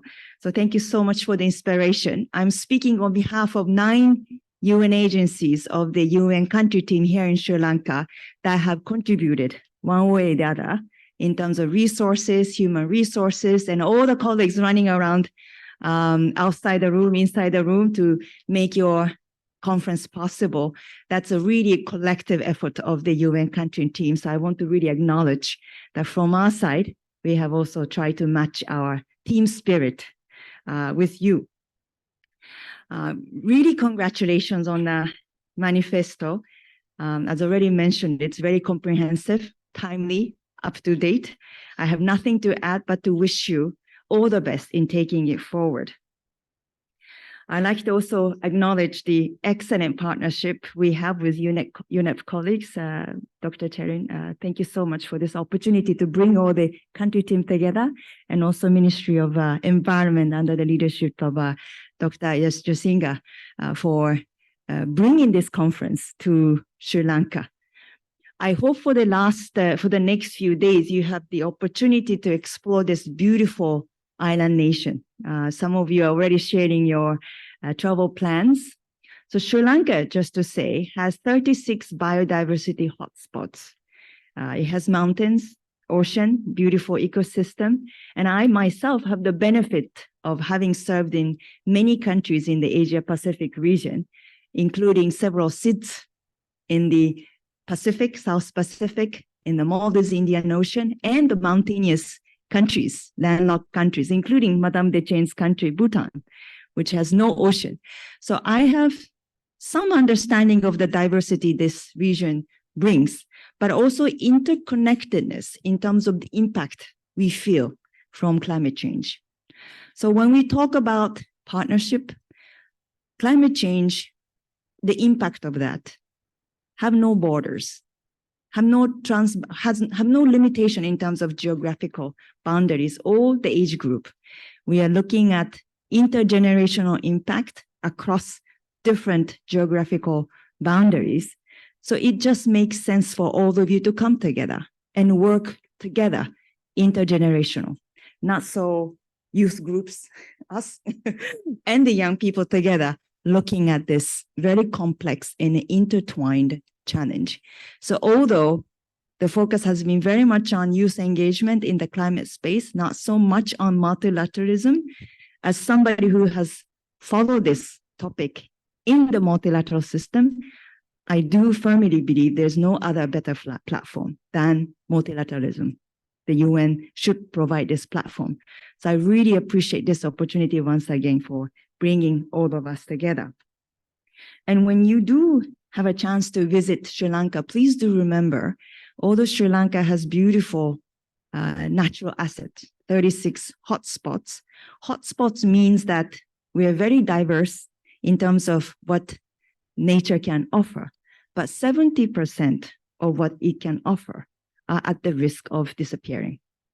So it means that we are very, very vulnerable, right? So I hope you have a chance to appreciate what we have, but also remind yourselves of the importance of your action today and the impact of that tomorrow. A few days ago, I had the opportunity to speak at the World Tourism Forum. The theme of that was green investments and sustainability. So I have some few statistics fresh in my mind, which I wanted to share with you. And also this sort of confirms the importance of working with generations X, Y, Z, and I don't know what alphabet we are in now. So I certainly don't belong there, but I know you are setting the agenda in terms of changing the attitude and mindset. In the opening, Honorable Minister of Environment from Sri Lanka has spoken about the statistics from a recent UNDP study. So more than 80% of the global population believe that climate change is a pressing issue. We have to do something about it. But close to 50% of people said they don't really know what to do about it, right? They don't have the means to be engaged, or they don't have the energy to be doing something. So in that regard, really congratulations. I know you are 60 of the 300 young people who have volunteered to go through a competitive process to be part of solutions. So really hat off to you. But when it comes to translating knowledge into action, it's all about mindset and attitude. And you're setting that cultural shift in making sure that we will not stay in the NATO space. The other day, somebody told me, make sure UN will not be joining the NATO. And I said, I don't think we have any intention of joining the military alliance. And this person said, no, NATO means, do you know what that means? Okay, no action, talking only. And I said, no, certainly not. We do talk a lot also, like here, but we also have many tangible initiatives with the Ministry of Environment, Small Grants Program, together with UNEP and other UN agencies to make sure policy level conversations translate into tangible action.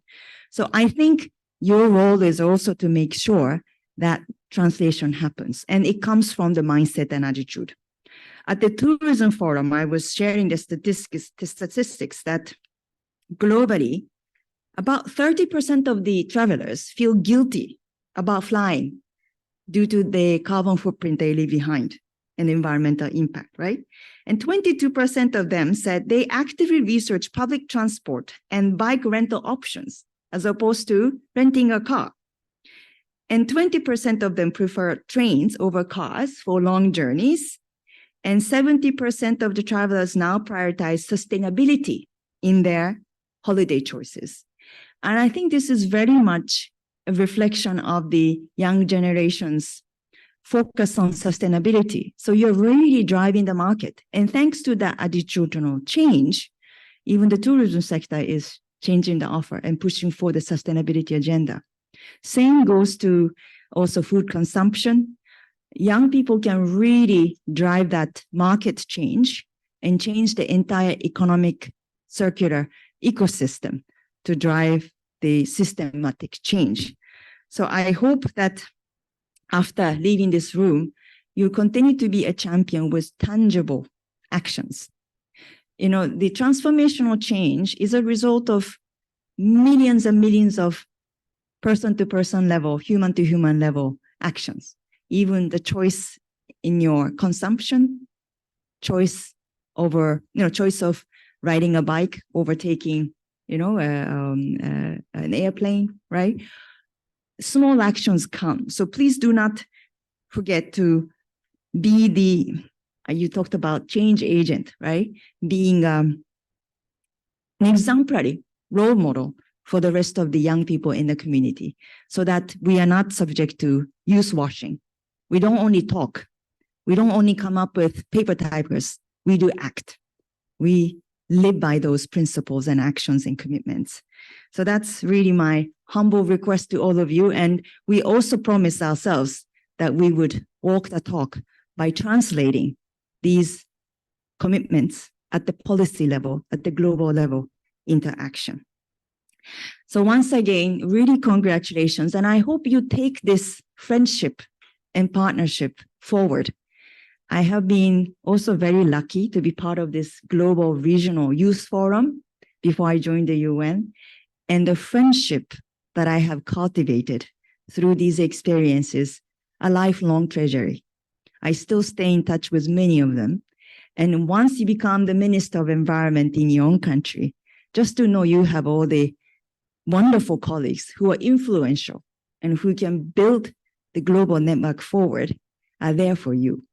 So very much cherish this experience and also know how lucky you are to be able to take part in this incredible forum. And I'm sure you'll be thanking Madame Dechen and all the colleagues who have given you that opportunity. And as the country team in UN Sri Lanka, we're very humble to play a small role in this partnership. So thank you so much. All the best.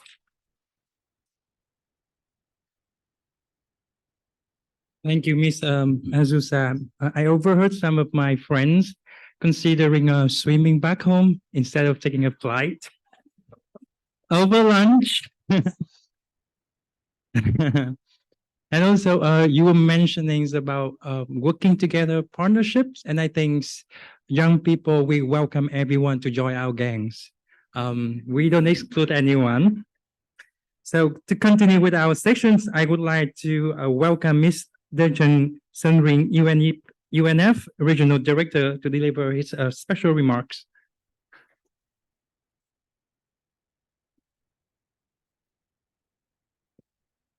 So to all my young friends, thank you for inviting me back. And, when we discussed at the first Youth Environment Assembly Forum, it was virtual, and we said next time we'll meet in person. So I'm really happy to see all of you. So Dr. Anil Jaisinghe, Ms. Azusa Kubota, Mr. Jha, friends, this is, all of you know how important this issue is. And we know it's an event that you've organized for yourself. When we had the Global Environment Outlook on youth, you also did this. You did this by yourself and you did this for yourself. And before I go on to some of my reflections, I've been asked to thank. So I've been asked to thank all the representatives of the Organizing Committee of Children and Youth, and of course to Robina, Clarence, Santhia, Karthik, to the regional focal points, Vikrant, Luciana, to the thematic working group focal points, and to the global focal points, Zuhair and Gurban. And also very sincere thank you to the government of Sri Lanka and the Ministry of Environment, and to the UN country team, the 9 agencies, for their support in making this event happen. I've heard you loud and clearly about the age restriction for UNEA 6. I will take that back. I have the secretary of the Governance Affairs Organization of UNEP, and I have a senior management team meeting later this evening. And we can talk about issues, and we've talked about effective, inclusive, multilateral actions to tackle climate, pollution, nature. And I think what's really important is inclusive. So we did the SDGs. We said, where is the region? We're behind. We're decades behind. Which are the SDGs we're the most behind on? Climate action. Our region, you look at greenhouse gas emissions, major contributor. The most adversely affected, our region. You look at coal phase down, all the coal-fired power plants that are coming up, it's our region. It's an Asia-Pacific story. And you look at air pollution, I mean, the 100 most polluted cities are in our region. And for, many of you, when you're breathing the air, and I go from cities in South Asia and I go to other parts of the world and I go, the air is good. It's just that my comparators are behind. So you start to look at the trajectory we're on. You look at environment and health. You really look at the chemicals that we're putting in the atmosphere. So it's quite a grim story. But on the other hand, when you start to look at, we started, those of you with the environmental movement, the silent spring, no birds out, holes in the ozone layer, we can reverse this. What do we reverse with this? Science-based policy targets. We have the MEAs, we have national legislation, we have policy frameworks. But at the end of it, and having worked on this issue and looked at it from every angle, and now I've been at this for 33 years and I've looked at the environment, I've come to the conclusion is access to rights, is transparency. Access to information, access to rights. So whether you work with climate-related risk disclosure, when central banks start to look, and we're working with the finance initiative, you start to look at where are we putting the money? Are we putting our money in stranded assets? Are we putting our money in places where they're going to have no value? So we have to know, where are we putting the money? Where are the financial flows going? Where are the subsidies going? Do we have access to information when governments are doing things with regulation? And I think there was a lot of talk about environmental defenders, but I think our region, and Europe, they have the Aarhus Convention, Latin America, you have the ESCAZU. Our region have to start to look at this access to rights. I don't think we can go beyond it, because if you know where we were putting our money, you would be able to say, no, we don't agree with this. So I think we start with access and access to rights. And at the regional level, my colleague Georgie and a few colleagues, they're working really hard. In ASEAN, you're looking at rights of the child. I think in the Pacific, they're looking at a regional mechanism. But I think that is fundamentally where we have to put our energy. I think we need successes. So we have the Regional Action Program on Air Pollution under ESCAP. We've all come together. We've said, okay, this region, we've looked at all the national legislations. We've looked at, where do you have provisions for air pollution in national law? Where do you have it in your constitution? Many of them have it. Then we've said, okay, what are all the networks working in air pollution? And then we've said, could we look at standards? We have the 2021 WHO air quality guidelines, So we have standards. It's not that we don't have it. None of us are in compliance, but we need successes. So we all need to come together, I think, on a few issues and say, oh my God, we can breathe better air. I think we need to look at tangible standards. It's especially in our job, many of us, it's sort of, we're all working really, really hard. And I was asked, what keeps you awake at night? And I was like, obviously, we're not doing enough. Because you're looking at, we're warming at 1.1 degrees. So 1.5 degree world is within grass, but very soon out of grass. And we don't know what happens when we cross planetary boundaries. I met someone who said, the monsoons in Sri Lanka in October was never as heavy as this. I've been to places in Pakistan, earlier this year where it was monsoon rains that were just heavy, and you look at the devastation. So we know we're going to face impacts. I always end up sounding a little bit grim, but I think for the first time, the world's realized that this involves all of us. It's about the food we eat. It's about agriculture, it's chemicals, it's industry. It's not the small environment community. And so maybe that's my other sort of message. Broaden it, take it out. Because if you look at biodiversity, it's about how we grow food, very much about how we grow food, as much as protecting species, ecosystems. Of course, we have the the Kunming Montreal Global Biodiversity Framework, and we have the targets.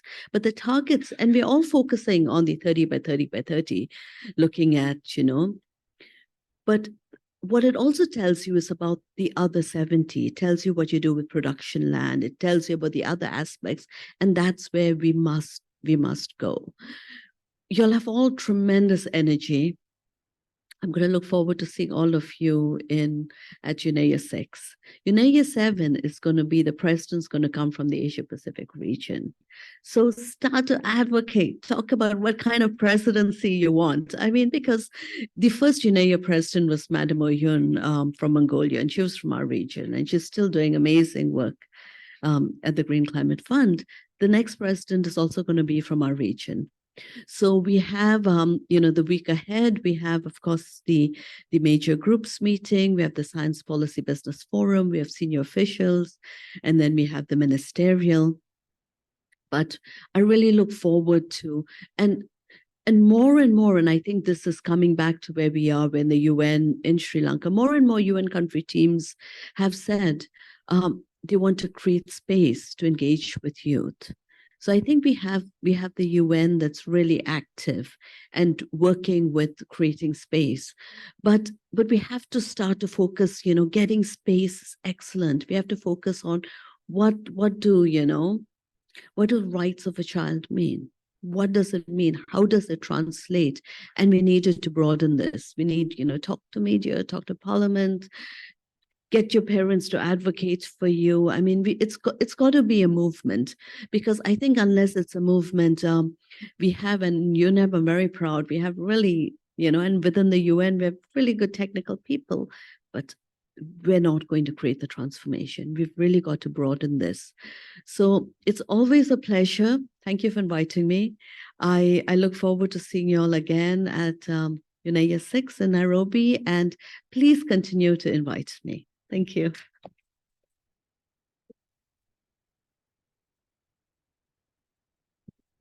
That was indeed a very powerful statement. Thank you very much, Ms.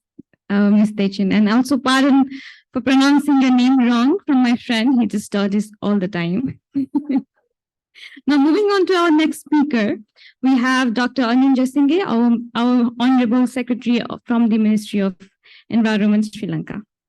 I'd like to welcome him for his special remarks.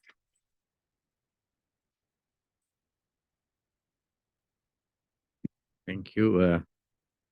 Let me first and foremost thank and congratulate all these young men and women and children for putting up extensive 2 days and then, working out this resolution. It's, it's not lesser than any other resolution, that we deal with. So it's in the same passion. So, and also I must say that, anything starts from small beginnings, the river starts from springs, right? So similarly, you start small, but then, push it forward and make it bigger. And also it's important that, now that you grow up, you will also become like us.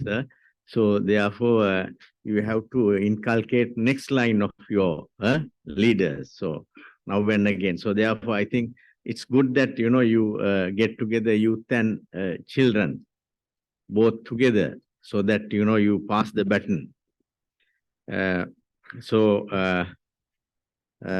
Let me talk some words. Ms.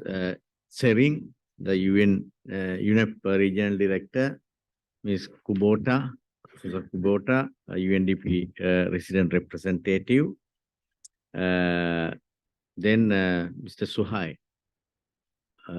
the Global Focal Point, then Mr. Vikrant Srivastava, youth delegates, ladies and gentlemen. It's with great pleasure that I am addressing this gathering at the closing of Asia Pacific Youth Environment Forum 2023, organized by UN organizations and the Ministry of Environment, Sri Lanka. The Asia Pacific Youth Environment Forum 2023 brought the youth all around the Asia Pacific region together to address the challenges of serious environmental issues related to triple planetary crisis. It was to share ideas, best practices, lessons learned, developing innovative, sustainable solutions, and taking proactive actions collectively to promote impactful and sustainable measures at local, regional, and global levels. The Asia Pacific Youth Environment Forum 2023 provided an opportunity to connect young people from different countries with different disciplines such as scientists, policymakers, artists, business, and community leaders. As per the UNESCO report on population and development indicators for Asia Pacific published in 2022, the youth population in Asia Pacific is about 702.9 million, and in Sri Lanka it's 3.3 million. That amounts to 15% in Asia Pacific, and 15.4% in Sri Lanka. So we are little more than the entire Asia Pacific. There is an undeniable urgency of addressing the most critical challenge on environment issues that the humanity faces in the 21st century. Our world is at crossroads. The decision taken at this forum today will reverberate for generations to come. As we witness the increasing environment pollution, climate change, and loss of biodiversity, it is clear that our actions or inactions will determine the survival of our planet and its inhabitants.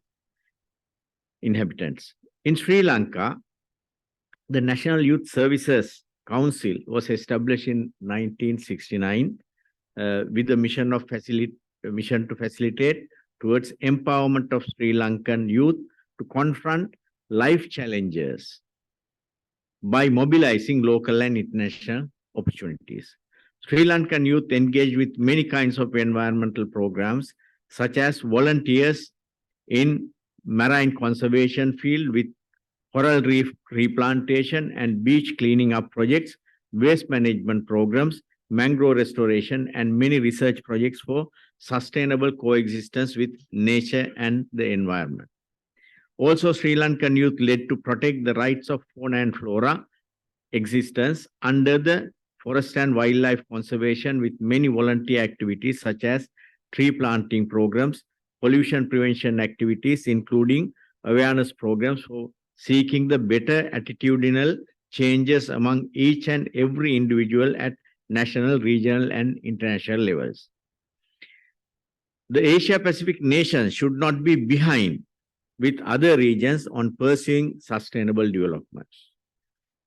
In fact, right now, out of regions, the Asia Pacific is lagging behind compared to other regions in achieving SDGs. It is our shared responsibility to bridge the gap and ensure equitable progress. Transitioning to clean and renewable energy is not an option, but it is a necessity. We must accelerate the phase out of fossil fuel in energy generation and conventional transport modes and invest in innovative technologies that reduce our carbon footprint. The transition is not just about mitigating climate change, but it is also an opportunity to revolutionize our economies, create millions of green jobs, and foster a more resilient and equitable society. As we all know, the Asia Pacific is one of the regions most vulnerable to adverse impacts of climate change. In this respect, preserving and restoring our ecosystems is of paramount importance. The protection of forests, oceans, and biodiversity must be at the heart of our strategies. On the other hand, preventing loss of livelihoods, risk for human settlements, and human mobility should be given the utmost priority. Once again, Asia Pacific region is the most vulnerable region when it comes to disasters compared to other regions. I am pleased to note that this forum provided an excellent opportunity to all the youth participated from different countries in the Asia Pacific region to actively engage in conversations and dialogue on different thematic areas and to deliver a strong and powerful message to the upcoming 6th of the UNIA, considering the regional context. The youth is one of the major groups in the UN system. The Asia Pacific Youth Environment Forum is a good platform to convince other parties to take urgent actions to prevent the Earth from pollution, biodiversity loss, and climate change. In this context, school environment pioneers, environmental clubs, university students, NGOs, CBOs, and environmental networks should join in hands with the Asia Pacific Youth Environment Forum through networking and building partnerships to follow up actions and that identified by this forum. We are honored to have been able to host this Asia Pacific Youth Environmental Forum in Sri Lanka. Let this Asia Pacific Youth Environment Forum make a turning point against the global impacts of environmental degradation and pollution. Let us not to be remembered as the generation that faltered, but as the generation that rose to the challenge and secured a sustainable future for all. The path ahead is arduous, no doubt, but together we can light the way towards a world where our environment thrives and humanity prospers. Finally, I would like to express my sincere appreciation and gratitude to the United Nations organizations, including UNEP, UNDP Sri Lanka, UNICEF Sri Lanka, the FAO, for their leadership in organizing the timely important forum back-to-back with the 5th Forum of Ministers of and Environment Authorities. I must say this, it was 2 years ago that we had this 4th Environment Authorities and Ministers meeting in South Korea, and it was Dr. Tsering who actually proposed me, why not have the next 5th in Sri Lanka? I said wholeheartedly yes, but I never knew that crisis is brewing. So as you all know, Sri Lanka went through, of course, COVID was common to all of us, but then the economic downturn. So luckily, when I came back from South Korea, I quickly put up a cabinet paper and secured this thing. It was a different president, and then this president came. I put up another cabinet paper, right? And then, so I think about 4 cabinet papers went on this to secure the one thing is approval, the other thing is funds, right? And on the other hand, of course, I'm thankful to UNEP for, chipping in with more funds, so if we say, if we spend 200,000 USD, the UNEP spent more than 500,000 USD. because nowadays it's not easy spending money. As you know, we are unable to pay,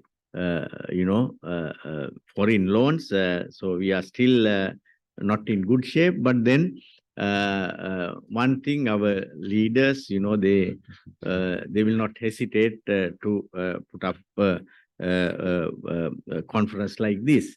And before this, actually, just after COVID, there was a trial that I think you know about this organization, Asia Pacific Network for Global Change, actually supported by Japan and few other countries, where I was vice chair. And then they suggested me to have the South Asia chapter of this global change network.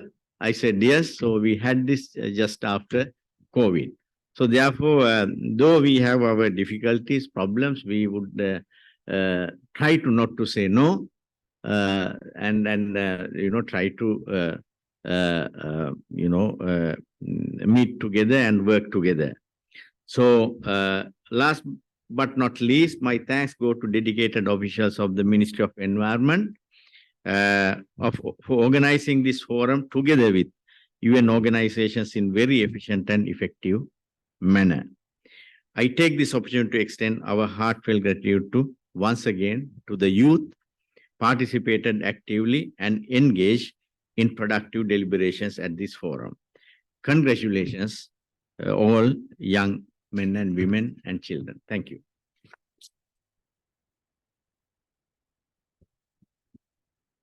Thank you very much, Dr. Ani. And then I think that you set a very vivid example for young people in here that we never say no, we say yes.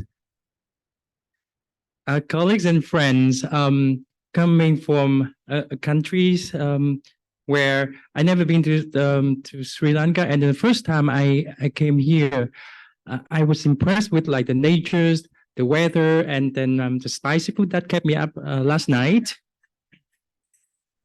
And also, the thing that impressed me most is the openness and the warmth of many Sri Lankan people, especially our young delegates in here. So now I would like to invite one of my friends from Sri Lanka here, Shanjani, to come up to share her few remarks from our youth delegates.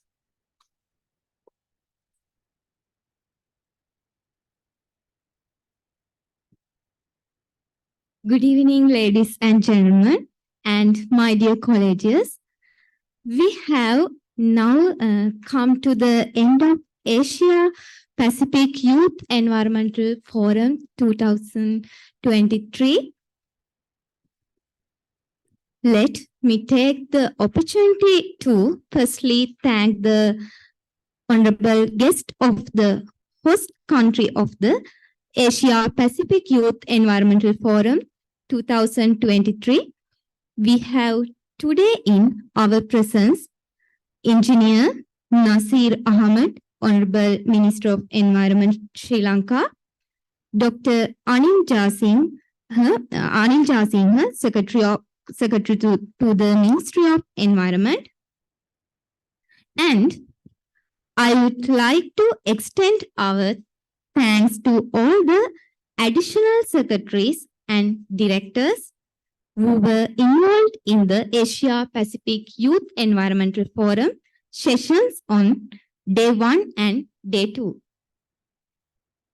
I would also take the opportunity to thank the heads and staff at UNICEF office in Sri Lanka, Food and Agriculture Organization and CYMEG for adding us with ground supports as well as communication supports to create a platform which enable to youth of the Asia Pacific to get together to discuss the important factors influencing decision making and implementation of many UNICEF policies.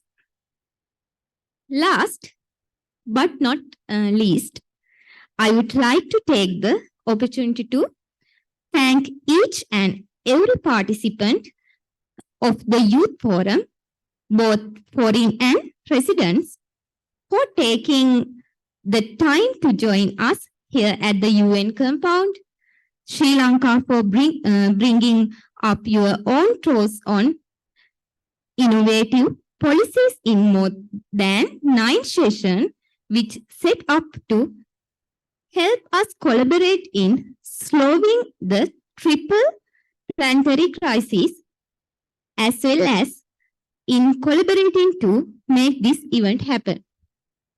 Thank you so much.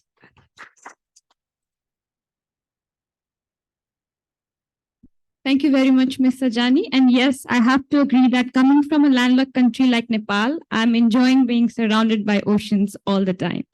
Now, moving to our next speaker, we have our very charming and very much hardworking Mr. Juhair Ahmed Kaushik from Bangladesh, who is our global focal point to share his special remarks. Thank you. It's not obviously the best option to be the last speaker because people don't want to listen from you. But yeah, I won't keep you longer. Obviously, we have a gala town hall after this, where we'll be dancing and experiencing the cultural performances that is being prepared by some of our Sri Lankan youth delegates. So yeah, let's do the formality first. Thank everybody. So first of all, yeah, we obviously would like to thank His Excellency Nasir Ahmed, MP, who is the Minister of Environment for the Government of Sri Lanka. He graced our Asia Pacific Youth Environment Forum with his vibrant presence. And most importantly, he declared to create a Youth Environment Council for the ministry, which came out from this youth forum. And so it's such a great achievement for us and for the Sri Lankan youth here today. We also want to thank Dr. Anil Jaisinghe, the Honorable Secretary of the Ministry of Environment, Government of Sri Lanka, for its presence and for the support for organizing this youth forum here. But yeah, I want to remind that we should not be very self-satisfied by organizing a youth forum, because Kartik actually showed us that why we named this Asia Pacific Youth Environment Forum when the organizer is children and youth major group. Is it like children is being represented by youth? No, we should not represent anyone, and someone should not be represented by someone else. So we will work on this. We will find out a way how we can make this platform, how we can make this forum in future, maybe in 2025, probably in any of the countries of Asia Pacific, if interested to organize, to name it maybe Children and Youth Environment Forum. So I also want to thank Ms. Georgina, who is obviously our sweetheart, and she has been very helpful, not just for this forum, for the previous one, the inaugural one in 2021, which was online, throughout the entire process, not just these two youth environment forums, for other forums, youth participation in each and every environmental meetings that's being convened or have been convened by UNEP. She was always very supportive to the Children Metric Group, and that's why maybe we could flourish a lot in Asia Pacific region.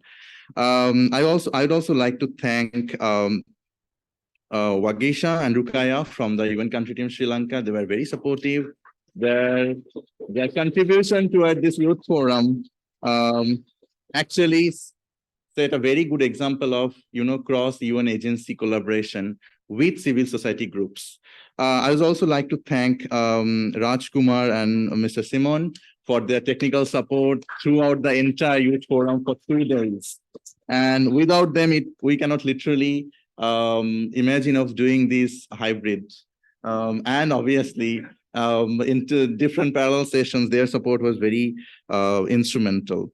And obviously, I'd like to express my gratitude to Madam Dechen Sharing. She was really very kind. She was always very, it's like 100% acceptance from her for any of the invitation that we send to her, whether it's Asia Pacific Youth Environment Forum, whether it's Global Youth Environment Assembly, she was always there motivating us and supporting us.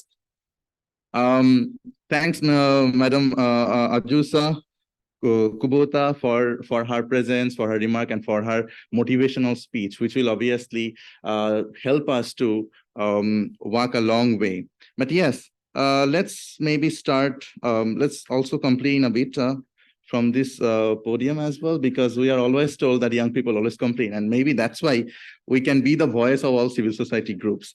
Yes, so we are still a long way to walk for democratizing the policy making and environmental action in Asia Pacific. But I think that this Asia Pacific Youth Environment Forum has been a great example for other regions, for other maybe offices of UNEP, other UN agencies, to host such events in different regions, because we started in 2021 when we didn't have any such event in other regions, and we continued, and we'll hope to continue this in 2025, probably if the Ministerial Forum takes place in 2025. We take the inspiration from the Youth Forum, and we hope to bring it to the Global Youth Environment Assembly that's scheduled to take place in Nairobi. The dates are tentative, but it's in February before the UN Environment Assembly, to the 6th session of the UN Environment Assembly. So I'll just finish my speech here. I don't want to keep you longer, but I'll say that when young people raise their voice, when young people advocate for their engagement, they don't just advocate for themselves. They are not the selfish one. Young people are the least selfish stakeholders on this earth. And obviously, young people are the alien species. They don't want to consider themselves to be engaged separately, not with the other stakeholders. When they raise their voice, when they get into the street with the flags, with their banners and posters, when they get angry, they don't denote that they want to be engaged only. They become the voice of all civil society groups, and they pull up the environmental multilateralism. Thank you.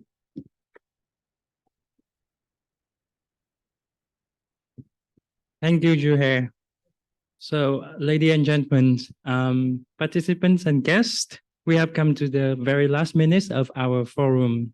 So I believe that these 2 days has been a very memorable experience for all of you. And I will leave my heart here in Sri Lanka and bring the commitment back home and take actions.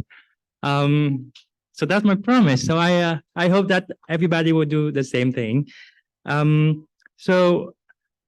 No more further ado, we hereby officially close the Asia Pacific Youth Environment Forum 2023, and we're wishing all of you good health and a very successful ministerial forum ahead. Thank you. We're gonna have a gala night right after this, so we like to invite all of you to stay a bit with us to enjoy the performances, the dances. Thank you very much. Let's take a group photo.